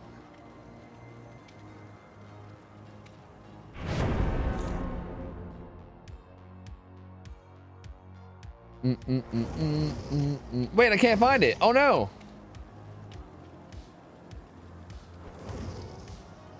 Oh wait, no, there it is. There it is. Yeah, this clip. Here, I'll show it while this is loading up. This is a clip on lethal where I actually had my cam on. I'm really glad I did. So like this was the Skinwalkers mod, okay? This was the Skinwalkers mod where the monsters were stealing our voices. So like everybody was dead except for like 2 people, and JT was definitely dead. And also there was dogs outside, so we couldn't talk. All the voices that you hear are the monsters talking in our voices, right? So I'm creeping around and I'm trying to be quiet, right? Like I'm trying my best to be quiet, and so is everybody in the ship. And you're gonna hear a bunch of voices, but those are actually the monsters talking, right? And I can't make a sound. If I make a single sound, I die. Creature of the darkness, I am not afraid of you. Ow! Dude, that shit fucking killed me, dude. That shit killed me. But I literally couldn't, dude. I was trying so hard not to laugh. I'm over here, dog. I was trying over here. so hard. It was so like I literally could not contain it. I had to like literally hold my mouth and like I just could not.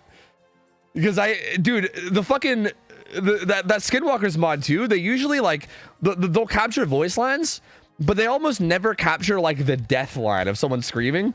So like I was expecting it just to be like creatures of the darkness, I do not fear you, and that it. I was not expecting the fucking scream of death. I fucking lost it, dude. I kept my cool though. I didn't die. FYI, I didn't die. I managed. I managed. Don't worry. But yeah, it's so good, dude. So good. That game has been so fucking fun, man. Anyway, here we go. Kegu Uwu, which I hate. I hate what he's done to his name. Absolutely despise it. But here we are. Corrupt Intervention this time around. Pop, Eruption, Jolt as well. Has a Boat Key and Mouthfinger Skull. Boat Key makes you teleport like 25% faster outside of Nightfall, which can be really good. Yeah, Luhu, I don't take it back. I don't take it back. God Palette used from Ace, which I don't hate. Just playing safe. I mean, maybe it seems like a little bit preemptive, but you know, honestly, I really don't hate it too much. Ace is gonna take this chase. He does lead it right to another gen though. So Survivor's gonna have to rotate away. We'll see how Kego can do here. So Kego needs a massive result here, by the way. Like, you need a huge result here. 4K2 to tie, 4K3 to win. 4K2 just to tie. So the Survivors, their win con here is just finishing 4 gens. If they finish 4 gens, they win. 3 gens is a tie, 4 gens is a win for them. So, again, insane result from the first game from Bad Tempers means that the win con here is pretty soft for the Survivors, and we'll see. As long as they don't let Kegu pop off super hard, they should be fine. That being said, like, even if the early game's a little tough, I mean, we saw the early game last game wasn't too good either, right? Like, they got 2 gens done by the time the first down came in, and then he still got a 4K2, so Dredge can really get kind of snowbally at any point in the match. It just really depends on how well the Survivors play around it, right? Ace gets found here again. This pallet's been... Actually, it's not been kicked. It's still here. Oh, but he mispositions a little bit there, and he's going to go down. So down goes Ace. That's going to be the first down coming in. Jolt triggers. They do pop a gen, though. Only 1 gen pop, though. Doesn't look like there's a lot of progress anywhere else at the moment.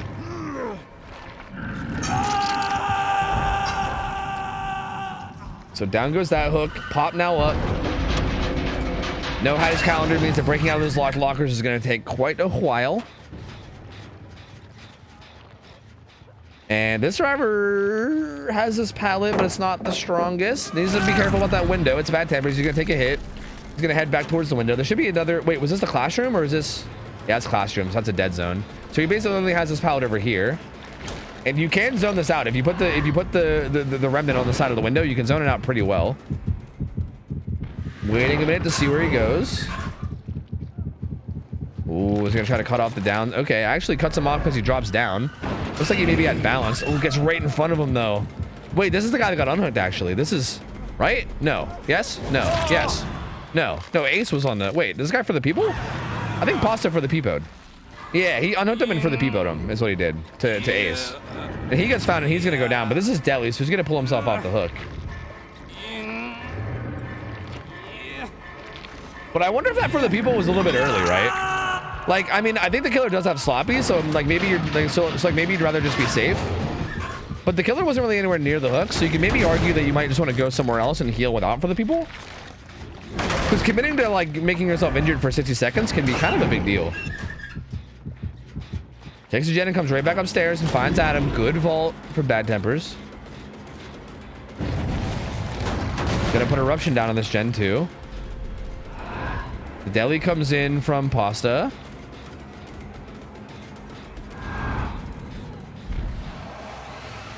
I don't think he meant to go baser there. I think that was a misclick. That's probably where he meant to go. And he does find Dwight here and Ace here. Sorry, not Ace, Jake here. Pasta also, I didn't even realize that Pasta was playing. Pasta, if I'm not mistaken, is a Kiwi. So, he's going to be playing with really, really high ping. And by Kiwi, I don't mean that he's like a bird. I also don't mean that he's a fruit. I mean that he is from the country of New Zealand. So his ping is going to be crazy high. And I'm imagining that's going to make a lot of this pretty hard. Like he's probably playing on like 200, 300 ping. So I don't know if Kegu knows that, but and this is kind of mean in a way, but Pasta right now is a really enticing tunnel target because first off he had Deli and second off he's on 300 ping, right? Like if you know both of those things, that becomes a really, really enticing tunnel target. And maybe that's made to take advantage of the ping, I don't know, but maybe you could just say that it's tactical, you know? Maybe that's just tactical. Maybe like Napoleon would tell you that studying your opponent is part of what makes you successful, you know?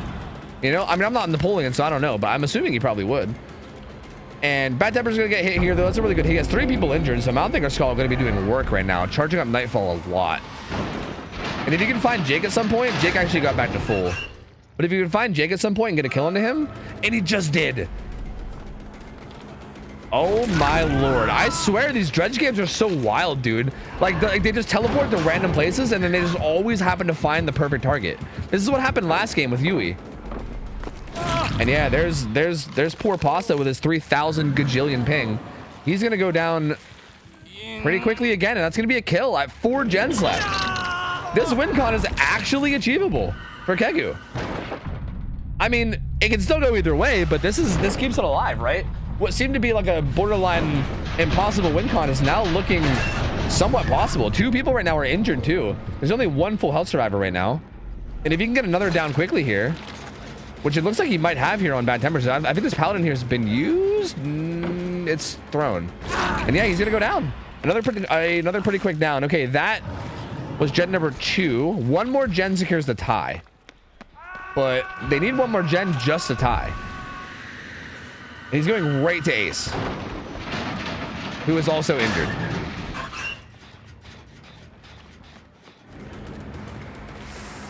Oh, almost hits that blind, but doesn't quite. Is going to get down on Ace.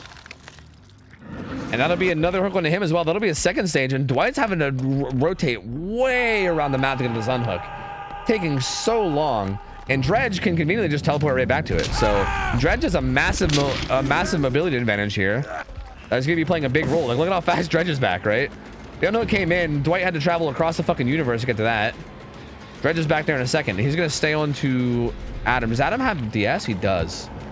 So this is a potential moment for the survivors to try to bring this back with Adam being able to buy a lot of time here. He has DS and Dead Hard. So this should be a good spot for them buying some time.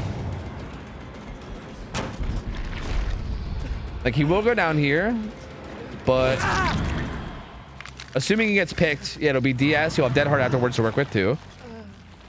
So they got that on hook. They might be able to reset. They might be able to go to hop on some gens. If they at least get 1 more gen and secure a tie at this point, I'm sure you can at least be happy with that. Win is still possible for them too.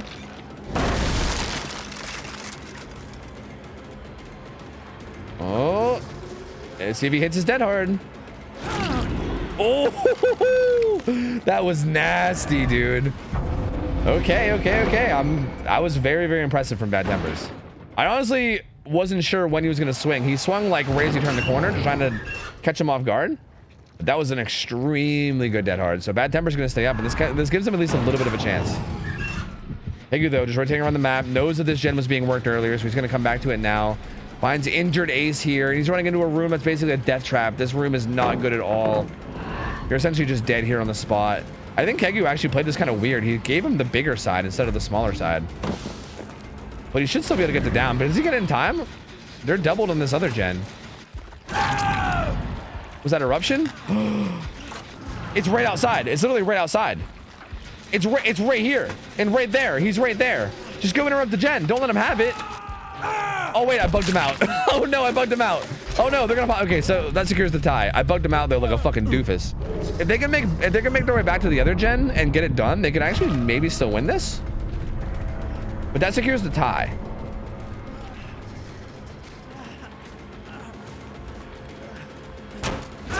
Oh, down comes in the Bad Tempers, though, pretty quickly. And I think he's just going to slug him, yeah. He should be checking on that one upstairs gen that had a bunch of progress, but he's not going to. I think this is going to be a tie. I actually can't believe this is going to end up being a tie. With that being a 4K2, I did not expect there to be another 4K2. That is crazy. But it's kind of looking like that's what this is going to be. I don't think there's not no way that the survivors can do this. But it's going to be really hard. Like, Juice has got to, like, sneak down and pick him up after he's fully recovered. And then they're gonna have to hope that the killer, like, overcommits to a chase. And whoever gets chased is going to have to play their chases, like, phenomenally. Multiple times. A lot of unlikely stuff needs to happen back to back to back to back in order for this to be a win for survivors. It is possible, but... Oh. Justa just trying to not get found.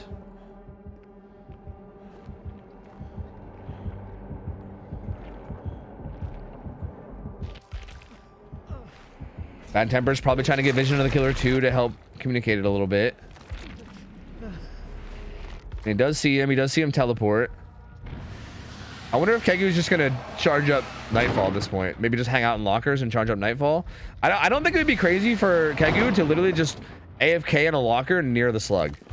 Like, go find the slug and then just hop in a locker like near him and then just sit in there. Cause if you just sit in a locker, it builds Nightfall slowly. So I feel like it wouldn't be crazy for him just to sit in a locker near the down survivor and wait for Nightfall, and then when Nightfall's up, teleport all around and then try to get killer instincts, right? That would not be a crazy thing to do, I think. Which, yeah, like right here. Like, I don't think it'd be crazy for him to hop in a locker either right there or in this hallway and then just kind of wait.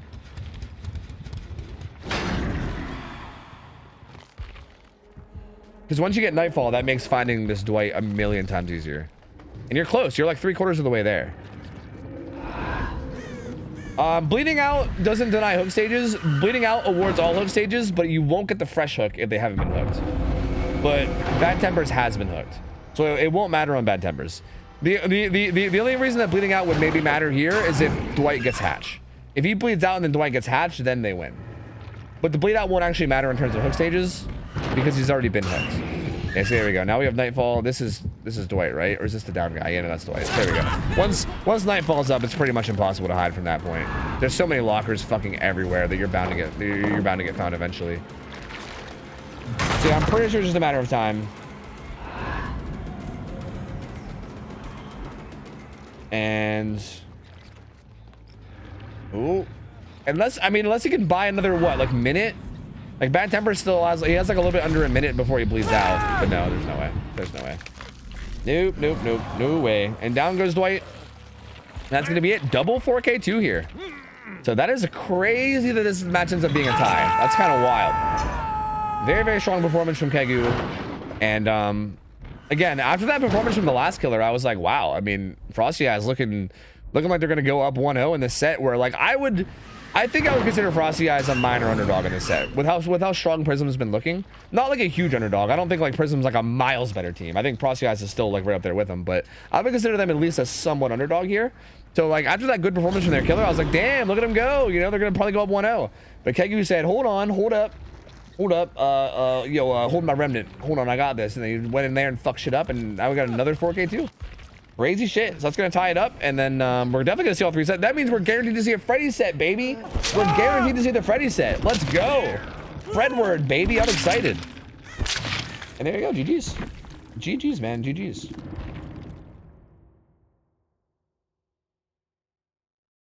Yeah, Steve, I think you got to keep in mind as well that like our rule set allows a lot of stuff that like most comp rule sets don't allow for this Dredge set. Like we allow like so many healing perks and so many crazy things on the survivor side, but like again, it also, I think like the skill levels of the teams play a role there too, right? Because again, I know like DVD League bounces around like fucking, you know, Elysium Eternal, you know, like level teams all the time, which is not the level of play that we're typically seeing here. But yeah, I mean, I feel like this does feel like a pretty strong result, all things considered. Regardless of like rule set or whatever, I think this feels like a pretty good one based on what I was expecting to see from these teams, I think. Was that a tie from the bleed out? It was, yes, it was. Yep.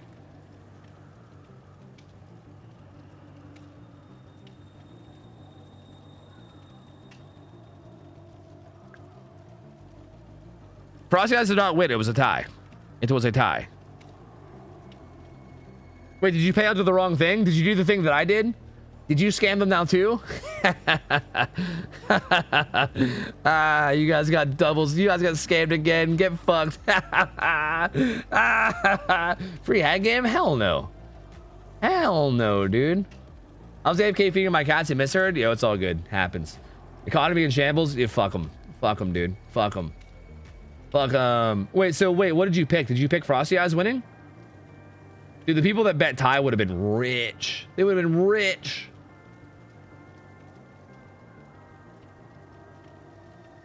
Yeah, hey, happens. Happens, man, happens. Are we keeping this lobby? Same lobby? I gotta play some ads. Let me get some ads out of the way real quick. But we're going into the next set, which is gonna be Billy. It's gonna be Billy up next. That's what they get for gambling, exactly. Yep. You should have been. You should have. You shouldn't be. You shouldn't be sinning and doing things like gambling. I'm guessing that means no.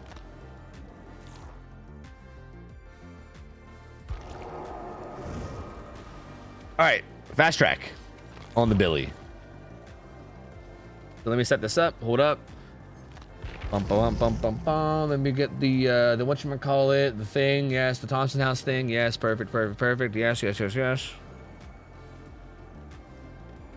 Are you proud of my Drussy gameplay? I am. I wasn't very proud of your name. I don't like what you did to your name in terms of altering it, but yeah, your Dredge gameplay, fucking 10 out of 10. Honestly, it made up for it. It made up for it. I could forgive the horrible name because of how good the gameplay was. You did great. You did fucking fantastic. So we won Dredge game. No, it was a tie. You guys both 4K2'd. It was a tie. It was a tie. The payout was just wrong. Jazzu just accidentally fucked up the payout, which, hey, it happens. Look, I've done the same thing before. It happens, all right? So, like, apologies. Jazzu already apologized. I'll apologize as well. But also, it happens. You know, it happens.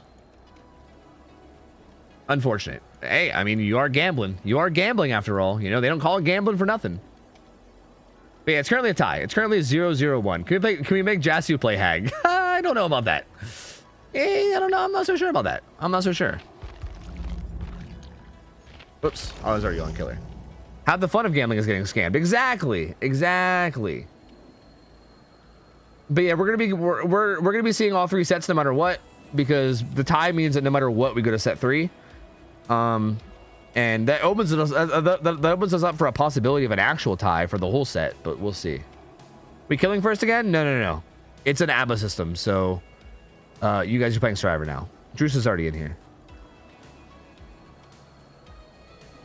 Yeah.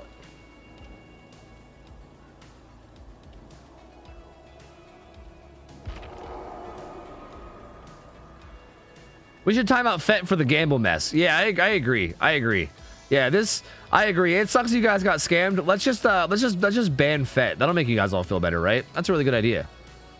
Let's just take it out on him. That'll make everybody feel better. Yeah, see, everyone agrees. Hell yeah. What a piece of shit stream this is. I agree, dude. I agree. Fett's finally talking some sense for once.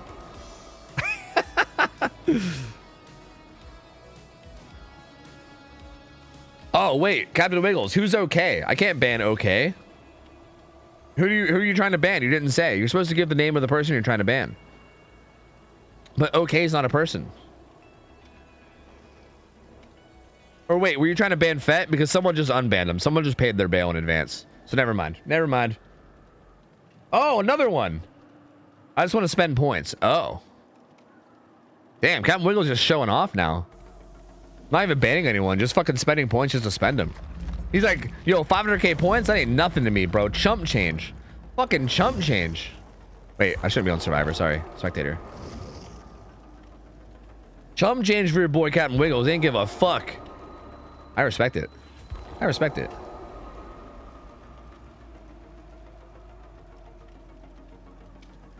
Have a flex redeem for 1 million? My lord, dude. I feel like I would only do that if we can like make an actual like alert play, because I feel like people would do that and I would just miss the redeem. I just wouldn't even see it. Yo, Prime, thanks for 11 months. I said, wow, that's crazy. My sub ran out during the ads. Did that actually happen? Thanks for 11, man. Thanks for the primer. How do you play properly? What, DBD? That's a hard question to answer, man. That's not really something I can just answer quickly. That's kind of a lot. How do you play properly?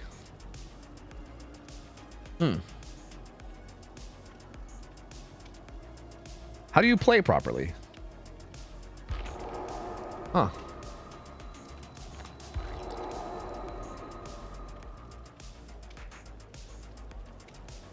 How do you play properly? LC tonight? I don't, probably not, but I don't know. I'm gonna say probably not, but I have no idea, dude. Like, look, if it gets to be like midnight and then my friends message me and go, hey, you want to play Lethal Company? I'm probably not gonna say no, you know? So we'll see. We don't have plans to play tonight, but Who knows, man? Who knows? Who knows?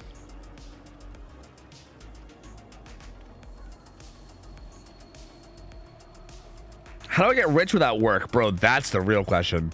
That's the real question. How do you just like randomly get rich so you can just coast the rest of the way through life? If you can answer that for me, we'll both be happy. Lottery? Yeah, no, that sounds like the opposite. That sounds like the way that you go broke. Like, I want something that actually works. I added a twerking mod to my lethal company and improved the experience tenfold. Yeah, I have the same one. Yeah. Yeah, I agree. Twerking does make the game better. You're right.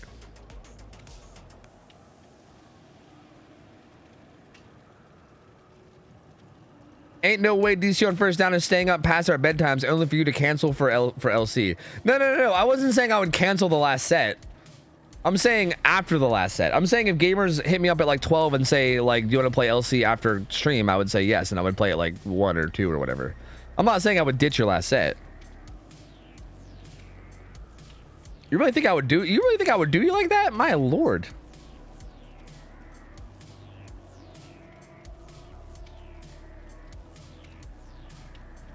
Please cancel for LC. I want sleep. Cole's already trying to get out of it, dude.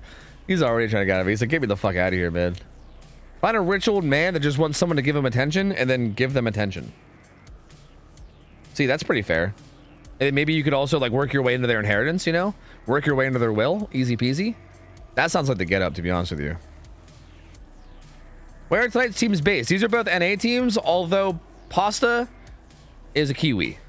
So he's from New Zealand and his ping is going to be crazy high. But other than that, everyone else is from NA. As a matter of fact, I think every team all night tonight is NA. I don't think we have any EU teams all night tonight. We sometimes have some EU matchups, but I don't think we had any tonight. I'm pretty sure every team today is NA. Yeah, they all are. Every team today is based out of NA.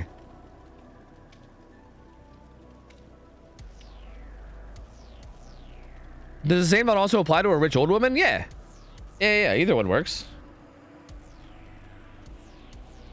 Okay, better question. What's a better character to start leveling up? Not pay to win. On the survivor side, your best bet to start off with is probably either Meg or Claudette. On the killer side, if you don't have any, if you haven't like gotten anybody unlocked, I don't even know, man. I would probably play Wraith to start, but like leveling up, who fucking knows? Pretty much all the starter killers have shit perks, so who knows, man. I would try to save up enough eerie shards to buy either Clown or Plague, and then level them up first. Like once you get at 9k eerie shards or whatever it costs, I would buy either Clown or Plague and then go after them.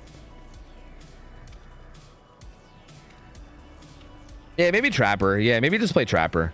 Yeah, Trapper has Brutal and Agi, which are both okay. And he's a pretty simple killer too. So yeah, maybe Trappers probably you should start with.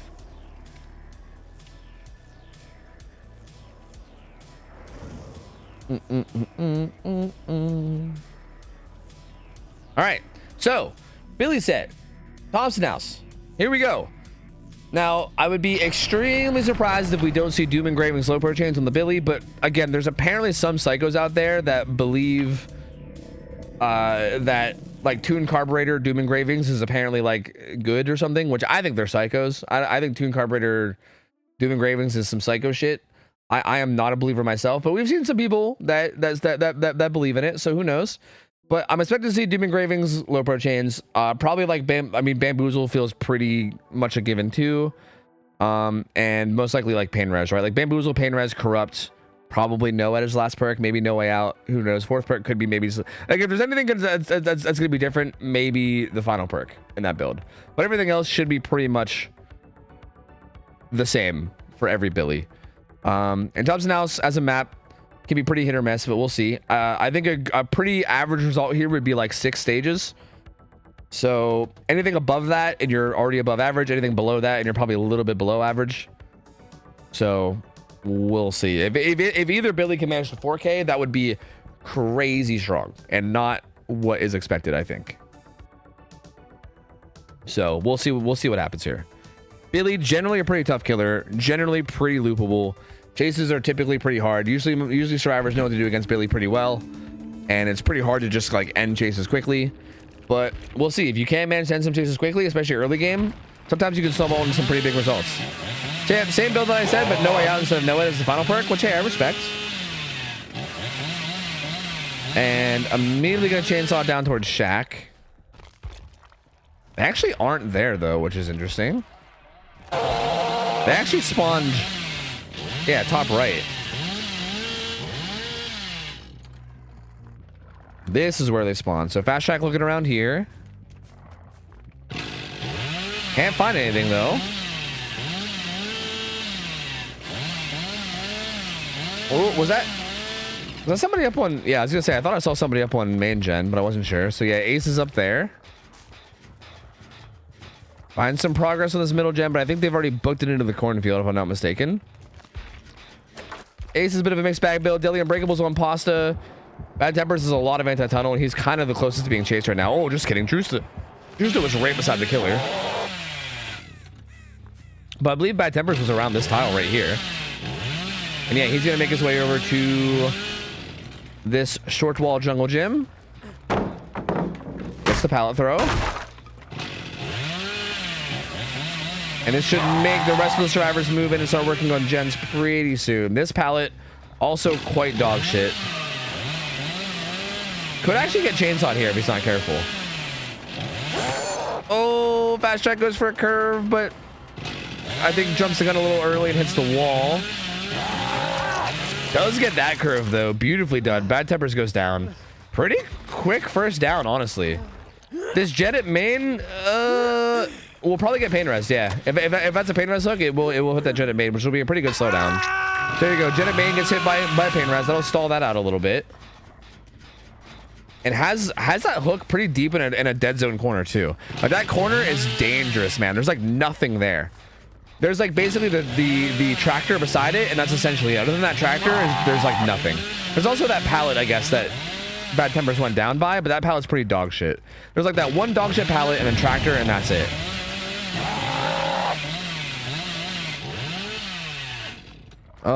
Comes back, finds Bad Tempers off the hook.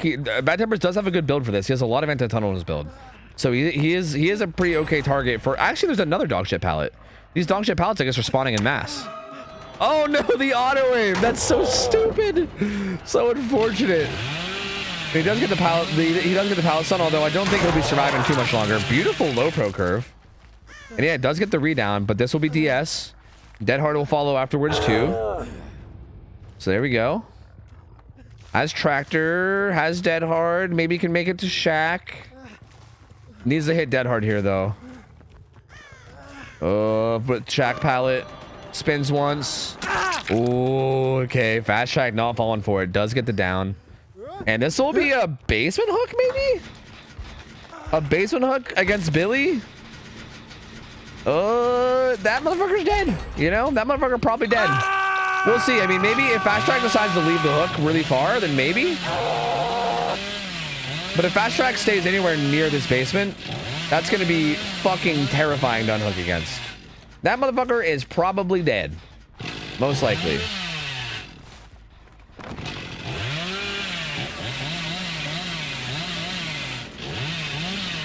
Gonna take this hit. All right. Kinship activated, but actually Ace is just gonna go ahead and grab his unhook. This is scary though. The Billy is back. Oh, once the Atom doesn't get him before the bar time, so he will be able to get out of that. Third gen pops, but if Atom goes down relatively quickly here, Bamboozle on the window. He does have God Pallet he can use, but he has to watch out for low pro too. Oh, I was gonna say if Fast Track could even low pro through that pallet and then just chainsaw to this doorway and kind of body block him and like zone him backwards, that could have been big. But I think Fast Track instead went for the big curve after the fact and ended up missing it. So I think that was actually a little bit of a misplay there. I think if you just chainsaw straight through and then try to claim the doorway, he basically just dies after that. Like I think you use that to zone instead of going for a big curve, because now Fast Track has this pallet that is pretty okay, and he's buying some more time here. And if he just buys enough time for him to pop one more gen and get the next one close, that's going to be huge, which is already happening. Yeah, they're already kind of getting there. Whereas he could have been dead already. So, and Bad Tempers is doing such a good job in this chase now. Played that pallet phenomenally. Won that 50-50 on that window multiple times. Is now going back to basement to die. Buying as much time as he can. Going back to this back corner. Jumping in a locker. So yeah, they popped the 4th gen. The 5th gen is currently being worked by Ace. And it's at about 60. This will be interruptible, but the problem here is that if you don't like, and there's still 3 pain reses available, right? But like if you don't get a pain res before that gen pops, then it's pointless, right? So this is kind of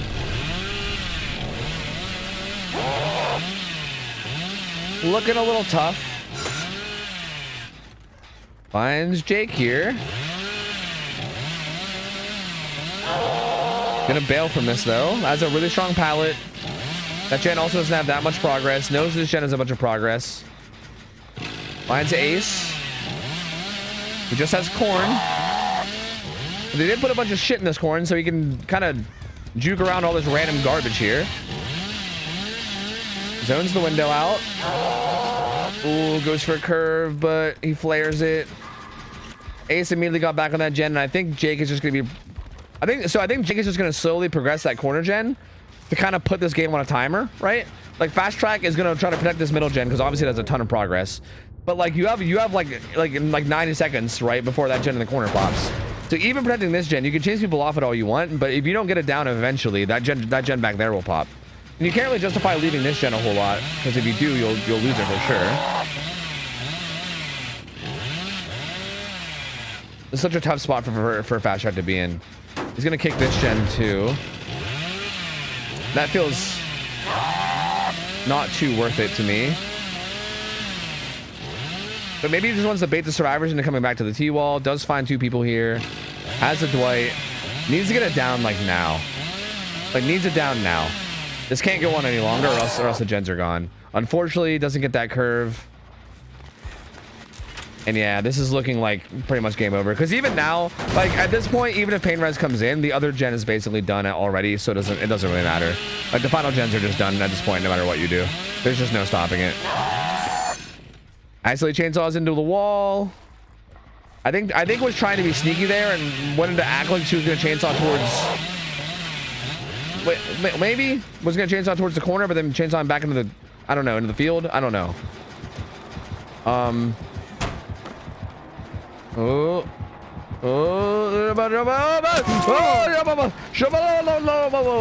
Gets hit there.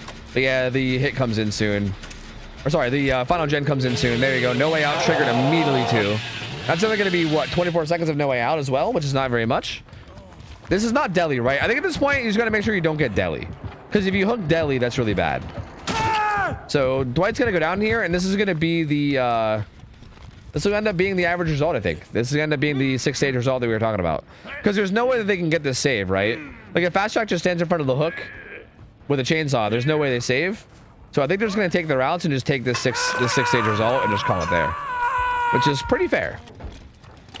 Unless, see, this is the greed here. It's obviously super risky, right?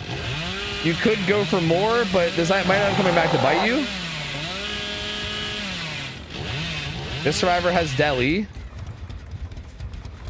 because now the option is there to unhook, and they are going to take that option. It looks like. So yeah, this is extremely risky because now you might end up losing even that 6-stage. You might end up getting 4-stage, right? Gate opens by Shaq.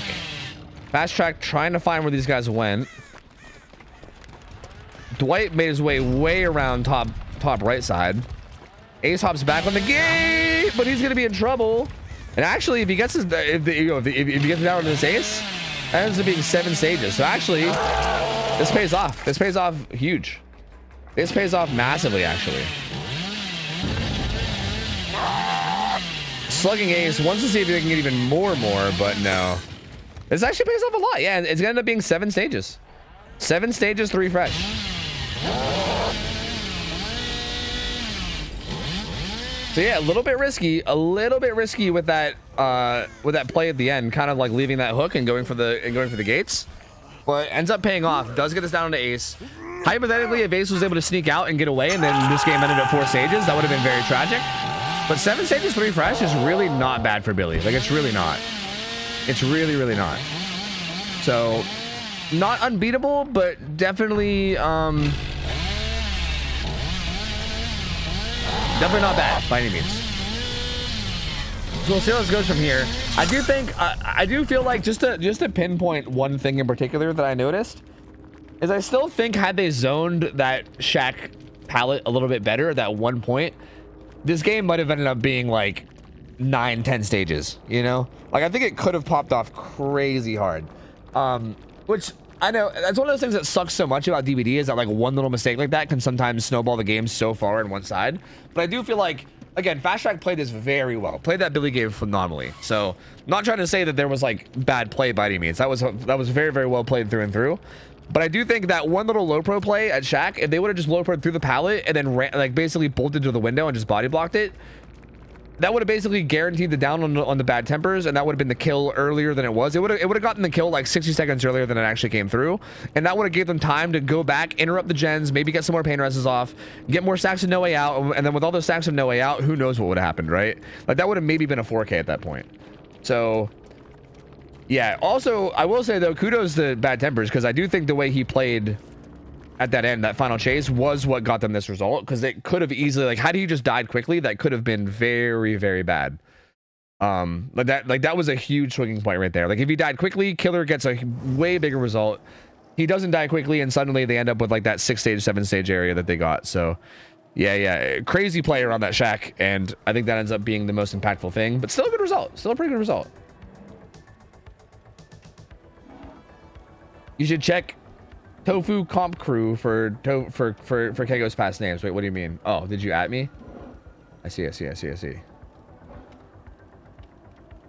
Kegu Woo, Bussy Police, Twinkerbell, Gay greater than straight. Hey, that's fair. Queef Latifa, that's great. The little queer that could. Nice. Twinks are us. Amazing. Submission by choice. Sorry, submissive by choice. Hey, you know? Fair. Daddy's favorite. Hey, you know? Hey, I respect it.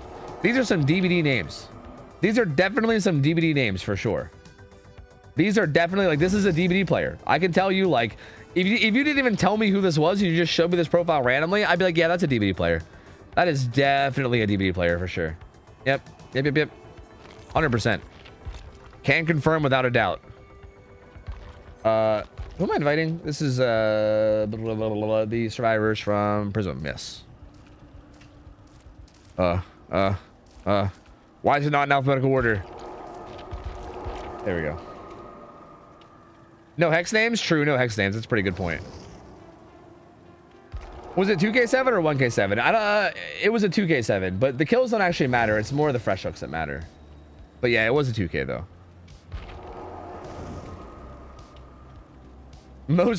Honestly, that is probably the most normal set of DVD names. True. True.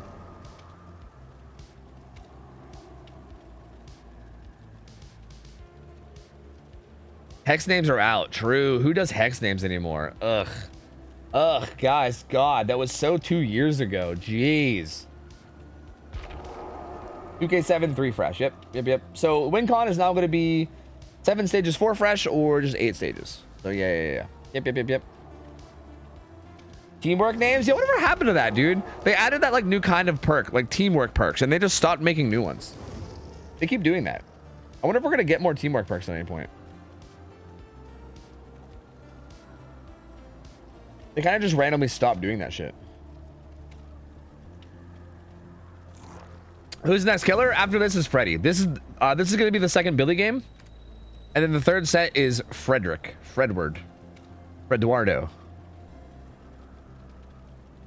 Thing is, what are things can they even do with the teamwork theme perk now? That's a pretty good point. Yeah. Like, it feels like one of those very limited things. That's kind of how I feel about boons too, right? Like, it feels like there's only so many things you can do with them before you're just getting into shit that's like wildly OP. But I'm sure there's probably something. If they really use their noggin, they could probably come up with something, I would assume. What's the killer poll this stream? Dredge, Billy, Freddy, Singularity, Slinger. We're done with Dredge for the whole night though. We're definitely not gonna see any more Dredge, and this is gonna be the last Billy game of the whole night too, no matter what. And then we're gonna see Freddy, and then we're guaranteed to see Slinger and Singularity, and we might see even one more Freddy. So, yeah. Basically, for the rest of the night, we're seeing Billy, Freddy, Singularity, Slinger, and then maybe another Freddy. No more Dredge, though. For the rest of the night, at least. Is it just me, or is Chucky OP right now? I wouldn't say Chucky's OP right now. As a matter of fact, I'd say Chucky was kind of OP. And if anything, they kind of made him... I wouldn't call him shit now, but... They made him, like, OP in the 1v1, but kind of boring as fuck. And I would say they nerfed him enough that he's, like, feels weak in the general 4v1. Like, you have to play so safe now, it feels like. Like, it feels like you can't go for, like, fun, like, risky plays. You have to just, like... get close enough that you can scamper and get a free hit, and then you scamper and get a free hit, and then you gotta close the distance and get close enough that you can do it again, and then you do it again, and then blah blah blah blah blah blah blah. And it's so fucking boring. You basically just wait for your power to be up cooldown and then get free hits. But yeah, I wouldn't call him OP. I definitely think he's annoying to play against because he's oppressive in chase. Yeah. The DBD team claims that solo queue people don't ever wish to work with each other, but I doubt they'd be interested in teamwork perks. True, that's a good point. That's a very good point. Although I think you're maybe taking... I know you're probably memeing, but I think people take answers that they do from stuff like AMAs like that and go real hard with them. Because I don't know, you know, I don't know if I agree with all that, but for the sake of the meme, I'll say, yeah, you're right. You're right. What did they change on Chucky? You can't 180 flick anymore. His flicks are very, very locked down to 90 degrees only.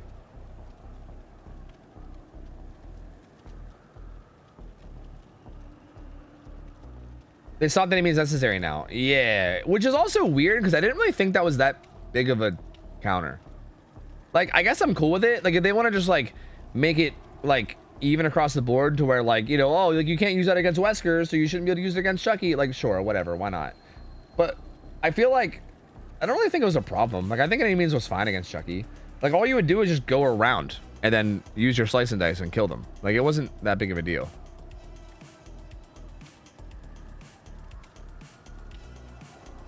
I don't know, except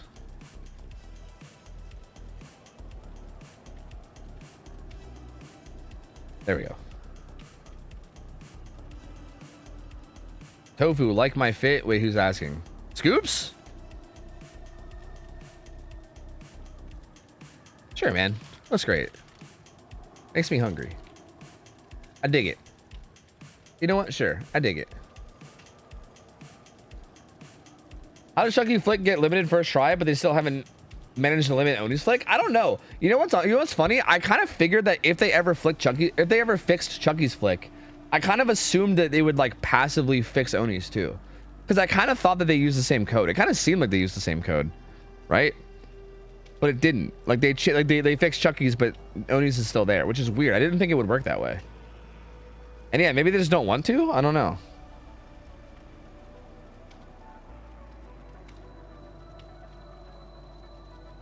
Yeah, you might be right, Brownie. I don't know. Yeah. I mean, no one really complains about Oni's 180. Or not nobody, but it's not like as globally complained about, I guess.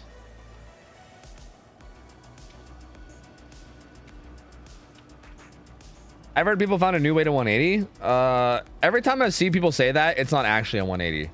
I think people are just realizing that like you kind of can do like a not a 180, it's like a 90 plus a 45. What that, a 135? You can do like a 135 flick kind of, because during the dash as Chucky you can turn either direction like 45 degrees. So if you kind of like aim up your initial dash in the right direction, you can kind of like turn 45 degrees mid dash and then also do like a 90 afterwards, and it's like close enough.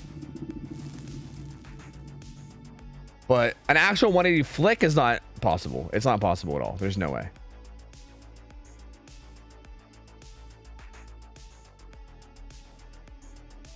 Yeah, pre-tune your dash and then do a 90. Exactly. Yeah. That's pretty much the only way you can do it. There's no actual like from the direction you're looking when you release the flick, then doing a 180. Like that's not possible. Like the most you can do there is a 90, but you can kind of position yourself in a way where you can still make the 90 do effectively what a 180 would do, I guess. But it requires like a lot of like positioning and setup basically. And also requires you to be like a certain amount of distance close to the survivor. Anyway, we'll get back to that later. Bad Temper's here. Rancor. That's interesting. Rancor, Noed, Bamboozle, no slowdown at all.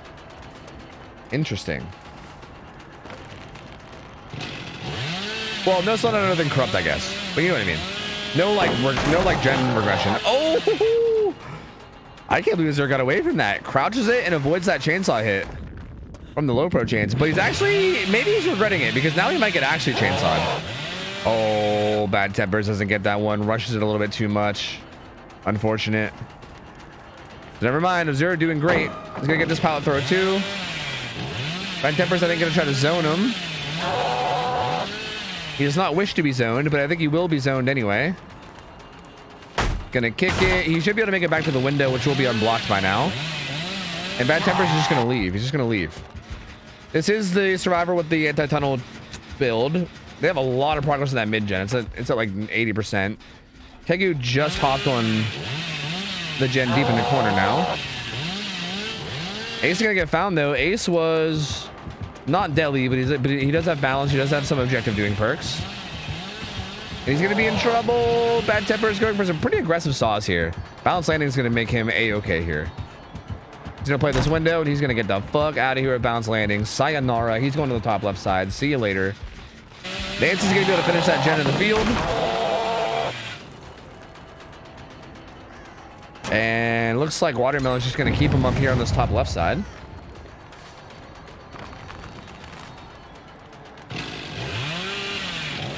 Oh.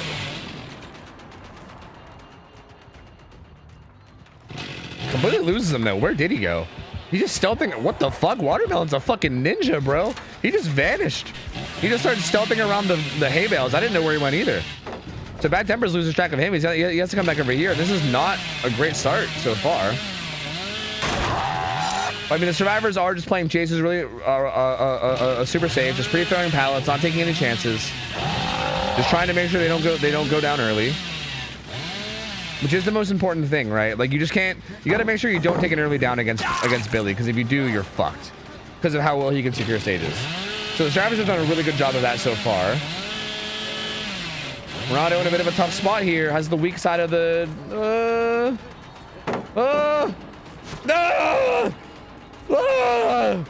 Bamboozles through, but I don't think he gets his hit in time. Yeah, he will be able to make this pallet. So Kegu actually doing fine. Doing fine on this pallet so far. And Bad Tempers got to kick this. 2 gens pop. This 3rd gen in the corner has a lot of progress too. So 2 gens done, close to 3 gens being done. And I think Kegu will be... Oh, well, actually, what is this? Oh, there's a pallet here. Oh, swings a little preemptively. The edge of that wall was a little bit bigger than I think Bad Tempers initially thought. I think he thought it was like one of those tight walls, kind of like on Azerov's, but not quite. Doesn't quite get that curve onto the stairs either. Oh no! Steve hops back on that gen. They're gonna get 4 gens done soon. It's gonna be 4 gens done very, very soon. Oh, low through the door. But yeah, 4 gens done, and the first down is just coming in now. That being said, he does have Rancor and Noed. So like that being said, even though this is the first down coming in, weirdly enough, this is still not even like over, hypothetically, right? Like it's definitely looking good for the survivors, but there's still a world where you can pull this off, especially based on this build, right? Like you down the obsession and more of them immediately. Like it's gonna be really up to Azure to make sure he plays safe when the final gen pops. Like they should definitely be aware that Rancor exists, right? Because every time a gen has popped, Azure should be seeing the aura of Bad Tempers, which should tell them that Rancor's in play, right? They should be aware of it.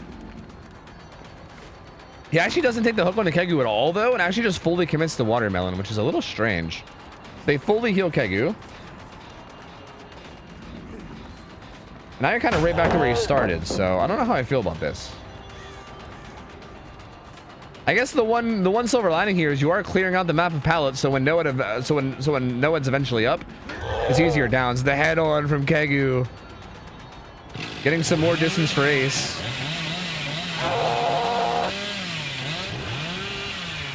What is the plan here, though? The Janet Shack is like at 70-80%. There's no pallet here, so Watermelon is going to go down. Down he goes. This gen's going to pop soon. It's at like 90. He's going to get this hook, and then the gen pops, and then what? Again, Azor will be one shot and more able. But there's a gate right here. And Billy's heading over. Are you going to pre-stealth, or are you just going to let him do it to you? Wait, he didn't even... Wait, he stopped short. Oh, he didn't actually go over there. Maybe this is Giga Brain and Azor expects... Because I think Bad Tempers maybe is expecting Azor to stealth. So I think he's like looking here, expecting him to maybe be hiding here. Is this like one of those Giga Brain fucking mind games where like you think I'm gonna stealth so I don't stealth and they leave? Yeah, they just leave and take it. That's gonna be 6 stages, which is not enough. Not enough to take the win. It's gonna be 6 stages, 2 fresh, and that's it. So not enough to take the win. And hey, that greed from Fast Track last game actually ends up being like really important.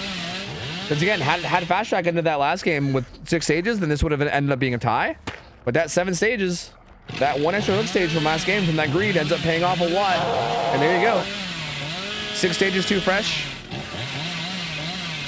And very well played from Prism here. I mean, the fact that Bad Tempers couldn't even get a down until four gens were done, it was massive. Like, they were playing their chases really well, just playing super safe. Doing gens very efficiently. It just made it really hard for them to get anything going. And I really feel like Rancor was like the only hope for making this happen, honestly. Like you down the Obsession, Morium, and then maybe find someone else. I'm a little confused as to why he didn't take the initial down he got into Kegu though. That's like the only thing I'm kind of confused about. Because I feel like based on the win con here, I feel like that's what you probably do, right? You hook Kegu, and then that way you have that 1 extra hook stage. Like for instance, right now, if there was an extra hook at the start, then you end up at 7 stages. Like going into the end game with just 1 hook just ended up making that feel kind of impossible, you know? But yeah, there you go. That's gonna be 101 for Prism. So now Frosty Eyes can no longer win the best of 3. They can only tie. Is how it works now. So now we're basically playing for the tie in the 3rd set. So Prism is currently up 1-0-1. So if they lose this set, it'll be a 1-1-1, which will be a flat tie in the best of 3. So yeah, Prism can't lose, they can only tie, and then Frosty Eyes can't win, they can only tie. So we'll see. We will see. It's Kegu Woo. No, it's not. It's Kegu. Nope. The W is actually silent at the end of it. Yeah. It's silent. It's silent at the end. Guys, please, I know better. Come on. I know how to pronounce it, okay? It's silent. How do you get involved in something like this as a killer? Well, you need to have a team. If you don't have a team, though, and you're interested in joining a team, well, boy, do I have the form for you. The solo queue form. There you go. Matty Ark already added you and then did the command. But we have a solo queue form. You can fill that out. And if enough people fill that out, we basically just like throw you into a team with other people that filled out that form. So that's probably your best bet. If you don't already have like connections, like if you don't have either a group of friends to play with, or B, like connections to a team that already exists that might pick you up, then that's probably your best bet, is to fill out the solo queue form and then get thrown together with a team. Because again, that'll help you at least get your foot in the door, right?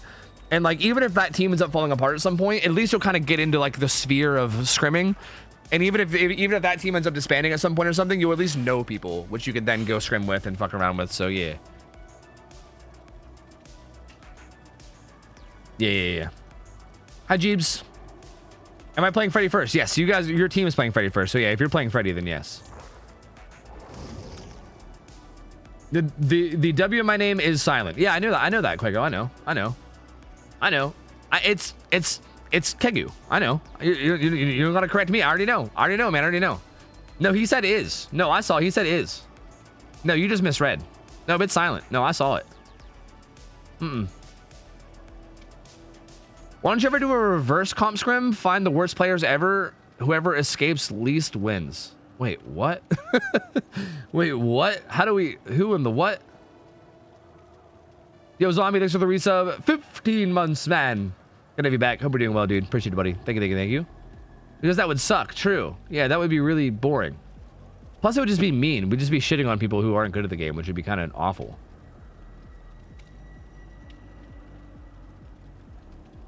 Golf rules? Yeah, golf rules. That's right. Lowest score wins. Easy peasy. Let me change the map layout. This is going to be Fredward on Cool Tower.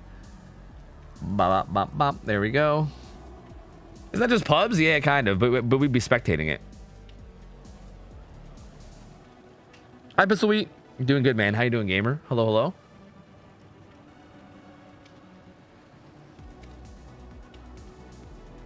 Always want to get into a tourney or something similar to this, but didn't know where to start. Yeah, that's probably the best way to do it. Like, fill out the solo queue form. try to get thrown into a team with somebody. Hypothetically, if you wanted to, like, if you really wanted to take, like the initiative and not like wait for the solo queue form, even, you could hypothetically volunteer to scrim people.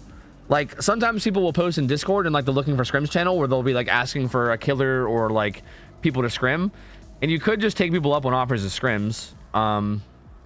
Although I don't know, like some teams might not want to scrim you if you don't have like experience already, because it might not be good practice, but you can like just ask them, you know what I mean? You can be like, hey, I don't have a lot of experience, but I want to get into it. Is it fine if you scrim me? And they'll just be honest with you. And then as long as you're cool with them saying no, you know, but you can probably find games that way too, right? And that could also kind of help you get your foot in the door in terms of like the general gameplay and maybe introduce you to some people. I mean, hell, maybe if you play well, maybe a team would want to sign you onto their team, you know, you never know. If you really want to take initiative, that's a way to do it too. No, I already talked about the sign up, Shay. Okay, but you should sign up too. Okay, you should also use the solo queue form. I got you, Shay. Okay, you should also use the solo queue form too. Okay, you should do. But I'm saying if you want to go above and beyond that, even solo queue form is a given. All right, you do that no matter what. Yeah. Oh yeah, I did pistol weed. Oh yeah, wait, is that wait? Is that thing still available? That's what I should have did to fill time. I forgot about that. Is that survey still available? I forgot about that. On the day I took off, they like released some like player feedback survey where they like talked about a bunch of game modes or some shit. I forgot about that. Is that survey still up? Because I can just do it maybe in between sets or something. It's only been like a day or two. Yeah, how do I find it? It's probably on like their Twitter or some shit, right? Yeah, I kind of want to do that survey. Apparently there was a bunch of like really hype shit in there that I didn't see because I didn't do it. Yeah, player satisfaction survey. Yeah. Yeah, Rocco. Yeah, Rocco. Doot. Oh, that's right. I started to fill it out. Oh yeah, that's right. I started to fill it out and then I stopped. I think I was filling it out on the side while I was doing something else, and I got to this part. Here. Let me show you. I got to this part where it was actually making me type stuff, and I was like, I don't have time for this, so I just gave up on it. I think I did it like on the side while I was playing lethal or something. Like I think I like died in lethal, and I was like, all right, I'll like fill this out on the side. So I like filled out all these things where you like just punch in a button. But like the second it started asking me to type, like it started asking me to type shit, and I was like, typing, that's way too much work. So I just stopped. But yeah, I did everything up to this. All this was like, how was your matchmaking experience? How did you like the Chucky chapter? That's basically all it was. Which I did have some stuff to say about this. I guess I'll type there, but I think I'll do the rest of the survey, maybe in between games or something. Because I'm curious to see what they said about the other game modes and shit. That's kind of cool. Survey was interesting. I love the tag mode idea. Yeah. See, I'm gonna wait until I see it because I don't know. Bonus of the solo queue form is you get to talk to me, and I'm the coolest. Are you the coolest? And if teams don't work out, I'll do my best to replace gamers. Hey, there you go. Perfect. And again, some of our like I think we've had a lot of really good teams come out of solo queue form. I mean, DC on first down, the team that you guys are going to see in the last set, that's a team that came out of the solo queue 4 team. Like they all met each other on the solo queue 4. Well, it's not the same team as before, but it's like I mean, quite a few of them are the same, and they were a team that was formed from the solo queue form, and they're like one of our better teams in scrims now. Like they're very good. They're fucking crack gamers, and they came from the solo queue form a long time ago. Like that shit works, man. That shit works. Yeah, I think it's just you and Pryon now, right? Yeah, because I think Toaster don't play no more. Anyway, Bad Temper's here. No Noed or late game oh, no, actually, he does have No Way Out. Never mind. We actually didn't go with... That's interesting they went with No Way Out instead of Noed on Freddy. That's interesting. But Pot Pain Res, no Sloppy, no Chase perks like Bamboozle or Brutal. This goes for double regression. Setting snares up everywhere. Has double Ultra add-ons too.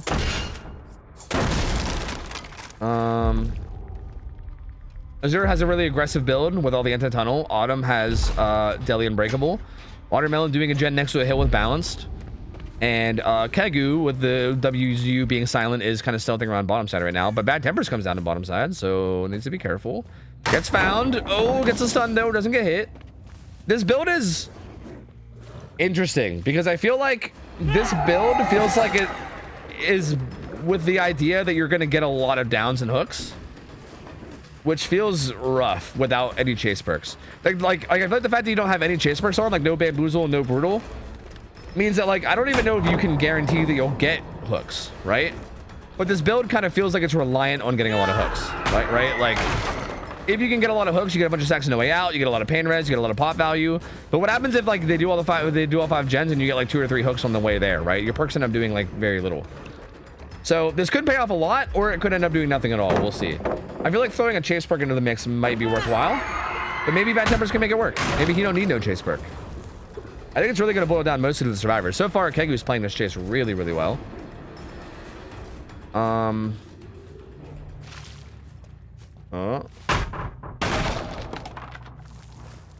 Just bails back down to this bottom side to look around. There's nothing here. So yeah, so far, no damage. Just a couple pallet breaks. They did pop 1 gen so far. Was it that gen that Watermelon was doing? Was that the one that popped? Yeah, I think so. He moves his way over to main building gen now, which is pretty safe for him to do with balanced. Azur is going to get spotted.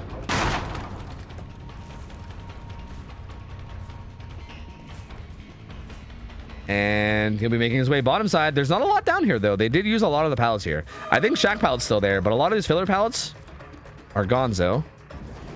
And even like the mace tile one at 5. I think mace tile at 5 has been used too.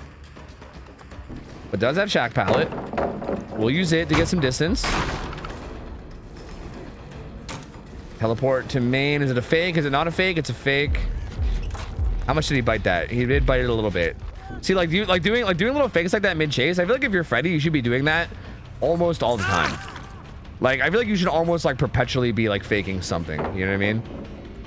Just because why not? So yeah, there we go. Bad Temper's kind of doing the same thing. Sets a snare on the other side of the pallet. But Azur doesn't even bother staying. He's just making his way back towards Shack. Vault in from Bad Tempers. This will probably be a death for Azur. He's just gonna go edge map to die, I think. Yeah, he's just gonna break off and go edge map. And there you go. He's gonna die. But how much gen progress do they have for this, right? Probably a lot, if I had to guess. Gen at main's almost done. This gen over here is also almost done.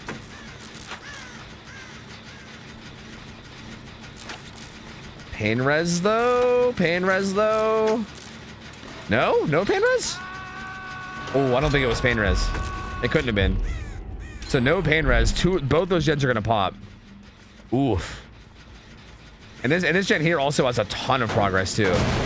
It's gonna get kicked by pop, so it's gonna regress a bit, but a lot of gen progress coming out. There's still kind of like a scuffed 3 gen bottom side, but I would say an extremely scuffed 3 gen. Autumn's gonna grab that unhook pretty quickly. That's Deli gonna be activated on Autumn. Kegu's here as well. Pallet's still up though. Kegu will vault into the snare and then run away.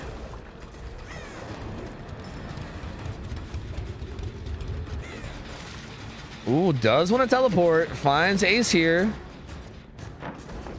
But these two maze tiles back to back here at like 2 and 3 are pretty fucking dirty. This is a dirty little setup. Especially with the window facing this maze tile. That's so good. That's so good. Ace gonna run towards the pallet that doesn't exist. Bad Tempers will get a... I honestly thought he might have swung too early, but apparently not. Gets a hit on him and he immediately gets slowed down with the snare too. So kind of perfect timing. Snares the window. I believe Watermelon will just loop around and try to go to pallet, which I think he should make. And again, this is gonna be spicy considering there's not like late game, there's only no way out, right? Which is not like crazy. Wait, no way you get it. Oh, she had a flashlight. I thought maybe she was gonna go for a flashlight play, which I think she could have got. I think he faced the window when he picked up, but nope, just gonna wait for the hook and then get done hook with borrowed time. I think pain res does come in.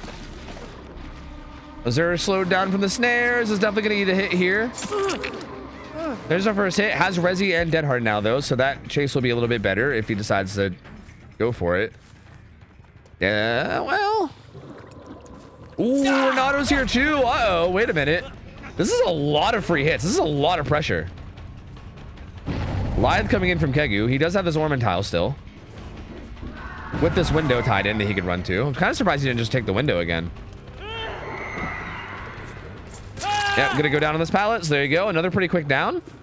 This will be another fresh, right? Another fresh hook. So yeah, another pain res coming in.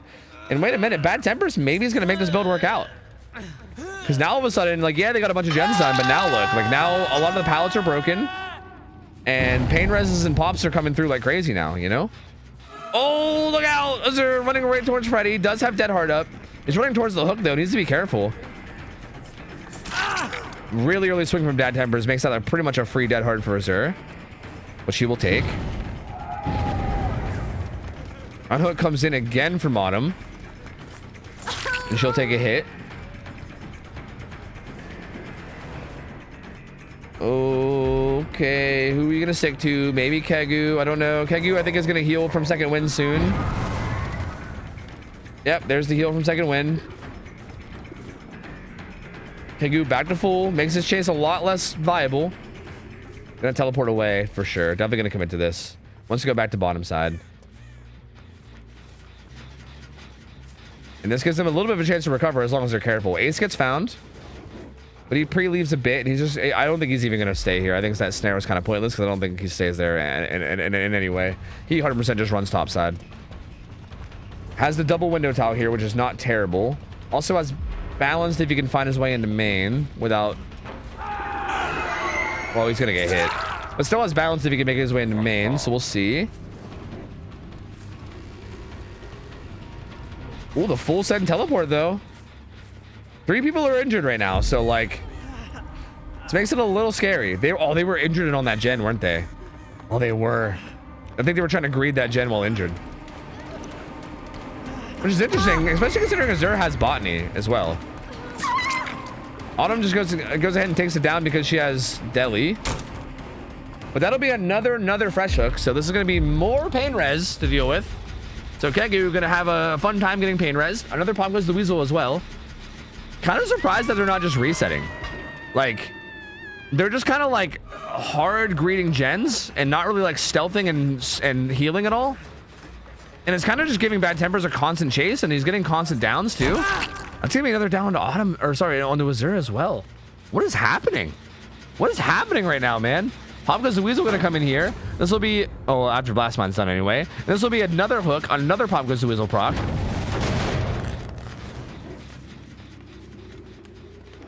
Making the teleport to that gen to keep him off of it, at least temporarily. It does have a lot of progress though. It feels like they're just like hella greeting gens and not really like taking the time to reset. And I don't know why. Especially considering the fact that like the map is so barren and they've used so many of the pallets that like I feel like staying injured so it seems like such a bad idea right now. Like you can't even take advantage of the fact that like if you're full health, you can at least take advantage of the fact that like holding M1's insanely OP. And you can just eat a hit and then hold M1 and then buy so much time just by doing that, right? But like they're not even really doing that because they're just staying injured and they're just getting free downs. Kegu back to full now. Watermelon back to full now. Now they're healing up. Now I think they've learned a lesson now. Autumn is still broken thanks to Deli, but that's going to be going away very soon. Pretty much right around the time that she falls asleep. I think at the exact same time actually. But Bad Temper's in a really good spot all of a sudden. Like how did this happen? I don't know. All of a sudden in a great spot. I'm pretty sure Kegu is the final pain res, by the way, because that was the first down that came in that wasn't. So yeah, final pain res is going to be on Renato. I can't believe he's giving this much room for the hook here. I can't believe he's getting that much room. They're actually not going to get the unhook, but they gave so much room for it. They could have sneaked in and grabbed that unhook. That was a little scary, honestly. I feel like surprised he didn't just hard camp it and like stay really close. But yeah, with one dead, there's still kind of a 3-gen bottom side. There's still a potential pain res, some pop. Finds it onto Renato, who was trying to sneak this gen at 1. Oh, has this pallet you can use for distance, and he will. That'll give him main window with a lot of distance, so that'll make it kind of a-okay. He also has live. He actually doesn't take the window because I think he wants to keep his live up. So he's just going to loop around the outside, which is smart. Finds Ace at this gen that's at like 3, 4, maybe 4, whatever. 4, 3, 4. That's 4.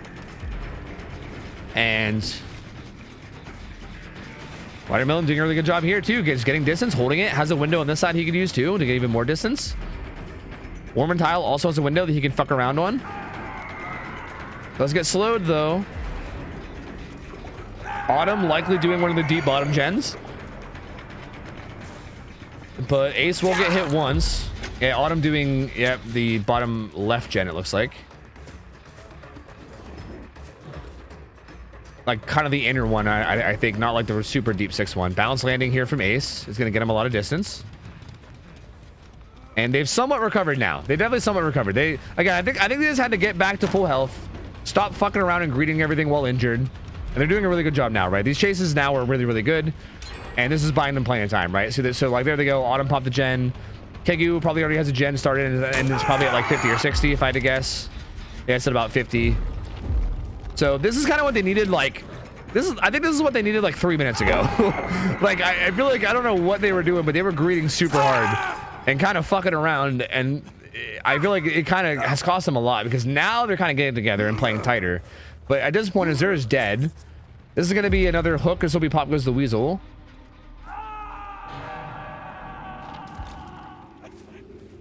Oh, the teleport. Oh, right on top of Autumn, but Sprint Burst gets her away. Not a whole lot of progress in this gen. He's got to know that there's a gen with a lot of progress, right? So if it's not this one, it's got to be one of the other ones. Like you have to have a pretty good idea about it. You would think. Like there's no way that that's all the gen progress they have with that chase that you had from Watery, right? So I wouldn't be surprised if he teleports back to the 1 gen whenever it's off cooldown to try to take advantage of Pop. I think that would probably be the smart play. Like maybe just try to get 1 tag here onto Autumn and then teleport to 1 to get Pop value. Would be, I think, a good play. There's the hit. Actually, I think Pop's not even gonna be on cooldown anymore. I think it's gonna be off cooldown. So actually, you can't even really do that anymore either. Ooh, oh, actually, it's such a good double back there, but swings early. Oh no, is this pallet still up? I don't think it is, right? Apparently not, because Autumn's just going to the corner. And they're going to be doubling 1, and they're going to finish this. But force action no way out here is actually going to matter so much. This is where, like, I was like, oh, no way out over no it on Freddy? That's wild. Why would you ever do that? But this is a situation where no way out actually does feel better, I think. I think no way out unironically feels like, I think no it here would be worse, because they can just both split, do a gate, and then one of them can get out. I think this gives them a more realistic chance at maybe holding down a 4K. They just popped it. So that's going to be 60 seconds of the gens being blocked. Conveniently, a hook stage is 60 seconds. How convenient. So if he really wanted to, he could... how's he want to play this, though? Like, you could just stand in front of the hook and basically, like, force a kill / force, like, a lot of health states out of a trade. But then you end up just having them split gates, and then one of them gets out and one of them doesn't, probably.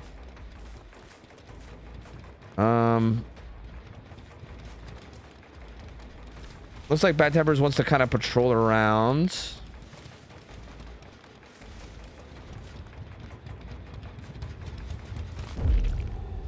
They're both just kind of stealthing, though, and waiting for the gates to be unblocked. Autumn is definitely dead. Autumn is surely dead. So Watermelon here is worth less than Kegu. So if you have a choice, you definitely want to chase Renato if you find them over Ace. But either one would be fine, I'm sure. Does see Ace here. Ace has balance, so this hill is not too bad for him. He's gonna bounce landing away. He's gonna head over towards this ornament tile. Actually, might stop and play this pallet. Gates being opened. Has wake up too. They actually might be able to get this gate open and get Ace there. Because he's gonna curve around the back of this, and they might be able to get this open and then also take a hit. So yeah, I think they're all gonna get out. I take it back. No, it would have been better. I take it back. No, it actually would have been better. I lied. Oh no, black box. That's right. Black box exists. Oh yeah, that's right. Oh no, dude. I think Renato is still getting out, though. Renato is still getting out, but Watermelon will die. Oh no, dude. Actually disgusting black box value there. That's so wild. I completely forgot about it. I'll be honest, I completely forgot about it too. I completely forgot that it even existed. Damn, dude. Brutal. So there you go. 10 stages. 10 stages for fresh for Bad Tempers on the Freddy, which is a phenomenal Freddy result. Like, that is an extremely good Freddy result there for Bad Tempers. So that, I feel like that's putting Frosty Eyes in a pretty good position to tie this up. Again, they can't win, unfortunately. Like, no matter what, even if they win this Freddy set, it ends up it ends up just coming out to a tie. So we can't, like, there's really no way for them to win this best of 3. But if they win this Freddy set, then they tie it up and they at least don't lose this best of 3. So, man, we'll see. We'll see how this goes. Now the killer from Prism has to beat 10 stages on Freddy. They got to get, like, what is basically a 4K on Freddy. which is very, very difficult. I mean, Freddy is not a very strong killer, so that is a very, very difficult task. Is the fact that they didn't have inner healing and counter force. That's the reason they didn't get a lot of hook stages. Yeah, you're right. You're right. True. Or sorry, the reason that they got a lot of hook stages. You're right. If they had counter force inner healing, that game would have been easy peasy. You're right. Z-Slasher. You have this all figured out, bro. You have this down to a science. Like, honestly, you should be teaching the school of Freddy counterplay.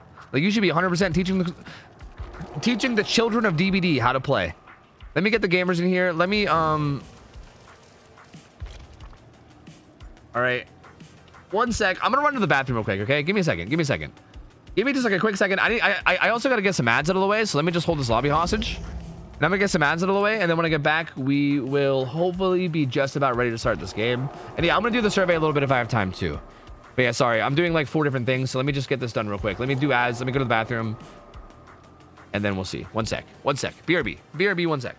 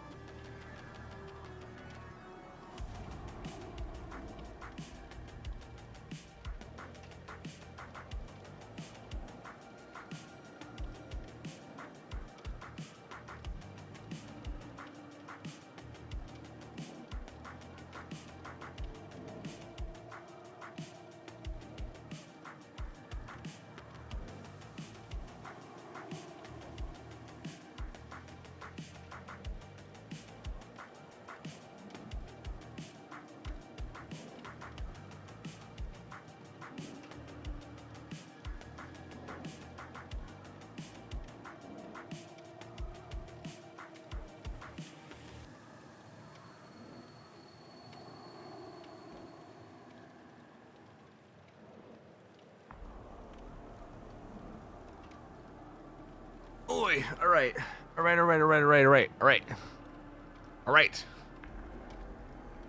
Ads still have like about a minute, so we can still wait a little bit. All right, so this result for the killer is gonna have to be pretty big for Waterymelon. Waterymelon on killer, huh? Like we haven't seen Waterymelon playing killer in a while. It's been a hot minute.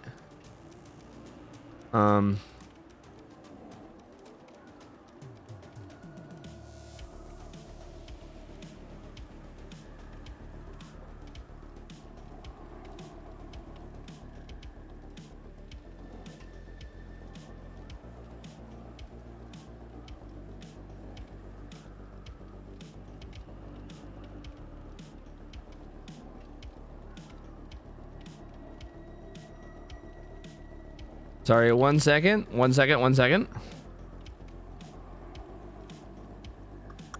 right. What will you sing to us, Tofu? What? Wait, what? Am I singing? Did you guys decide that I was singing? If I didn't have scrims, one of the teams is down to do Larry. Is that okay if I hop in? This is the one night I'm actually available. No. No. I would do it as a filler game, but like, if we don't need filler games at the end of the night, probably not. That's gonna be like 7-8 hours in the casting. I'm probably just gonna want to not anymore. Like, nothing personal, Sharpie, but I don't think I want to like stall out more and more scrims. Because plus we're gonna end up seeing Singularity in the final set anyway, right? Like we're gonna see it in this year in first down versus Nerf Dead Hard set. So we're already gonna see some Singularity. I want Singularity. Well, you'll get Singularity right after this game. Right after this game, we're going to the last set, which is gonna have Singularity. But you'll get Singularity. Don't worry. Don't you worry. I want a Christmas song. I don't know if I know a single Christmas song. Other than like, I feel like I know like the main chorus line of every Christmas song, and that's it. And I don't like, and like nothing else. But I want them now. Give me the Singularity now. I don't want to wait for Singularity. Make it up? What the fuck? You want me to improv a song? What the fuck? You think I'm that creative? Dude, there's no way in fuck. Please. They want Singularity, but I'm a simple man. I want survey. I think we're gonna do the survey in between sets. Like, I think like while the next teams are setting up, I'll probably go through and do the rest of the survey, or at least as much as we can. So yeah, don't worry, don't worry. The survey will come. Don't you worry. Don't you worry.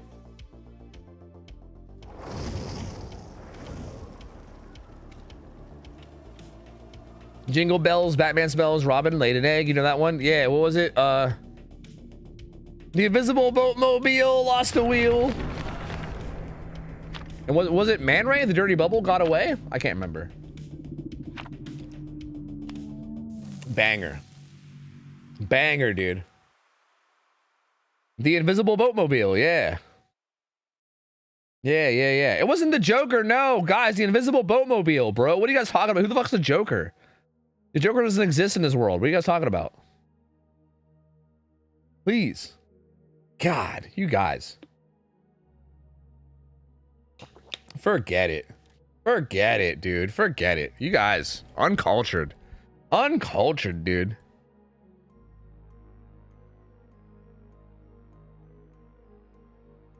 No, yeah. See? Somebody still don't know. They still don't know. Yeah, they're just uncultured. We can't help them, guys. We can't help them. I'm sorry. All the cultured ones in chat, you guys know what I'm talking about. And the uncultured gamers, there's just no hope for them. There's just no hope for them. We can't help them, guys. We can't help them. We just have to let them stay ignorant and uncultured, unfortunately. You know, like, what are you gonna do? Can't save them. Can't save them. They're hopeless. Lost causes. Anyway, here we go. Let's play some Frederick. Wait, did they forget the map? I can't spectate. What happened? Did they forget the map? Uh-oh. Uh-oh. Uh-oh. Uh-oh. Uh-oh. Uh-oh. Wait a minute.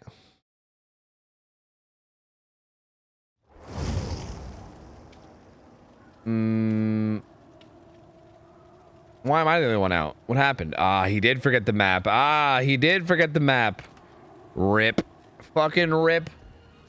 That's going to be a minor penalty on the Prism. It's going to be a half a hook stage penalty. So that, all that really does is basically makes it so you can't tie. You can't tie anymore. Like 10 stages for fresh would now be a loss instead of a tie. And 11 stages, like the win con is now just 11 and then the lose condition is 10. So it's like 10 stages loss, 11 stages win. So not a huge deal, that penalty, but still not great. Still don't like to see it. Unfortunate. Happens, man. Forgetting the map, it happens, you know? Happens, dude. Happens to the best of us. What are you going to do?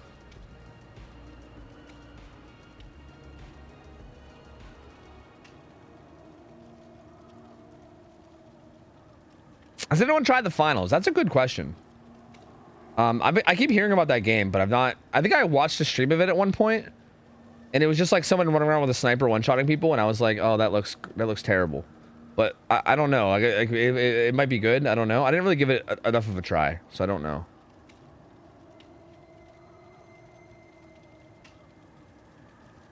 Seems fun. I want to try it after my finals. After your finals, you want to play the finals?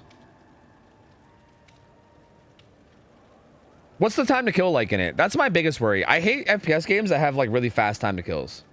Like I that's like my biggest thing, is I hate that shit. But like if the time to kill is like not super fast, then I think I might be down with it. TTK is quite high. Fuck. Well, if it's high, that's good then, right? Wait, a high time to kill means it takes longer to kill. So wait, that's a good thing. Slow TTK. Yeah. I think that's probably a better way to say it. Like, it's slow. Yeah. So yeah, that's a good thing, I think. That's typically good for me. I hate games where you die in like 1-2 bullets like consistently. That shit is fucking awful for me. I hate it so much.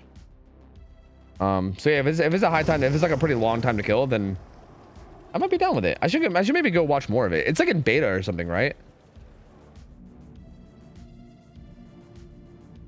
Yeah, I think I'll just see more of it.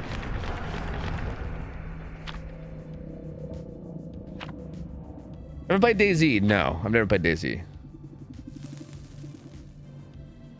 It's not like Fortnite. Well, Fortnite has a pretty high time to kill, I think. Like a pretty high one. That one's like exceptionally high, I'd say. Well, kind of. I mean, I don't know. Yeah, kind of. Play Sea of Thieves? Are you trying to set up a Sea of Thieves nuts will fit in your mouth joke? Because if so, fuck you. I have played Sea of Thieves. That game's kind of boring. Oh, well, that game's fun, but like I feel like I got bored of it real quick because it felt like there was really nothing to grind for, which I think they maybe changed that or something, but back when I played it, there was nothing to grind for, so I got bored of it really quick. What's DVD's time to kill? It's not a first-person shooter, so I don't know if that term even matters, but I guess I would say really long. Because you got to catch people and hook them like 3 times, so very long. Yeah, exactly, Cyberpunk. Same. I also like Black Ops 4 for that same reason. Like, I love Black Ops 4 because the time to kill in that game was actually like a little bit higher than the rest. And I also just thought the game felt good. Like, the gunplay and everything felt good. The maps were also pretty nice. They were just like classic 3-lane. Black Ops 4 was just a good game, honestly. I kind of just really like that game a lot. Anyway, here we go. Pain Res Pop Eruption. So lots of slowdown here for Watery Melon. He's not running Black Box, even though Black Box was super clutch last game. He said, you know what? I don't need that super clutch add-on. Fuck it. He's running Red Paintbrush. He's running Nancy's Masterpiece. This gives him faster recharge on his gen teleports. But yeah, this build is also pretty nuts, assuming you get your downs, right? This is pretty much the same as last build, except instead of No Way Out, there's Eruption. So assuming you're actually getting your downs decently quickly, then this build ends up being kind of insane. Zarina, though, completely edge map. Seems like a good target, so he's gonna go after her. And she's got Shaq, so Shaq palette here will probably get used. But she's kind of zoned around the back of Shaq. I think this is actually not a terrible spot to be in if you're Watermelon. Ooh, that was a cheeky little mind game he did right there. That was actually really good. She's on the outside of this pallet. This is actually super dangerous. She could absolutely die here. And yeah, she's going to. Very well played from Watery. He played that phenomenally. Really baiting her into being in a bad position. And Al goes down. And this is going to be a pretty fast hook. Probably Pain Res. If Pain Res interrupts his gen, that's going to be huge. Dude, massive. Has pop too. Bad Tempers with Deli is going to want to rotate closer towards this hook. Anticipating the teleport, he's just going to run there exactly. Pop comes down on this gen that Neo was doing too.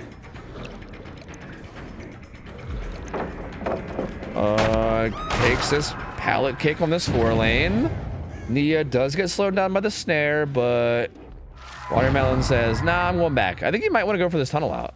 Ooh, for the people. I think he's just gonna take this hook, yeah. This is basically, like, Bad Tempers is basically just donating a free hook here just to prevent this tunnel. Which is, I guess, fine, maybe? I don't know how I feel about it. Because, like, I think instead there, you can probably just take a hit, right? Like, I think instead of doing that for the people play, I think if you just take a hit for Zarina and then let her run, you're probably better off than this. Because she could most likely have a really good chase. And then you won't just give up a free Pain Res pop. And you also won't lose your deli immediately, right?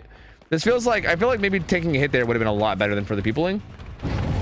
But we'll see how this plays out. I mean, Al is no longer in danger of being tunneled out at the very least. If they were really worried, I mean, I guess hypothetically, if your main worry is like, okay, the main way that we might end up losing this game is if somebody gets tunneled out early and the game becomes a 3v1 with like a bunch of gens up.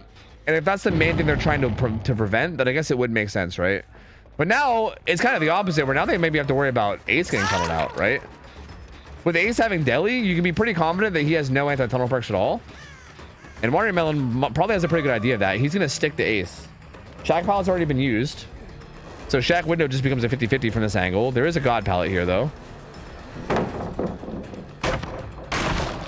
That's going to get thrown and kicked. Watery faking a teleport. Another God Pallet here. But it's a God Pallet as long as the snares aren't up. But the snares are going to be up very soon.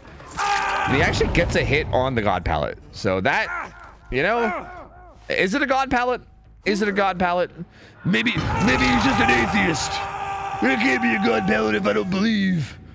But he's going to get the down. He has pop up again, which is not really going to be used for anything too crazy. That gen's going to go basically nowhere with it. Gen at 1 pop, so 2 gens are done now.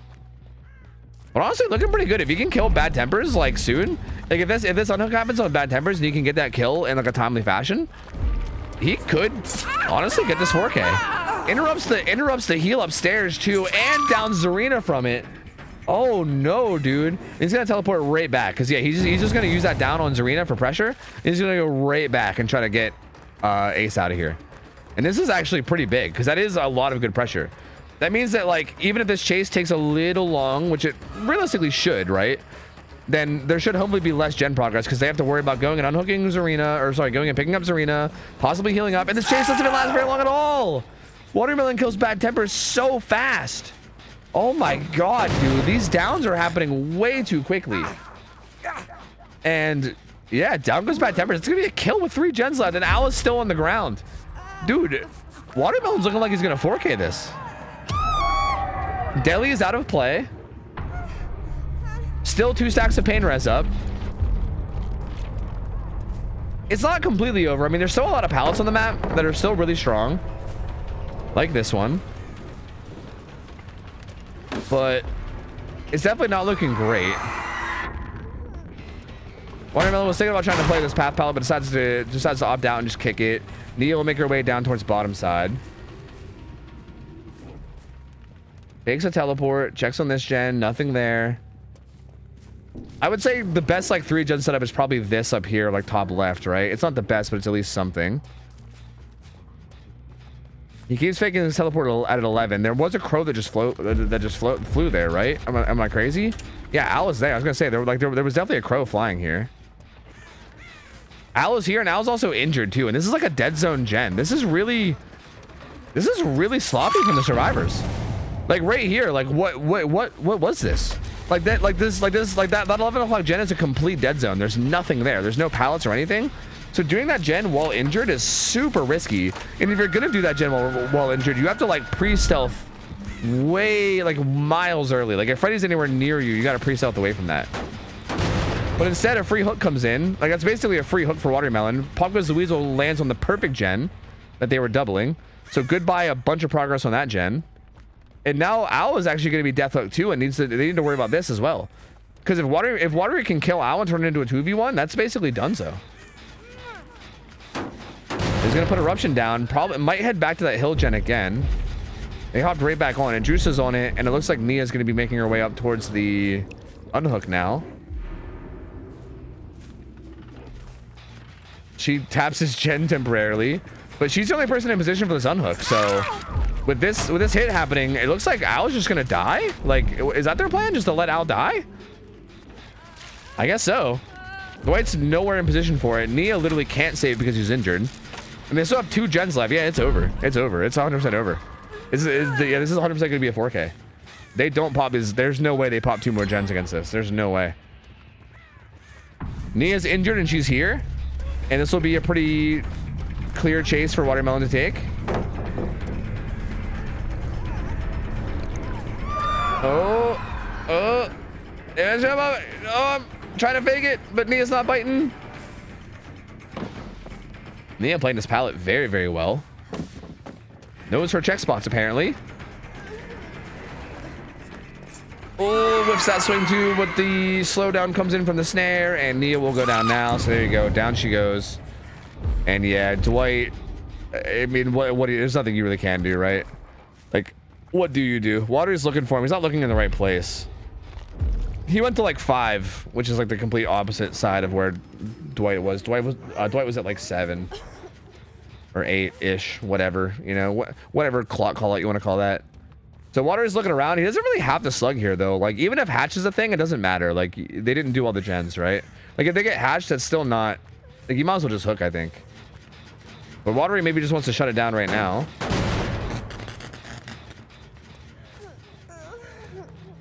Oh, kicks his pallet. What's Dwight doing? He's just kind of chilling around this main tile to the side. Yeah, I'm kind of confused why he's not just going for this pickup here. This is strange. He's gonna tap the gen to stop it. He's also gonna get the pickup. Watery fakes the unhook. Sees both survivors now. And I think he's gonna go for Dwight. Hit comes in, but so does the stun. Blood will get some distance. He has double windows, and this is tied into another maze tile over here of some kind that I didn't see. It's a T-wall. So T-wall into double windows. Pretty good setup for like buying a little bit of time, but not good for staying alive for long periods of time because the killer will eventually get bloodlust if you stay there. Dwight is gonna head down towards shack area-ish. That pallet was still there too, but he's not even gonna bother using it. He's just gonna head up here. I mean, she's gonna hop back on this gen, right? But again, at this point, this is so hopeless. Like, I don't like. What do you do here? Good bait from Watermelon. That's gonna be the kill. He's gonna slug him again too now. And again, I'm still surprised he's not just taking the hooks, because again, like, hatch is not really an issue in any way. But he wants to just lock this down right now, but he's not able to find her. Oh, she is up there. Did he hear her drop? Oh, he did. He saw her and he heard her. Okay, there you go. That's gonna be it. That's gonna end it for sure. So the best Nia could hope for here is to maybe loop her way back down to the Dwight and then maybe like pass the torch to him, basically, right? Like get down as you pick him up. But even if you do that, it's still basically over. So yeah, that's gonna be it. That's gonna be the 4K2 from Watermelon on Freddy. What the actual fuck? That is a crazy result to see. So Watery did play this really well, man. Like the way he played a lot of these pallets, like his mind games were so like they were so good. Like they were so good. That being said, still you got to pin it a little bit on the survivors for playing sloppy, because like no matter what, no matter how perfect you play Freddy, it's still Freddy, right? So hypothetically, with perfect survivor play, it shouldn't be happening no matter what. But that being said, I mean, I do think that Watery played in a way where he basically put it on the survivors to play perfectly, right? Like he played well enough where like it's like, okay, on the survivor side, you do got to play this like basically perfectly, or else you're gonna get 4K'd, right? And the survivors were not able to play it perfectly, unfortunately. And yeah, I mean, it showed. Watery took it, took advantage of basically every little mistake and just snowballed this crazy hard. And that's just such a wild result to see. So actually, this game ends up not being a tie. It ends up being a win for Prism. They win 2-0-1. So that tie game still is there, but they go 2-0-1, and Prism does take the best of 3. And that's going to be it. I don't think I have to watch this bleed out. I think we already know. We already know the result. That's fine. That's going to be 4K2.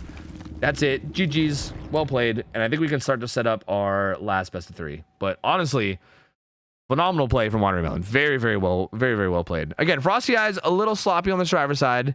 But again, I do want to give credit where it's due, because I think Watermelon did make it really hard. Like, he was playing those chases so well. And I feel like he really made it hard and made it to the point where they had to play like basically perfect, which is tough to do. Very tough to do. So insane, man. Insane play. Very crazy comeback. I thought that 10-stage game, because that like 10-stage game from Bad Manners was also really good. Like, that's a really good Freddy result. Freddy's really shouldn't be getting results that big at all. So I thought after that 10-stage game, I was like, oh shit, dude, Prism's in trouble. Like, they're probably gonna lose this Freddy set. And then they were like, psych! And they came right out and said, no, thank you. Fuck you. We're actually just gonna go ahead and win it. Okay. Looks like DC on first down is ready. Is Nerf Dead Hard ready, though? That's the question. So this next game is scheduled for midnight, which is 20 minutes from now. So we hypothetically might have to wait a little bit if they're not ready immediately, but we'll see. And this will be Singularity. Singularity on Records Yard. This is going to be Singularity's Singularity's debut on Records Yard. We had Singularity on Suffolk Pit for a long time, and we got a lot of feedback / complaints that Suffolk Pit is not great for Singularity, and they made a lot of sense. I thought the feedback was very logical, so I respect it. So we're trying it out on Records Yard now to see how this goes. And I'm curious. I'm curious to see how this plays out. Pryon is the Singularity player for DC on first down, and he has been notoriously a menace on Singularity. Like, every time we've seen him play Singularity, he is a force to be reckoned with. He usually does very well.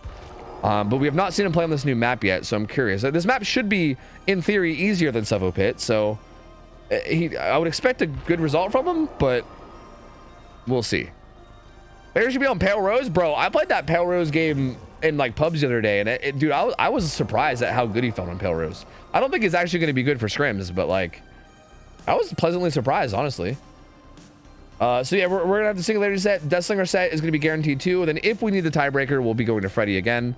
So we'll see. We could continue the survey while we're waiting. Might as well, right? But what do you appreciate the most about Good Guy? He's fun. He swears at survivors. I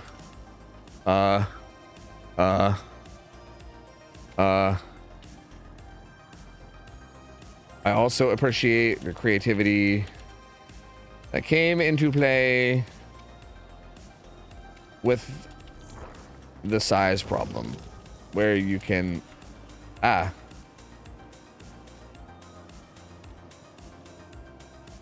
footsteps.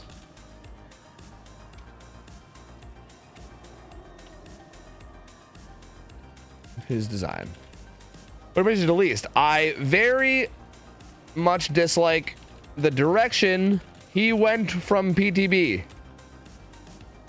His scamper on pallets is basically free damage, and his flicks at the end of his dash were less free and much more fun.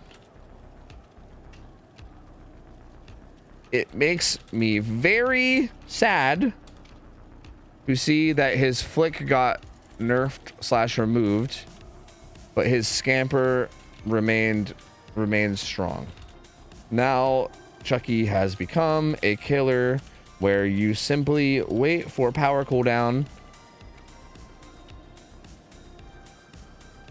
scamper, get free hit, repeat. There's not much freedom for outplay on either side, and it feels like he went down the most boring path he could have design wise. Yeah, there you go. Overwriting feedback, which you'll never read. Maybe true, but maybe not. Who knows? Please rank how exciting you find the elements in new limited events. I don't give a single fuck about lore. Wait, that means it should be 5, right? Gameplay changes. Wait, new limited event. I mean, gameplay change. Oh, whoa, what just happened? Gameplay changes 1. Lore's got to be 5. How's the lobby looking? Good, we're still reading up. Challenges? Thematic redesigns, map skins, themed map assets, lobby changes. Sure, this looks fine. All I really care about is gameplay changes. If I can set the rest of these to 5 and have this at 1, I would do it, because I don't really care about any of this shit, to be honest with you. Like, I don't care. It does not matter. Limited event gameplay and regular Dead by Daylight into 2 separate queues during future events. So what extent do you disagree or agree with the following? Having the choice between regular and limited events experiences would improve my Dead by Daylight experience overall. Yeah, man, of course. I don't feel motivated to play Dead by Daylight if I had the choice between... I mean, I'm already pretty motivated, but... Oh, wait, that was disagree. Whoopsie. Sure, yeah, I mean, why not? To both of them, yes. How would you distribute your time playing Dead by Daylight between the 2 gameplay experiences? You don't... What? But I don't know what it is. What the fuck do you mean? How the fuck am I supposed to answer this when I don't know what it is? Limited... I mean, if it's fun, I don't fucking know. The hell? How are you supposed to even answer this? I'll just put it like here, because realistically, no matter what it is, it's probably going to be like some goofy fuck around mode. Realistically, it'll probably be like here for me. In your opinion, what would be a fair time to wait in queue if these 2 gameplay experiences were separately available during a limited event? Regular DB, bro, I think like 3 to 5 minutes I think is fair for either. I don't think 3 to 5 minute queues are that bad, especially if like matchmaking is solid for that queue. More than 5 minutes is where you're starting to get into shaky territory, but I think that's fine. Gameplay ideas. Choose the least exciting and least and most interesting. The most accurate feedback on the introduction to the new game modes. Yeah, obviously. Tag. A random survivor is picked to be the killer. Down a player to swap rules. Survive for 5 minutes and escape.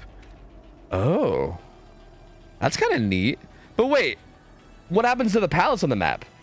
So wait, what happens if all the survivors just throw the pallets right away? What? How's that work?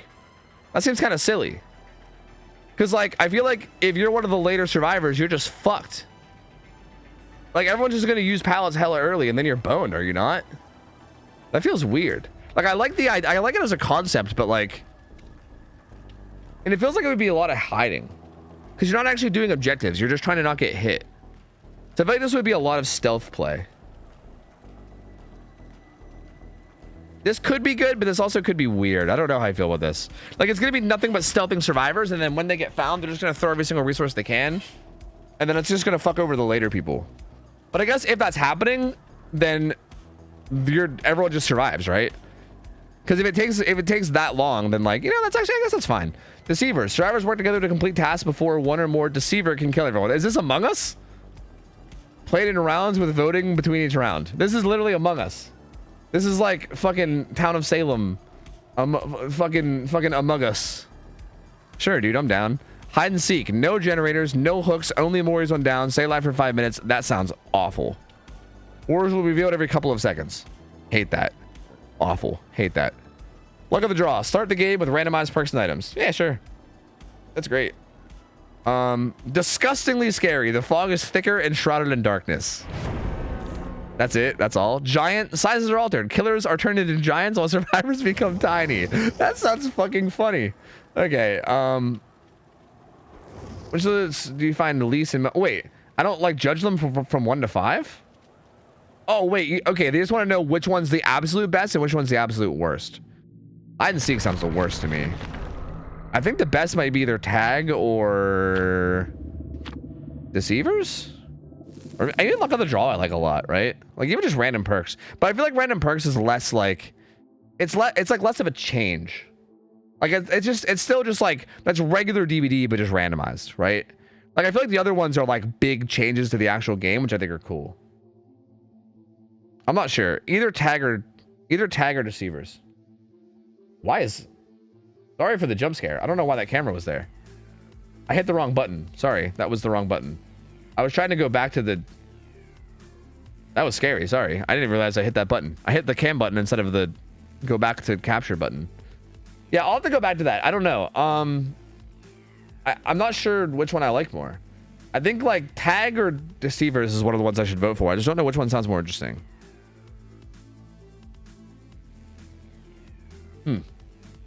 Good thing you're clothed? What do you mean? I don't have to be clothed anymore. Have you seen the new Twitch GOS?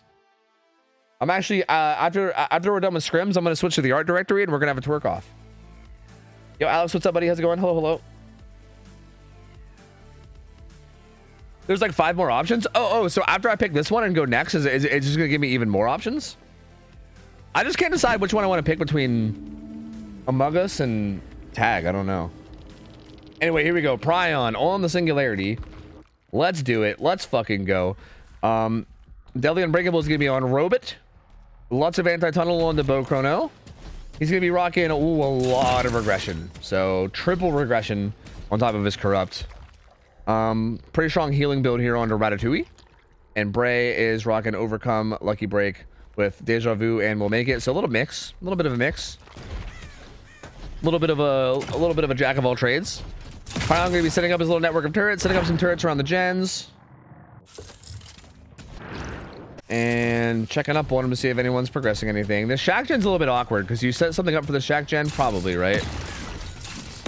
I'm going to replace this one and then replace it a 5th time and then a 3rd time and then a 300th time because he's still not happy with the placement for some reason.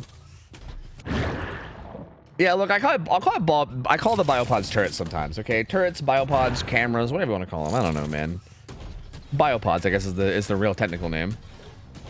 So I'm not able to find anybody yet. I'm assuming they're looking for EMPs. Yeah, they're most likely going to prioritize getting EMPs when they can. Going to quickly get a goop onto Bro Chrono. So his add-ons are obviously Soma Family Photo is what we're going to see every game. It'd be crazy to not see that add-on pretty much every single match. Why did he not go to the pallet there? That was weird. Pretty sure he would have made that. Anyway, it'd be pretty much crazy not to see Soma Family Photo. That's the one where you get haste while you're in overclock. That was just a random whiff from Prion. That was very unfortunate.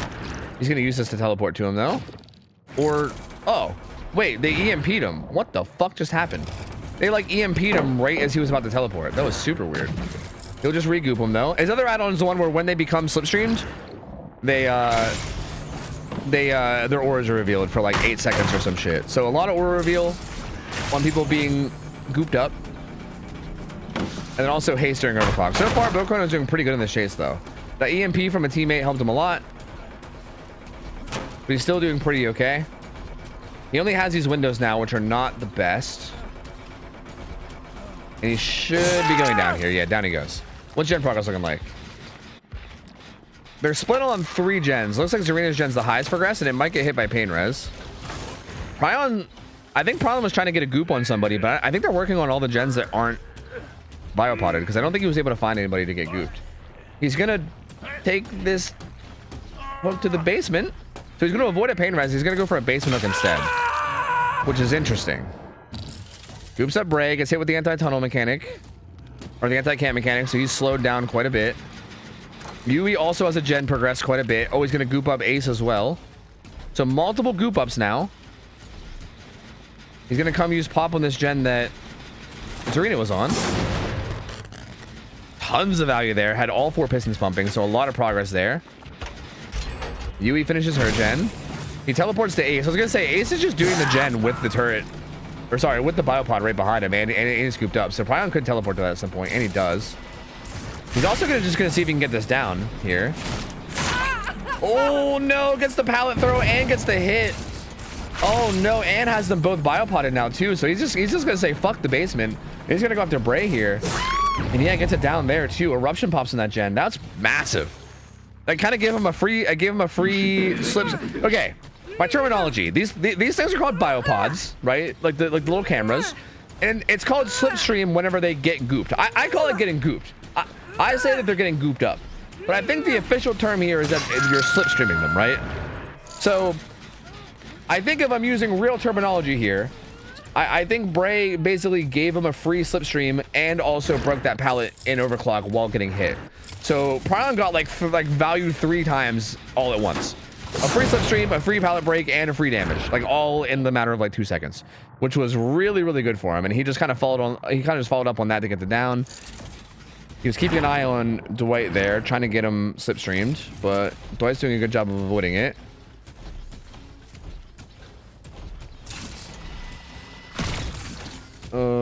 See, I thought slipstream might have been the term for teleporting, but I guess it's not. I think that's a slipstream teleport.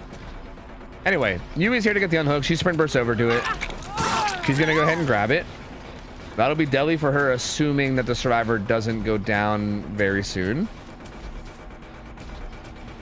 Oh. So he's at max. He was at max cam. So him setting up that turret deleted the turret somewhere else.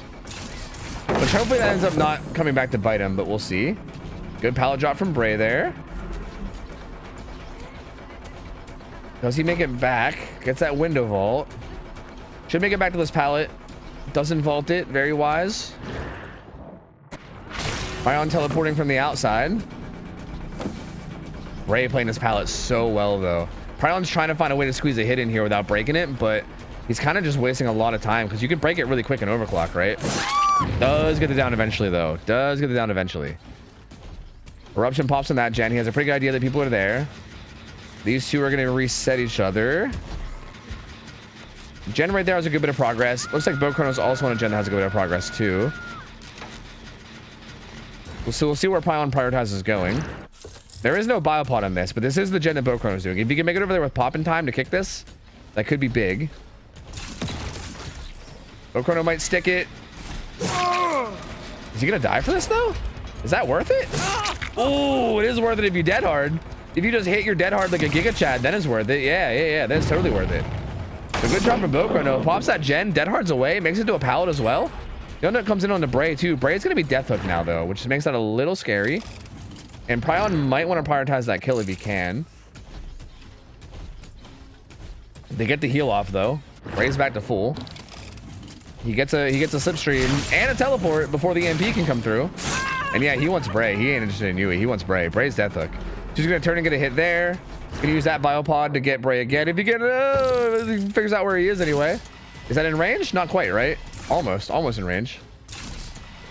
She grabs the MP, but the slipstream's already happened. The slipstream teleport's already happened. And yeah, Bray's gonna go down. Bray's dead. That's gonna be a death. Are they have a gen about to pop? I don't think they do. I think they popped both the gens are at 90, so this is going to be a 3v1 with 2 gens left up, and I think the gens are basically at 0, if I'm not mistaken. I don't think there's very much progress at all around the map right now. So, interesting spot to be in now, and this is where it can get really hard, man. especially against a character like Singularity, where you have like all these like, there's so much to this killer in terms of like keeping up, right? Because like you got to worry about like making sure that everyone is, you know, not slipstreamed, and making sure you have EMPs up. Like you're kind of fighting two battles. You're fighting like the typical battle of like trying to not go down and die and, you know, lose too much gen progress to things like pain, res, and pop. And then you're also fighting like the EMP battle of trying to make sure you have EMPs and trying to like slipstream people and not let everybody stay biopotted. And trying to manage all that against Singularity, especially in a 3v1, can sometimes be really, really difficult. Gets a slipstream onto Yui. Puts Eruption down real quick as well. Is checking on this gen, but sees nothing. Ooh, regroups up Yui. So Yui cleanses herself, but Brian said, no, no, no, no. I got more to goop for you, friend. 3 biopods this gen too. Finds Dwight here. Can get a tag onto him for free, and he will. Might kick this gen for Eruption real quick. And he will. Oh, he just saw them right as he was walking away. Oh, it's a teleport too. He never biopotted, or never EMP'd. I mean, I'm just saying random things now. He never biopotted. This guy never tunneled. This guy never fresh hooked. Oh my god, I'm just saying random DVD terms at this point. Sorry. This guy never EMP'd, so he was biopotted, and that gave him just like a free teleport. And yeah, he's gonna go down. That's gonna be Yui going down. This is gonna be Deli. So not the end of the world in terms of like hook pressure, but Prion now knows where everyone is thanks to Eruption. He knows where everyone is. This also could be a pain res. If you can get the pain res off before Dwight pops his gen, that could be big. Okay, Dwight's not even trying to pop the gen at the moment. Because this gen, yeah, no, it's nowhere near done. Never mind. Yeah, pain res comes through. This gen got regressed a fuck ton. This is broken thanks to the EMP, so Prion will have to walk his ass down there, unfortunately. But I think he probably is interested in this ace more than anything else. He's gonna reset that. Ace is already making his way out of here. He does have an EMP again too. He'll probably try to set up some biopods around the outside if I had to assume. It feels like those are typically good spots for like this late in the match. EMP'd, he'll reset this and regroup him again. So the EMP there not accomplishing too much, but does buy him at least an extra like, you know, 5 seconds or so. The aura reading there is so good. Like Ace was trying to be tricky. Like he didn't realize that he has the aura reading out on, right? So he was trying to be tricky and like, you know, play that rock kind of weird to hopefully get distance. Does not work against that aura reading out on. That shit is so powerful. Uses that turret to teleport to him. Super fast pallet break. Has another pallet here. Very fast pallet break again. And they're gonna slam that gen while injured, so they get that gen done. But I'm pretty sure they duoed that gen while injured. I'm pretty sure. Actually, no. Yui's on a separate gen. I thought they were gonna do it, but Yui's actually over on the... Is she on this gen over here? Yeah, she's over on this gen right here. Oh, that pallet's close. And I think Yui was close. Not close enough, apparently. What? I don't know why that effect is still there. The overclock effect was still there. Everyone's injured, though, so, like, this is getting really hairy. Bochrono has to bail. That was the final pain res. The pain res hits Yui's gen. Hob's gonna be up too. The EMP turned down or turned off that turret temporarily. I wants to quickly get a biopod onto Ace, onto Dwight though. He's doing a really good job of avoiding it so far. It does get hit though.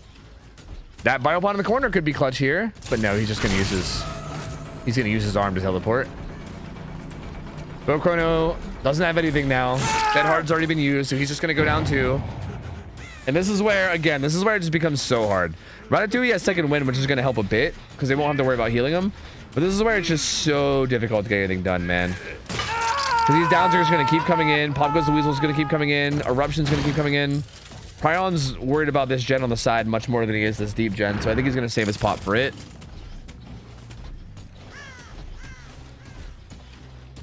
And, yep, he's going to come over and hit this with pop and also Eruption to make sure it regresses as much as possible. Oh, and finds Ace with a random biopod. Gonna get this teleport on him too. This should be a free damage state here. So this will be a good tag. That means that Yui's got to rotate around for the save. And like, when do you find time to do gens? You know what I mean? Like, this is what I mean. When you get into this stage of the game, it's like, how do you find time to do gens? Ace not EMPing himself yet. And he's going to go edge map to die, I think. Yep, he's just going to go edge map to die. Down he goes. But the unhook just came in, right? They just now unhooked. It's just so hard to find time to do gens. And Pion already has a biopod there to just fucking goop you up right away. So he's going to get this hook. And if Yui doesn't leave, he can teleport right onto her too. If she doesn't leave. Okay, they EMP'd that one on the side, so he won't be able to get the teleport right away. Oh.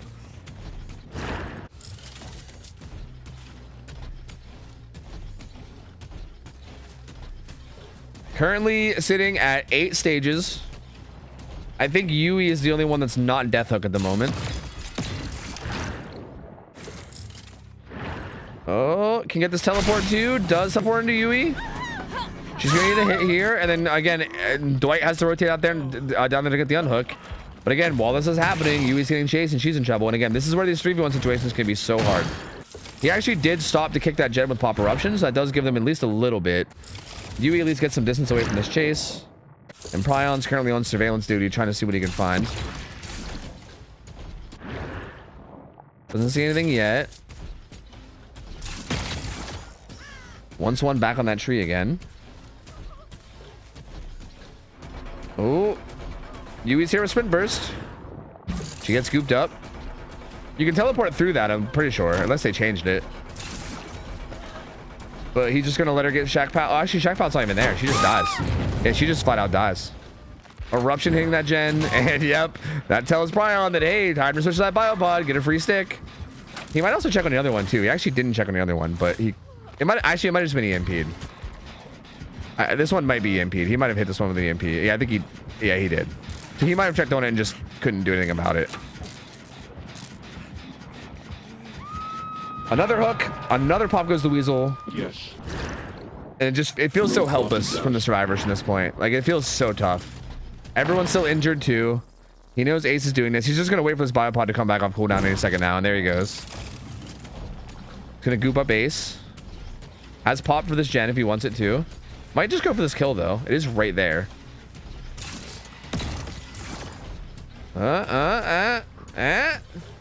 Yeah, Ace is dead. He's just comp cornering. I mean, he has nothing to work with. All the pallets down here are used. Everything there is used. So he doesn't really have anything that he even can do. What's the pain res? Is that Bray? I'm assuming. Did Bray never get pain res? I was confused why there was still a pain res stack, but maybe Bray died without getting pain res. I don't know. This will be a kill on the Ace, and yeah, they're healing up now, but I don't think there's any way they get this final one done. I think this is gonna be a 4K1. It feels like a pretty much locked down 4K1. Because I don't see how they can manage to get anything at this point, right? Like, they got Ace back to full, so, or not Ace, sorry, Dwight. So maybe if Dwight gets chased, oh, Yui gets found though. Yep, sprint burst, but that's not gonna matter because he can teleport onto your face. He's actually not even going to because he's close enough that he can just run her down. Well, he does actually. I guess he was a little bit worried about this pallet.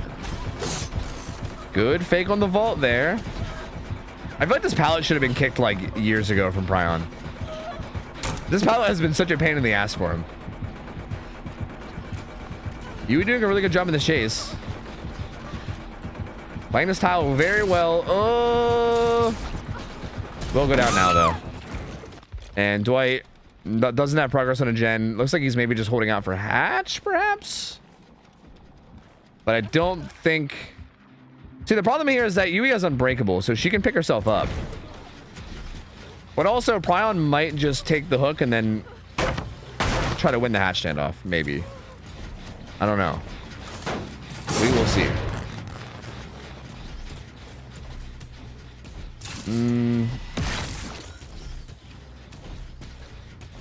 There's a biopod up on the gate.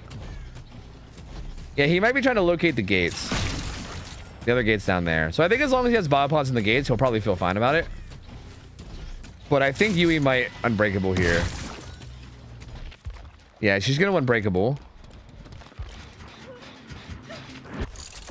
And get right back on the gen. But she is biopotted. She's gonna get teleported onto. And hey, there's a pallet there. That pallet is broken. Yui trying to become one with the Singularity, trying to merge life forms together. Didn't quite work. Pryon wondering what the fuck is going on. He's like, what's going on here? Is this gen about the pop or something? Like, what's the dealio here? He seems convinced that Dwight is down there. And he's kind of right. He's like behind him right now. Like, not there. He's like over this way to the right of him.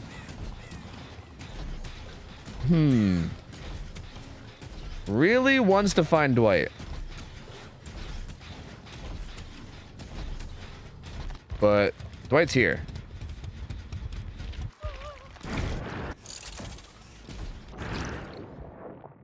Not looking in the right places. It's still over that way where there's no biopods. So probably not gonna be able to find him. I think he has both the exit gates currently biopoded, so he might just take the hook and then play around the gates. The gates they're a bit far, but I mean, with you having both biopoded, you should be fine. As long as you just like stay on hatch, close hatch, and then just switch back and forth through the biopods, you should be fine. Still wants Dwight, but can't find him. Where'd Yui crawl to? She's doing the thing that like animals do where they crawl into a corner to die alone. So that's really depressing. I think Yui resorting back to her animal instincts. Dwight sitting by the truck. There's no biopods here and he knows it. So he's just sitting. He's chilling. He's vibing. He's hanging out. Pryon still on crazy surveillance duty here. Looking all over the place. He's like, where are you, you motherfucker? But Dwight is just chilling. He's just chilling in a spot. He's got to, I was going to say, he better start doing this or else he's going to get crows. But he does. Yui's about a minute away from dying.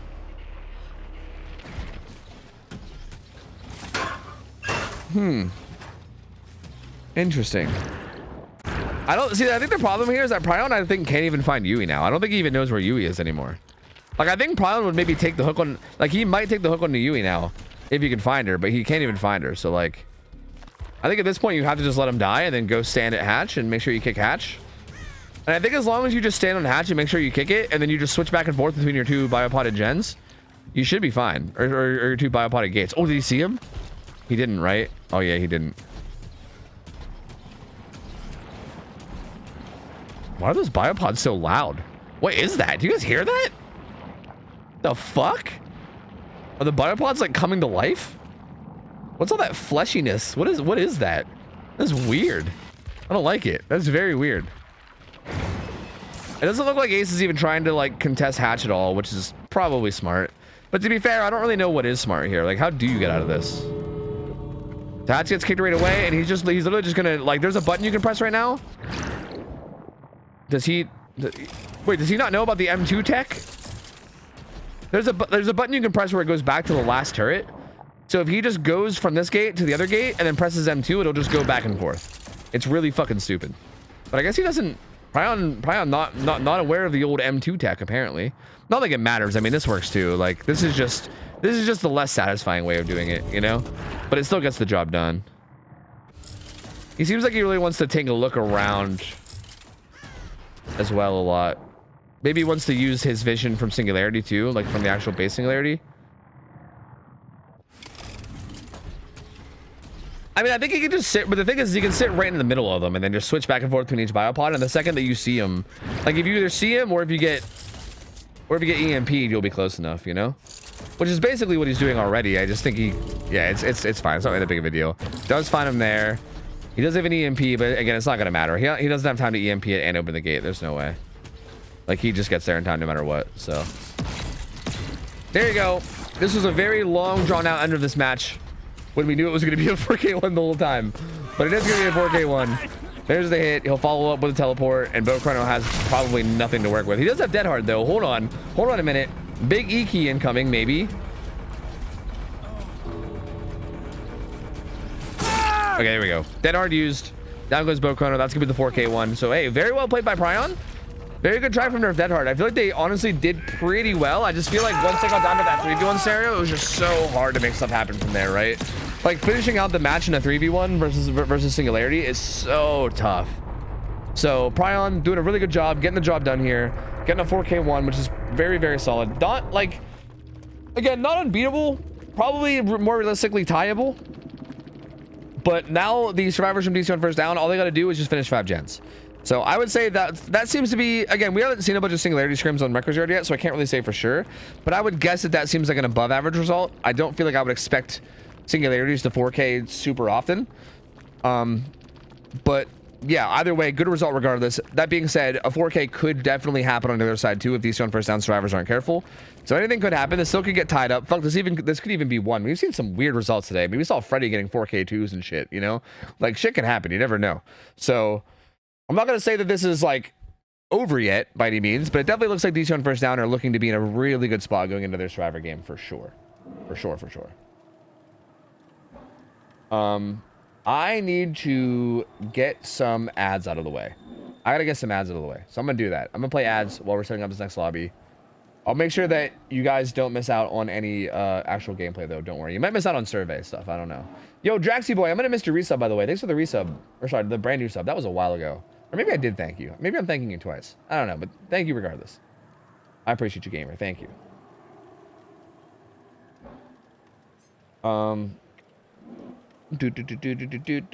So the killer from Nerf That Hard should hopefully send me an invite soon. Do I gotta accept friend requests? Maybe that's a thing.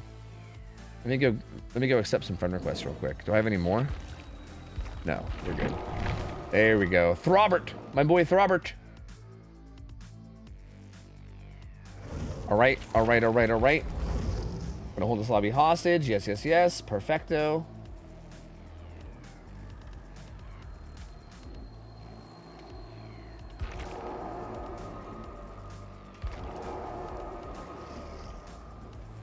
Did you know the Dutch version of raised in a barn is born in a church, and the Greek version is born on a boat? Wait, really? Wait, raised in a barn how? Like, what I don't even know, like, what does raised in a barn even mean? Is that like leaving the door open? Isn't that a thing? Like, what, were you born in a barn? Isn't that like isn't that what you say to someone who like leaves the door open or something and doesn't close it? Are you saying that's a thing? Hamster. Yo, Hamster! Wait a minute, Hamster's here. What the fuck? When did Hamster get here? That's crazy. What, were you raised in a barn? Yeah, that's what people say whenever you, like, leave a door open or something, right? What, were you born in a barn? I don't know. Hey, we gotta pick our answer here. I'm gonna pick... I think I'm gonna pick Deceivers because it's the most different than normal DBD, right? This feels like the most different from typical DBD. Like, Tag kind of feels like it's... Like, it feels like it's mostly, like hiding, too, which I don't know if I love. So I think I'm picking hide and seek here. I'm picking Deceivers as my most interesting. Yeah. Yep. Tag seems cool. I'm worried about the stealthing. Okay, here's 6 more. By the way, by the time these guys are ready, the ad should be done. So I'm just gonna go ahead and go back to spectator. So. It's called Deceit. Yeah, but we want it with DVD. It's different with DVD. You know what I mean? I mean, there's like a million games like that, but we want it for DVD. Consider all the following gameplay experiences. Yeah. Okay, so Deceivers. Wait, this is the same one. Why did you give me Deceivers again? SWAT perspective. Killers play in third person while survivors play in first person. That sounds amazing. What the fuck? Check in game. Wait, what? Hamster. Tofu. Say it back. Hamster. Why? No. Well, I guess I did technically say it just now, but other than me reading your text out loud, I'm not saying it. No, man, fuck your hamster. And also, I said it right then too, but that also didn't count. Fuck you. Zombie tag. A random survivor is picked to be the killer. Down on player to swap rules. Once the survivor turns into a killer, they don't turn back. Keep playing. There's only one survivor left. Yeah, this is like infected. I think this is called infected for most games. This is like a pretty common game mode in like multiple different games. It's usually called infected. I mean, that's interesting. I don't hate it. Seems fun. Bum rush. More survivors spawn on the map. So everyone moves at double speed. Yes, I talked about this. I talked about this when I was talking about dumb game modes. Just make everyone's speed double because why not? Survivors have 3 lives from which they revive after a 20-second death timer. Wait, what? But do they still take 3 hooks to die? Dude, that sounds hella fast pace. That sounds hella fun, honestly. Everyone just zooming around and dying super quick and shit. That sounds fun as shit. 2v8 party. 2 killers versus 8 survivors. Hooks are removed, but cages of atonement prevail. So it's just everybody gets caged every time they get downed. Bro, call me dumb, but I fucking hate 2v8. The idea of 2v8 still sounds awful. I still think this is a terrible idea. I don't know. Luck of the draw. Yeah, randomized again. Yeah, I'm being honest, 2v8 sounds like the least interesting to me. I really do. I think it's like, I think even like even this is like pretty similar to DVD, but I kind of like the randomizer thing. Swap perspective sounds interesting. Playing Survivor in first person, dude? Like what? That has got to be wild. But like Bum Rush also sounds so cool. I think I got to go with reverse perspective or swap perspective, man. That is interesting. Like first person Survivor sounds like it'd be fucking terrifying. Like that's so weird. Yeah, I think Bum Rush is definitely sounds really cool too, though. So like that's a tough one to decide. But I think swap perspective is gonna take it for me. There's even more. Oh shit. Okay, I'll be back. I'll be back to this. There's actually there's only like 2 more on that one that are new, but I'll go back and we'll do it again on that one. Don't worry, Madugan, I got you. Yeah, 2v8 is the most overrated idea in the world. Everyone keeps repeating it, but it's so overrated, dude. It would be so boring. Like, it would be fun for, like, 2 games, and then it would become miserable. That game mode would suck.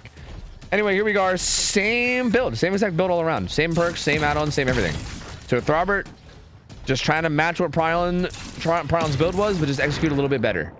Builds on Survivors. We didn't really fully check out builds on Survivors last time. Prylon has DS with Live. Hampter running the... Unbreakable Deli Sprint Burst. Fink rocking Overcome Lucky Break with some healing. And Damn Boba has Dead Hard balanced and then some objective perks. Do they have Deja? No, yeah, they do have Deja Vu and Pryon. Okay. No head-on from these gamers, which is surprising. Usually these guys are little head-on demons, but not today. They probably had to fight Fink for that one, I would assume, but no head-on today. Looks like Throbber gonna be setting up some turrets. They already did grab a couple EMPs. So like in this early game, it's pretty safe to just kind of like grab some EMPs, chill out, stealth around.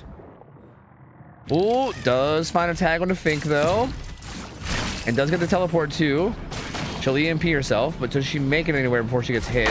She does. And the overclock runs out, so. Good stun from Fink. She has his 4 lane. She uses the window as well. Staying on this edge map over here. Will get slipstreamed again. What's happening? Running into rocks and shit, I don't know. Does get tagged on that vault. This is looking good for Throbert. He can follow this up with the teleport. Might have to pre-throw a pallet here, and she does. And she's making her way into Shack, but I think she dies here. Yeah, she does not make it to that pallet. She's gonna die. And I don't know if there's a teammate around or not. That was actually kind of risky to pick up right away there. Because I feel like teammates hovering with EMPs, like teammates jumping into chase to EMP people is pretty common. It wouldn't have surprised me if a Survivor was actually in position for that. Oh, damn it with the Zamo. Oh, well, that's tragic. Oh, well, that is just tragic. And goodbye to the hook. Goodbye to your first hook stage. Goodbye to the potential pain res that you had. Although, does spread to goop Damaboba though. So now there's multiple survivors gooped up. Dama's here to take a hit. She does. That's gonna get Fink away, but it looks like he actually wants to just stick to Dama now. Teleports onto Dama at Shack. She should make it to window or pallet here, whichever one she wants. He'll have to break it. EMP comes in from somebody. And Throbert gonna just leave this. Okay, good start for DC on first down here. Still no hooks, 1 gen done. This gen over here is a lot of progress too. Pryon does manage to get gooped up from that turret up high. Eruption gonna be going down on that gen. Robert not quite able to get the teleport. Does find it now though. Pre-throw happens. Goodbye pallet. It's like brutal strength 20 with fucking overclock. Shit's wild. Accidentally places a turret, but will get a normal M1 hit here on the Pryon. Has his turret he can follow up with too. This pallet's still here though. Pryon getting very good use out of it. Teleports on him again. Does he win this 50-50? He does. The super fast vault comes in, but does he win this other 50-50? Kinda. He doesn't have distance to make this vault, so yeah, kinda. He kinda does. Ooh, good teleport though. Does get the down. Does eventually get it down. And Damboba seemed like she was here to take a hit, but didn't quite manage to get it in time with the teleport being so confusing. And there you go. First hook coming in. No pain res. But Pop will be up. Oh, that biopod in a pretty unfortunate spot. The tree, like the branches of the trees are blocking a lot of the vision that he might have had there. Unhook comes in, most likely from Hamter, who had Deli. Teleport on to Prion again. He, I think, makes his window, actually. Yeah, he does make his window, and he gets EMP'd. And he has Lithe, so he gets speed off that window. He'll be able to make it to this pallet again. He's gonna need to be regooped. He will need to be regooped again. He has a pallet and window combo here that he can use. Throws the window right away. Throbert can't quite get the swing in time to get the pallet to break with his head. Good teleport there before he turns the corner, though. That's gonna make him have to throw this pallet too. Actually lets himself go down. Is there a teammate nearby, or was he bluffing? He's bluffing. He's completely bluffing. There's no one around. But lots of gen progress happening. This could... Oh, wait. He has DS. He wasn't bluffing. He just has DS. Never mind. Oh. Kit comes in. Prion doing a very good job in this chase. Robert kind of losing track of him a bit. And all three gens are being progressed now. All three of the final gens. Prion is still pain resable, though. He didn't get pain res on the first hook, so he's going to have to get pain res now. Gen number 3 pops, gen number 4 and 5 are both being worked, and they're both at about 60. There's pain res coming in. Pop Goes the Weasel going to be up now too, so lots of potential for regression. But it feels like this tunnel out is happening way too slow in comparison to the last game. Like, Prion got the full kill confirmed last game at 2 gens left. And Prion just now got put up on hook with 2 gens left, so... Well, got put up on a second hook, I should say. This is going to be big pop value here, though. That gen's going to regress a bunch. Eruption goes down too, which is pretty huge. Can't quite find the slipstream onto whatever survivor's here. And they pop gen number 4, so only 1 gen left now. All 4 survivors still up. This is looking like it's going to be... pretty much GG. I don't think there's any way Throbert can, like considering what the win con is, like Throbert could maybe still pull out a decent result if he snowballs really hard and gets some good plays going, but considering the win con is just to finish 5 gens, this is looking pretty GG. They're already doubling a gen over there. Throbert seems to not really want to leave this gen too much because he knows of how much progress it has. Knows there's a survivor here. Does find a hit on the dam before she makes that vault, though. She has a pallet that she pre-throws. Oh, goes to the wrong turret on accident. I hate when that happens, dude. Like, you try to place a turret and quickly go to it, but then you go to one, like, behind it. Oh, it's such a bad feeling.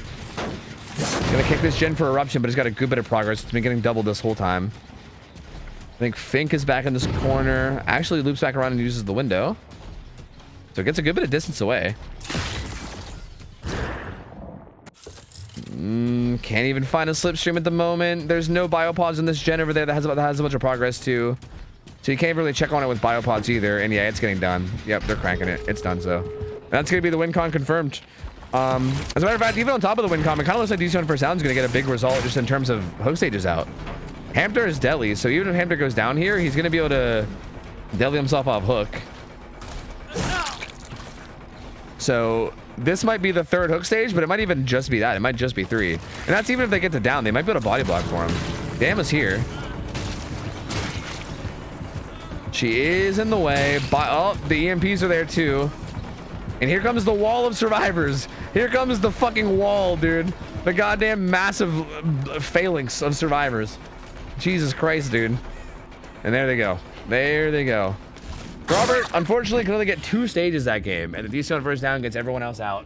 Very, very dominant showing from DC on first down. Bro, I swear, every Singularity set with these guys, like, this team is nasty at Singularity. I mean, Prion plays Singularity very, very well from the killer end, and I feel like because Prion is such a Singularity enjoyer, I'm assuming that these guys probably do a ton of Singularity scrims, because I feel like every time we see them in Singularity sets, they're always so fucking dominant. Like, always. It's crazy. So very, very one-sided result here for DC on first down. But again, I wouldn't count Nerf Dead Hard out. I would say that this Singularity set, again, if DC on first down had to pick their best set, this has to be up there for one of them, right? Like, I feel like Singularity is such a good killer for them. So even though this looked like a pretty dominant set from DC on first down, I wouldn't say that this, like, I wouldn't expect that to be how it continues to go. Nerf Dead Hard is a really good team. And I think these next sets could be very, very interesting to see how they play. But so far, very, very good start. DC on first down, destroying the set, just playing so well. And that's going to take us into what? Slinger, I think?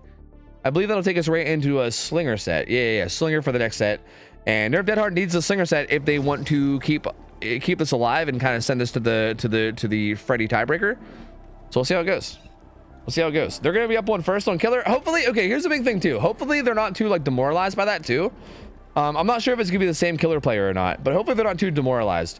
Because again, this is one of those things where like you can definitely let like morale and like momentum kind of take advantage and kind of like run wild. Because if you have like a really rough set or like a really rough game, sometimes you kind of go into the next game being like, oh fuck, we're playing bad today, and then that kind of makes you play worse. Or vice versa, like DC on first down probably feeling really good right now, or is going to go into this next set feeling good, and that can kind of help you. So hopefully Nerf Dead Hard isn't too much in their own head about it. Again, that set for DC on first down is an insanely good set for them, and that's not too different from how most Singularity sets go for them. So I feel like they shouldn't be too down on themselves. I mean, again, who knows, but I'm just hoping that morale isn't bad for them, because I feel like they definitely have a shot to stay in this. And it's going to be Robot on the Slinger. And we'll get the survivors back in. Yeah, DC on first down picked Larry. Yeah. Yep. I'm pretty sure they pretty much always do whenever Larry's available. So, yeah.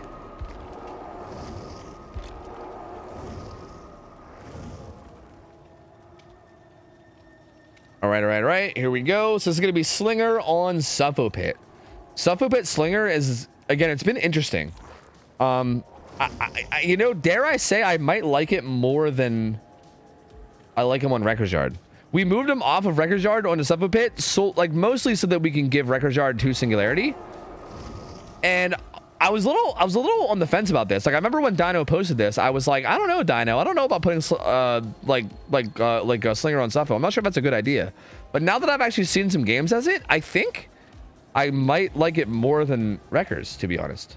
Like it's actually really interesting. It's an interesting set because I feel like he also does a really good, like he can do a really good job of like holding people on one side, and it really requires you to like bring in teammates, and it requires like a lot of teamwork to avoid it if you get in those scenarios. Like I feel like it creates a lot of scenarios where you really need good teamwork and comms, and I like it. I like it a lot. I think I like it much better than Wrecker's Yard actually. Like it's actually pretty sick. So yeah, you're right, Dino. I trust. See, I mean, that's why I went with it. That's why I didn't push it or anything. I wasn't like, yeah, I'm not gonna push it. I trust you. Like, as if you say it's a good map, I'll trust, and I'm glad I did, because yeah, I like it a lot. Like after just watching even just 2 sets today, I think I like it much more than Wrecker's Yard already. So that's really cool, man. I'm excited to see how this goes. These survivors played that last set so well. Slinger can be a really hard set to play, especially if the Slinger is just hitting his shots. You know what I mean? Like if a Slinger is just landing his fucking shots decently consistently, it is really hard to play around it. So we'll see how good Robot can play this. We'll see how well DC on first down can play around it too. And this should end up being a very interesting one. Yes. Let's see if we have some time to do more of the survey real quick. More game modes. Giant. Sizes are all through. Wait, we've already seen this one. Actually, never mind. The only new one here is 5v5, right? 2 teams of 4 survivors and 1 killer face off to control the generators. Capture the generators by moving generator progress towards your team's side in a tug-of-war gameplay. Whoa, that sounds sick, actually. Wait a minute. That sounds kind of fucking cool. Oh, wait, we didn't read VIP, too. Wait a minute. That actually sounds super cool. What the fuck? I kind of love this. Wait, what? Am I crazy? That sounds so fucking awesome. That kind of sounds like a legit way to do like comp in a way, right? Like that's actually 5v5, like real like team v team comp. Like that's actually so cool. What the hell? That's awesome. Huh.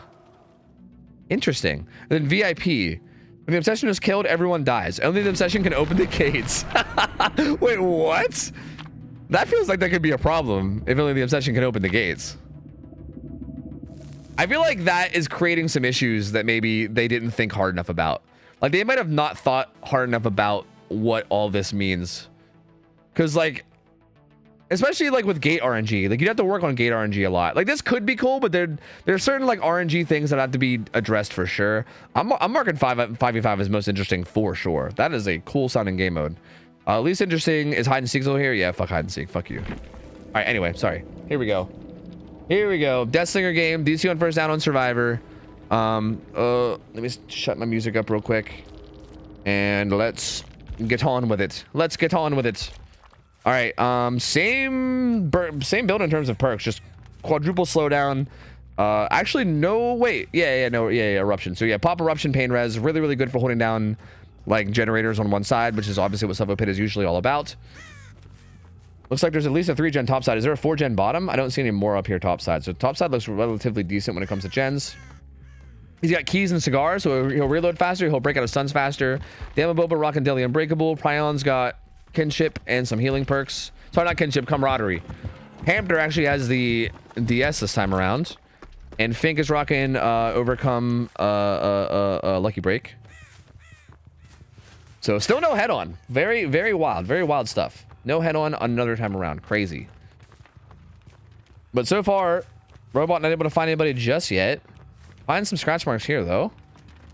And there is a 4-gen bottom, and those are the only ones that are unblocked currently. So Fink is gonna have to definitely take this chase away from here if possible.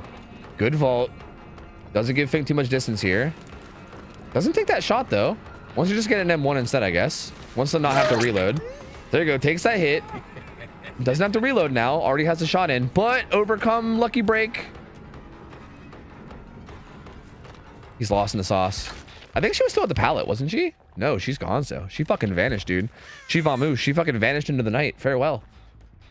So Finn gets away from that one. They are going to start progressing these gens. He does find Hamster here. Gets the old water tower shot on him. He'll let him break free thanks to Cigar. He'll recover from that really quickly. It's basically built in Stabiffle. And Hamster also needs to get away from this bottom side. Needs to get down to top side, which he is currently working his way down.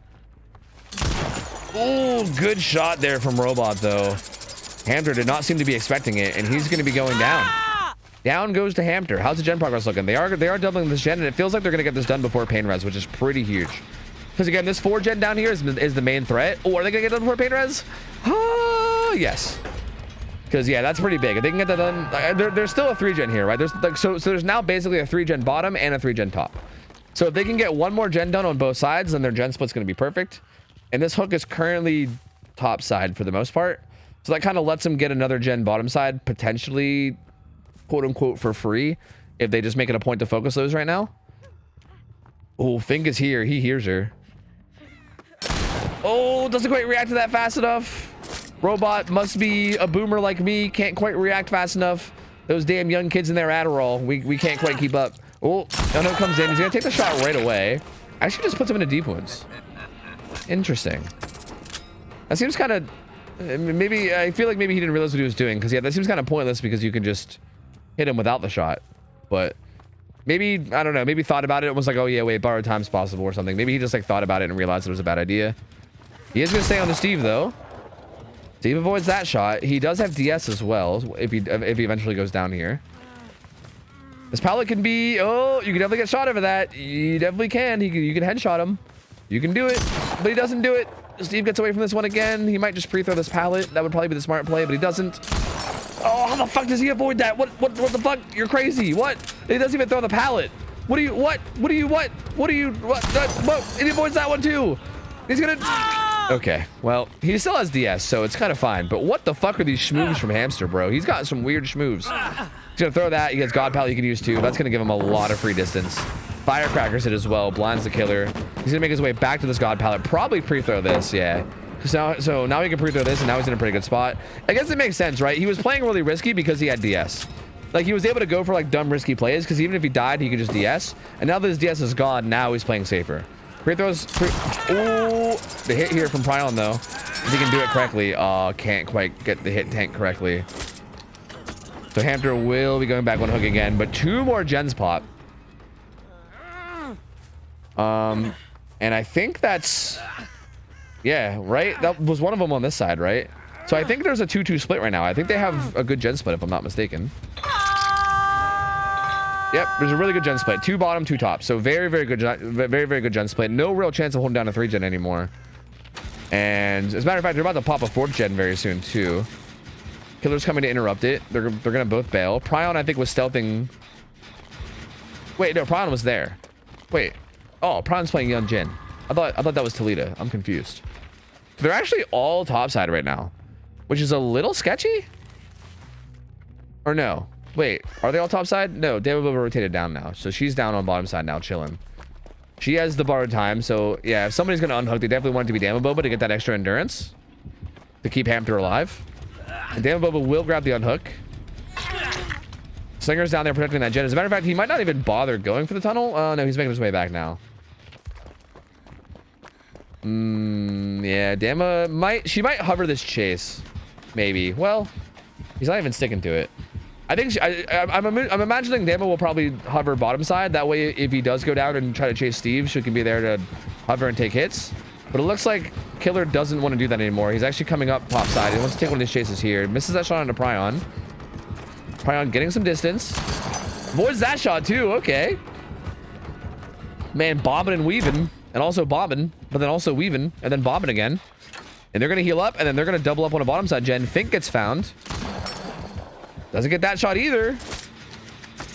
And Robot needs to get one of these shots, man. Like these shots, he's got to get something on somebody. Puts Eruption down on that gen. But that gen had a ton of progress. Fink is still there. Good shot there. Does land that one. Fink will take some damage here. We'll break out. And the recovery will be really fast thanks to Cigar. Has overcome, so she's going to get a lot of distance away. She's going to make her way towards the middle side of this middle part of the map where there's all these maze tiles. Beautiful shot through that window, though, from Robot. Doesn't actually get damage out of it, unfortunately. Fink managed to turn the corner and get around that wall, which was pretty big, but that was such a good shot. Trying to find a shot through this window on Fink, but all 5 gens are done. And at this point, you just got to salvage something, man. You got to salvage something. Fink's worth 3 stages. I mean, Fink's worth 3 stages. So is Prion. Dama is too, but she has Deli. So yeah, Fink goes down.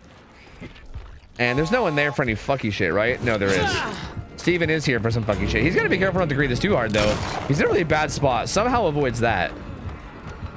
He wants his flashlight save. That would be fucking wild if he got it. But they should be careful not to greet too hard.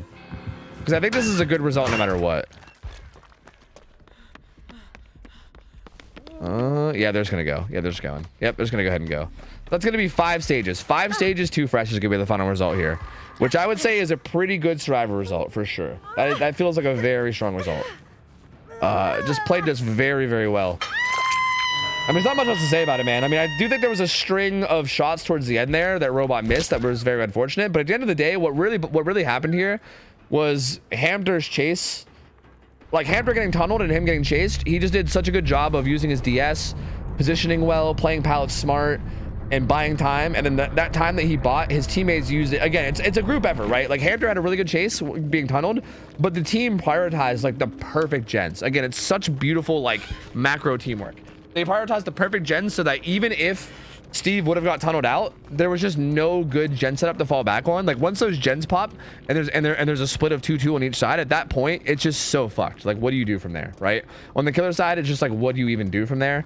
And the answer is nothing. You just suffer. You feel pain and you cry a little, and then you feel and then you suffer, and then you get sad, and then you lose because there's not really much else you can do.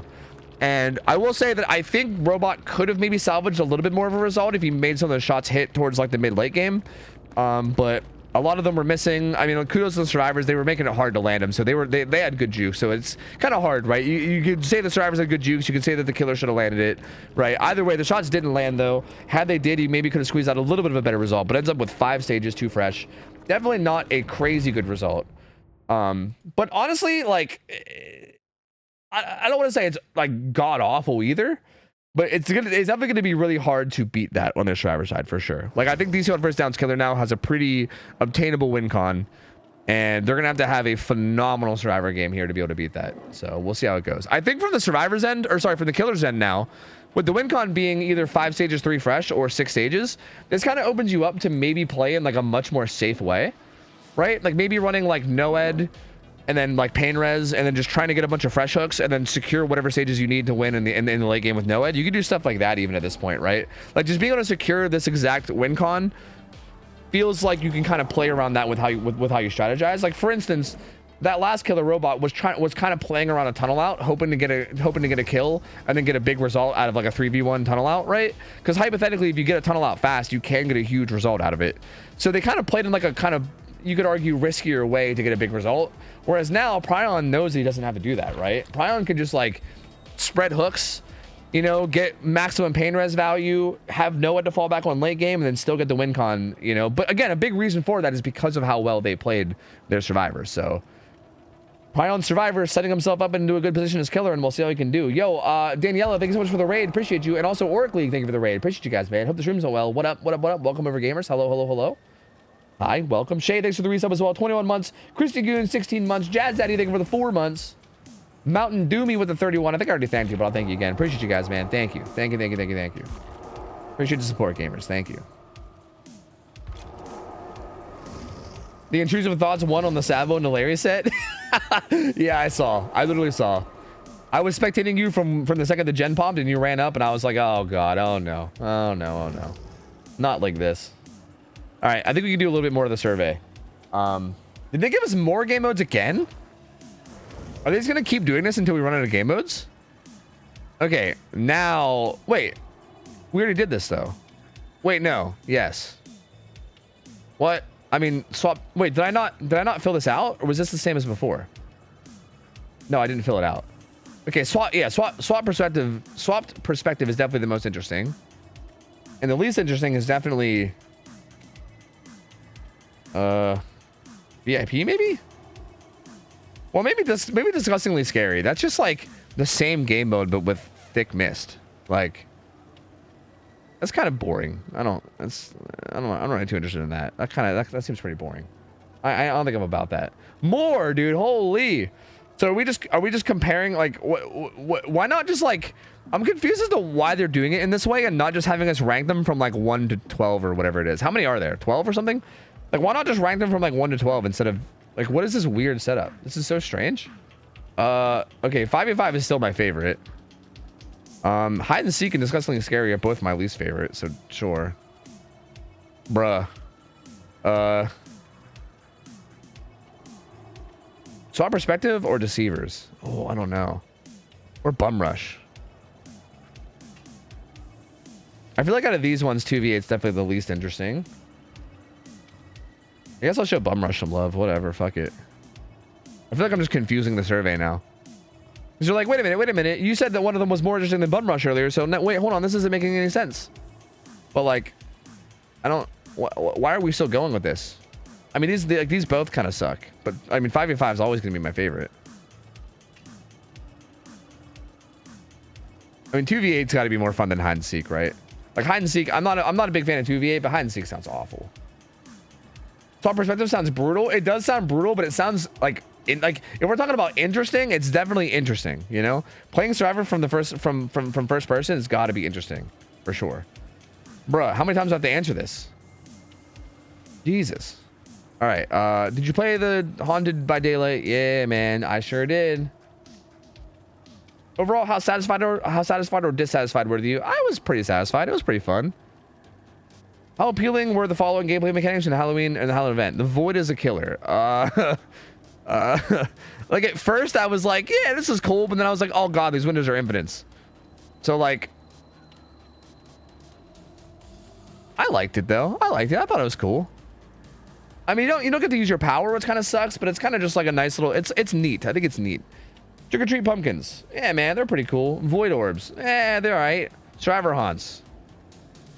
Yeah, they're all right. The Void is a survivor. Yeah, we love that. Sky Rift. What is Sky Rift? Oh, I guess that's the rift up in the sky that gets bigger.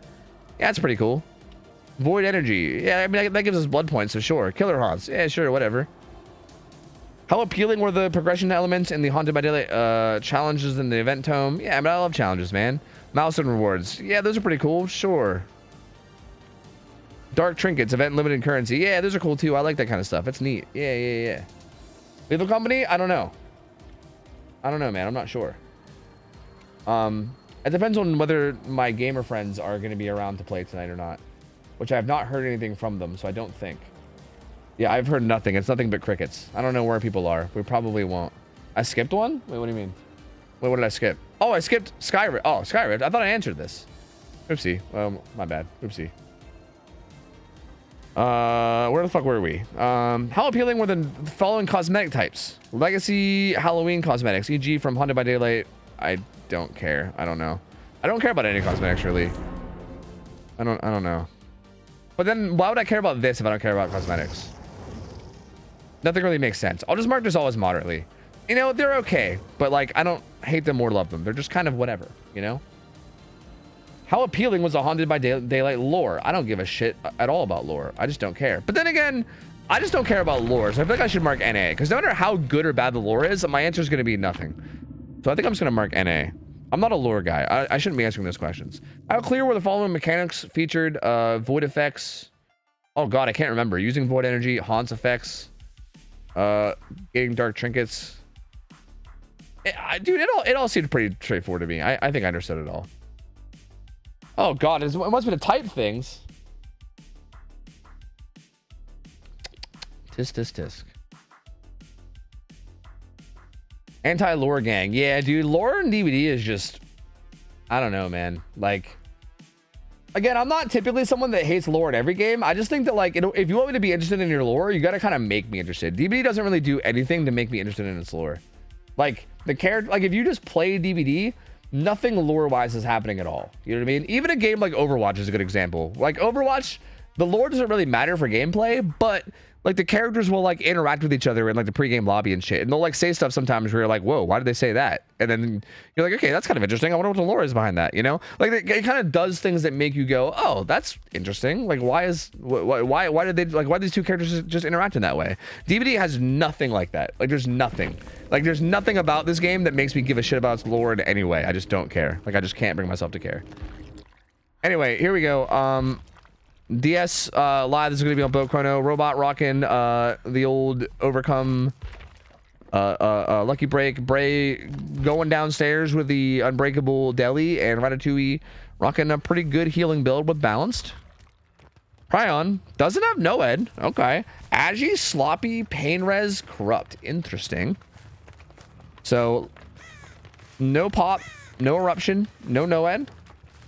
This should be pretty good. I'm pretty excited for this. Has the same add-ons you'd expect, and I gotta take a good look at the gen setup whenever we get a chance. Looks like there's a 4-gen top. Yep, 4-gen top that are all unblocked currently. So currently the 3-gen down here is blocked and the 4-gen is unblocked. Boat Chrono gonna get found and hit immediately with Sloppy. No gunshot used, so still has a shot ready to go. Boat Chrono making his way around the back. Oh, he's in trouble. Oh, Prion switched too early though. What is happening? Who are you people? Oh, but does get the shot before he throws the pallet though. That was so weirdly played by both sides. I'm so confused. But Prion does get the down. This could be a potential pain res. Has a hill hook. Doesn't go for it. No real. I was gonna say hook position here must be strange. I'm not sure what to go for. He's gonna take the pain res. I was assuming he might want to like carry him deeper towards top since that's where a lot of the gens are, but just puts him on the first pain res he sees. This is a very fast down though. Like there should be basically no gen progress right now. Like whatever little bit was there probably got pain res. There shouldn't be a whole lot else. Oh, and he also finds Deli. He found Deli stealthing. That's so huge. This is really smart from Prion to kind of catch off this rotation and know where Bray is roughly going to be and find him. This is so massive. Oh, and he gets the down too. This is so big. Oh, that's huge. Especially considering what the win con is too. This is basically game ending level big. And he's just going to slug this out. Yeah. I mean, Bray does have Unbreakable, but like it's going to have to use Unbreakable and then maybe run over for the unhook. And this is such a rough spot to be in. They're going to try to get some gen progress for this. And they will, but like... Oh, this is tough. This is real tough. But Chrono most likely going to go struggle. He does have DS. But most likely going to go struggle. He might not even get his Unbreakable off if Prion goes and picks him up right now. And yeah, he is. He's going to go pick him up. So Unbreakable is even going to get popped. And as a matter of fact, this is going to also deny Deli. And also he's going to have this hook up near this up near these gens that are being worked too. It looks like he's prioritizing a pain res hook. Or maybe he just wants a deeper hook. But probably a pain res. Yep, so there you go. Pain res come in. He now has a hook deep top side too. It hit the gen over on the other side. He's going to kick this one without really anything. Just a dry kick. But Yui's gen gets hit by pain res. And now she has to finish it up. And yeah, the win con's currently like 2, possibly 3 hook stages away. Depending on who they come through on. And it's already looking so good for Prion. Oh, does find Boat Chrono. He does have DS though. So he'll down him. He's gonna DS him. How far will DS get him though? He has alive, so he can maybe DS and then vault shack window for distance maybe. Will he even make it? Pryon has a shot in his gun, so no, he won't even make it anywhere. He'll just die. He just dies. Yep, he just simply dies. So down he goes. That's gonna be a kill with 4 gens left. 4 gens left, and he gets this kill. Yeesh, that's rough. They do pop 2 gens top side, so the 3 gen top side is broken, but there's still a 3 gen bottom side.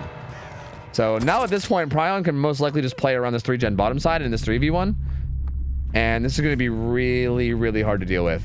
And I mean, at this point of the game, if he gets a, I mean, the win con is basically done, though, right? Like, in order for him to win, he needs to get a hook on anyone other than Zarina. And even if he hooks Zarina, that ties it. And then any hook beyond that would win it. So either 1 hook or 2 hooks, depending on who he finds. Which there's still 3 gens left, so that feels pretty likely to happen. So yeah, the win con is basically already met, but at this point, it's more like what kind of result's going to come through regardless, like, right? Like, regardless of win con, this feels like this is like possibly 4K territory. But we'll see. He is wanting to protect his bottom side 3 gen. And is that Hill? Is that the one that was that Hill gen, that deep bottom gen? What gen is Ratatouille on right now? Yes? No? Is that like the bottom right gen? No. Bottom left? I don't know. Pryon knows somebody's stealthing here, but he can't find him. It might actually be the bottom left gen. I think there was a hill down there, right? Yeah, so Ratatouille was doing that bottom left gen. He's going to get found soon.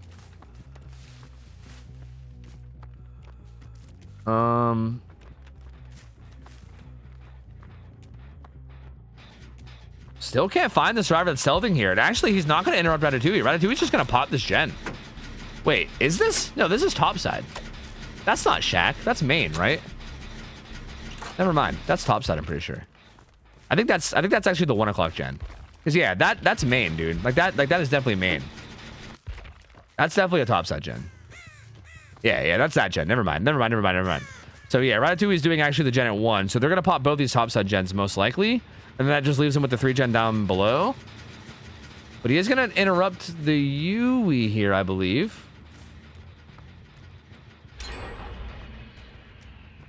Gen at 1 pops. No, sorry, not the Yui. It was the Zarina. Yui is currently doing the mid gen. Firecrackers, too far to blind. Good shot from Pryon. This will get her injured. Sloppy Butcher applied as well. And she's currently running into the 3 gen too, which is certainly not ideal. And down goes Bray. This will be... This is the only hook that isn't a win. So this ties it. But like, beyond this, any hook beyond this wins it. And again, he still does have this 3 gen pretty deep up here. This gen mid has a good bit of progress, but he can hook near this gen, kick it, and then watch it. So yeah, this is gonna be tough because now he can because now he can kick this gen and they can kind of watch this gen regress while also camping the hook at the same time. And then what do you do? But he also just saw both people, so actually he doesn't even have to do that anymore. He knows where they both are. So yeah, he sees that they're both here. Doesn't quite get that shot onto Yui, but they're both here and they have to save. They can't let Bray die. He can literally just stay here and just watch for their rotations, and like they have to run past them at some point, right? They got to get to their side of the map, and he knows where they both are. So this is not great. This is not great at all.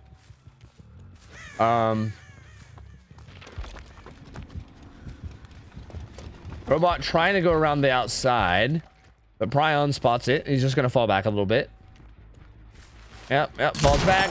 Doesn't quite get that shot, though. Good job from Robot avoiding that one. But Bray's about to die, and Bray dying ends this game. So, yeah. But also, trading for the unhook also ends this game. Prion's just going to give Yui a shot and a little hug. He's going to whisper sweet nothings in her ear while he waits for them to die. And even if she breaks out, if she breaks free from that, he recovers so fast thanks to Cigar that she wouldn't even be able to get the save anyway. So, there you go. Bray is dead.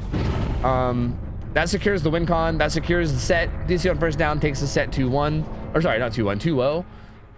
But also, it's kind of looking like Pryon could also just 4K this too, right? I think he's just going to go ahead and close this out with a 4K. Because now there's 2 people dead. And trying to break this 3 gen as a 2-man team is pretty much, I don't want to say impossible, but pretty unlikely. Pretty unlikely to break this 3 gen in this scenario. Ratatouille does hotball this way deep gen, but Pryon's going to come find him. A beautiful shot there. Now they're both going to be injured, which makes this even scarier. Hey, Chosen One Horatio. Fuck you, man. No, fuck you. No, fuck you, Horatio. There's God Pallet. Did he use stairs for balanced landing? No, he was just hiding. Well, he's going to get shot through the window. He's going to go down. Yui is not going to have time to get this gen done, right? She does have deja vu, but there's no way it's going to be enough. Prion's likely just going to slug this too and go after Yui, and yep, that's going to secure it. That's going to lock it down. This will secure the 4K. This kills the survivors. Yes. Turns out this kills the survivors. Good shot, but Yui does get the pallet throw in time, so she won't die, but she does get put into deep wounds. And now this Ormond pallet can be very dangerous, because yeah, if you get a shot like this, you can just drag her around the corner. And actually, he didn't pull her quite enough towards the side as he could have. I think he backed up a little bit. She actually doesn't get that down, and Yui stays alive a little bit longer. But she will die, though, eventually. There's no way. Avoids that shot. Like I said, there's no way, right? Like I said, like I was saying, there's no way, right? Right? If I just keep saying there's no way, then I can't, you know, then there will be no way, right? Like I'll just manifest that, right? Like there's no way, right? Maybe I keep saying it, the caster curse will just compile to the point where the final gen pops. And then they also revive their 2 survivors from the dead, and then they meet the win con. Maybe. But no, there's no way. Yui's doing a really good job in this chase. She's buying a lot of time, and she is surviving for quite a while. She's ratting it up. Cockroaching it up, if you will. She even picks up the ace. But all that's gonna do is make her get slugged, and then Ace is gonna get chased. So it's just gonna put us right back to where we were. So all that does is kind of just like a passing the baton, you know? Like, here you go, Ace. I'm gonna get slugged, and now you can get chased around for a while. Yippee! And Ace is gonna try to get some distance away, but Prion does land that shot, and that's gonna end it. There you go. 4K1 for Prion. And very, very good result. Gets 4K1 on both of his games today. 4K1 Singularity, 4K1 Slinger, back to back for Prion. So very, very good result here. DC on first down, looking very, very dominant today. Just absolutely killed it on both of these killer sets. And Nerf Dead Hard, unfortunately, just couldn't quite keep up. They still played really well themselves as well. Like, don't get me wrong. I don't think they particularly played, like, I don't think they played particularly bad or anything. I just think DC on first down was really on it. And they just weren't quite up to that level, unfortunately. So yeah, that's going to be it. That's going to be it. It's going to be the 4K1 and GG's. GG's, man. Quick 2-0 from DC on first down, which is good because I think they were trying to go to bed. I think I saw them saying in Discord that they had people that need to work at like 6 a.m. or something. So like they wanted to hurry up and they wanted to hurry up and finish the best of 3 so they can go to bed. So hey, good job. They did it. They did it. And if they mean 6 a.m. Eastern time, that's awful. That's in like 5 hours. Go the fuck to bed. Go to bed, you fucks. Get the hell to bed, you fucking juicers. What are you doing? But GG's, very, very solidly played. I appreciate you guys staying up and playing. As a matter of fact, the fact that like you guys have work in the morning and you were still willing to like stay up and play these matches out is actually pretty fucking massive. So yeah, I appreciate that a lot. Thank you guys all for showing up, playing in scrims, watching the scrims. CFB, thanks for the resub. 33 months. Welcome back, gamer. That was the last game of scrims, though. That was it. That finishes the last set. These 2 on first down is going to take the 2 over Nerf Dead Hard, and that's going to be the full night of scrims. Dunzo. Pretty good set today. We got to the tiebreaker twice today, which is pretty cool. Oh, actually, I guess the first tiebreaker we played because we had to fill time, but still, we still got to see multiple tiebreakers. We had some really good sets. I feel like everyone played really, really well today. We had some really close matchups, and just really good, exciting games, man. It was a good night of scrims. So tomorrow, or sorry, not tomorrow, next week, there will not be scrims. There won't be scrims this weekend. There won't be scheduled scrims anyway. We can talk about the idea of doing scuff scrims maybe if you'd like. But we're definitely not doing like scheduled scrims. Maybe scuff scrims, maybe not. We'll see. Keep in mind also, I posted about this on Twitter yesterday, but let me just remind you guys again. I'm casting the tournament or the grand finals of Outrun the Fog on Thursday. Me and Hens are going to be casting the grand finals. It's going to be Torment versus Calamity, right? Calamity versus Torment. And apparently the killer players for those 2 teams are going to be Zaka and Zeno, which are two insanely good killers, like 2 of the best killers to ever play comp, basically. Like nutty, like it's gonna be some disgustingly good games, and it's gonna be a best of 5. And me and Hens are gonna be casting it Thursday 3 p.m. EST, so don't miss that shit. I'm gonna be casting that before my stream on Outrun the Fog's channel. I think their channel is just Outrun the Fog, right? Just type like that. So yeah, that's where it's gonna be casted, so make sure not to miss that. And honestly, maybe we'll just skip scrims this weekend altogether since I'm already going to be casting that tournament. But maybe we can do scuff scrims. We'll figure it out as the week goes on. We'll see how we're feeling. But anyway, that's gonna be it for the night. Again, big shout out to the mods who run everything. I say this every week, but again, huge shout out to the mods that run everything. Fucking Dino and Kurt literally ran an entire fucking tournament for like hours before scrims. Like they were running their own tournament and doing a bunch of shit for hours before we did any of this, and they still came over and ran all this shit for hours afterwards. Big shout out to Shay Elventree. She picked up like the majority of the load before they showed up and pretty much handled both the first 2 scrims by herself. And everybody that just does everything behind the scenes as well. Shay, the other Shay, totally not Shay for everything she does. All the admin, all the staff for doing everything that you guys do. I appreciate you guys as always. You guys are the best, and without your guys' hard work, we wouldn't be able to do any of this shit, of course. So thank you guys. 8.5 hours straight of casting into the old scoreboard. Yeah, see, there you go. Like crazy long day from you guys. So thank you. I appreciate you guys taking the time, and it really does mean a lot. I appreciate you guys. Thank you. Let me go find a channel to host. I'm not seeing anything from my friends. I don't even think anybody's awake. I think Ralph and Mariah, I think everyone's still asleep. So I don't think lethal streaming is happening anyway. If it does, it'll probably be on Ralph's channel later. I don't know, but it might not happen at all. Let me find somebody to raid, so don't go anywhere just yet. I'll throw you guys over somewhere. But thank you guys for hanging. Thank you guys for vibing. If you guys are new, feel free to follow. I am live every day except for Saturday, and Saturday conveniently was yesterday. So that means I'll be live for the next like 5 days straight. So feel free to follow, pop back in, come chill with me if you guys would like. We won't be doing scrims. Well, maybe I'll be doing scrims. I don't know. I've been enjoying doing scrims more myself lately. So honestly, there is actually a chance that I'll just be doing scrims. If you want to watch some survivors kick my ass, or also maybe watch me play survivor and get my ass kicked. If you want to see me get my ass kicked in scrims, I'll probably be doing those a little bit more throughout the week. So we'll see. I'll just raid. I'll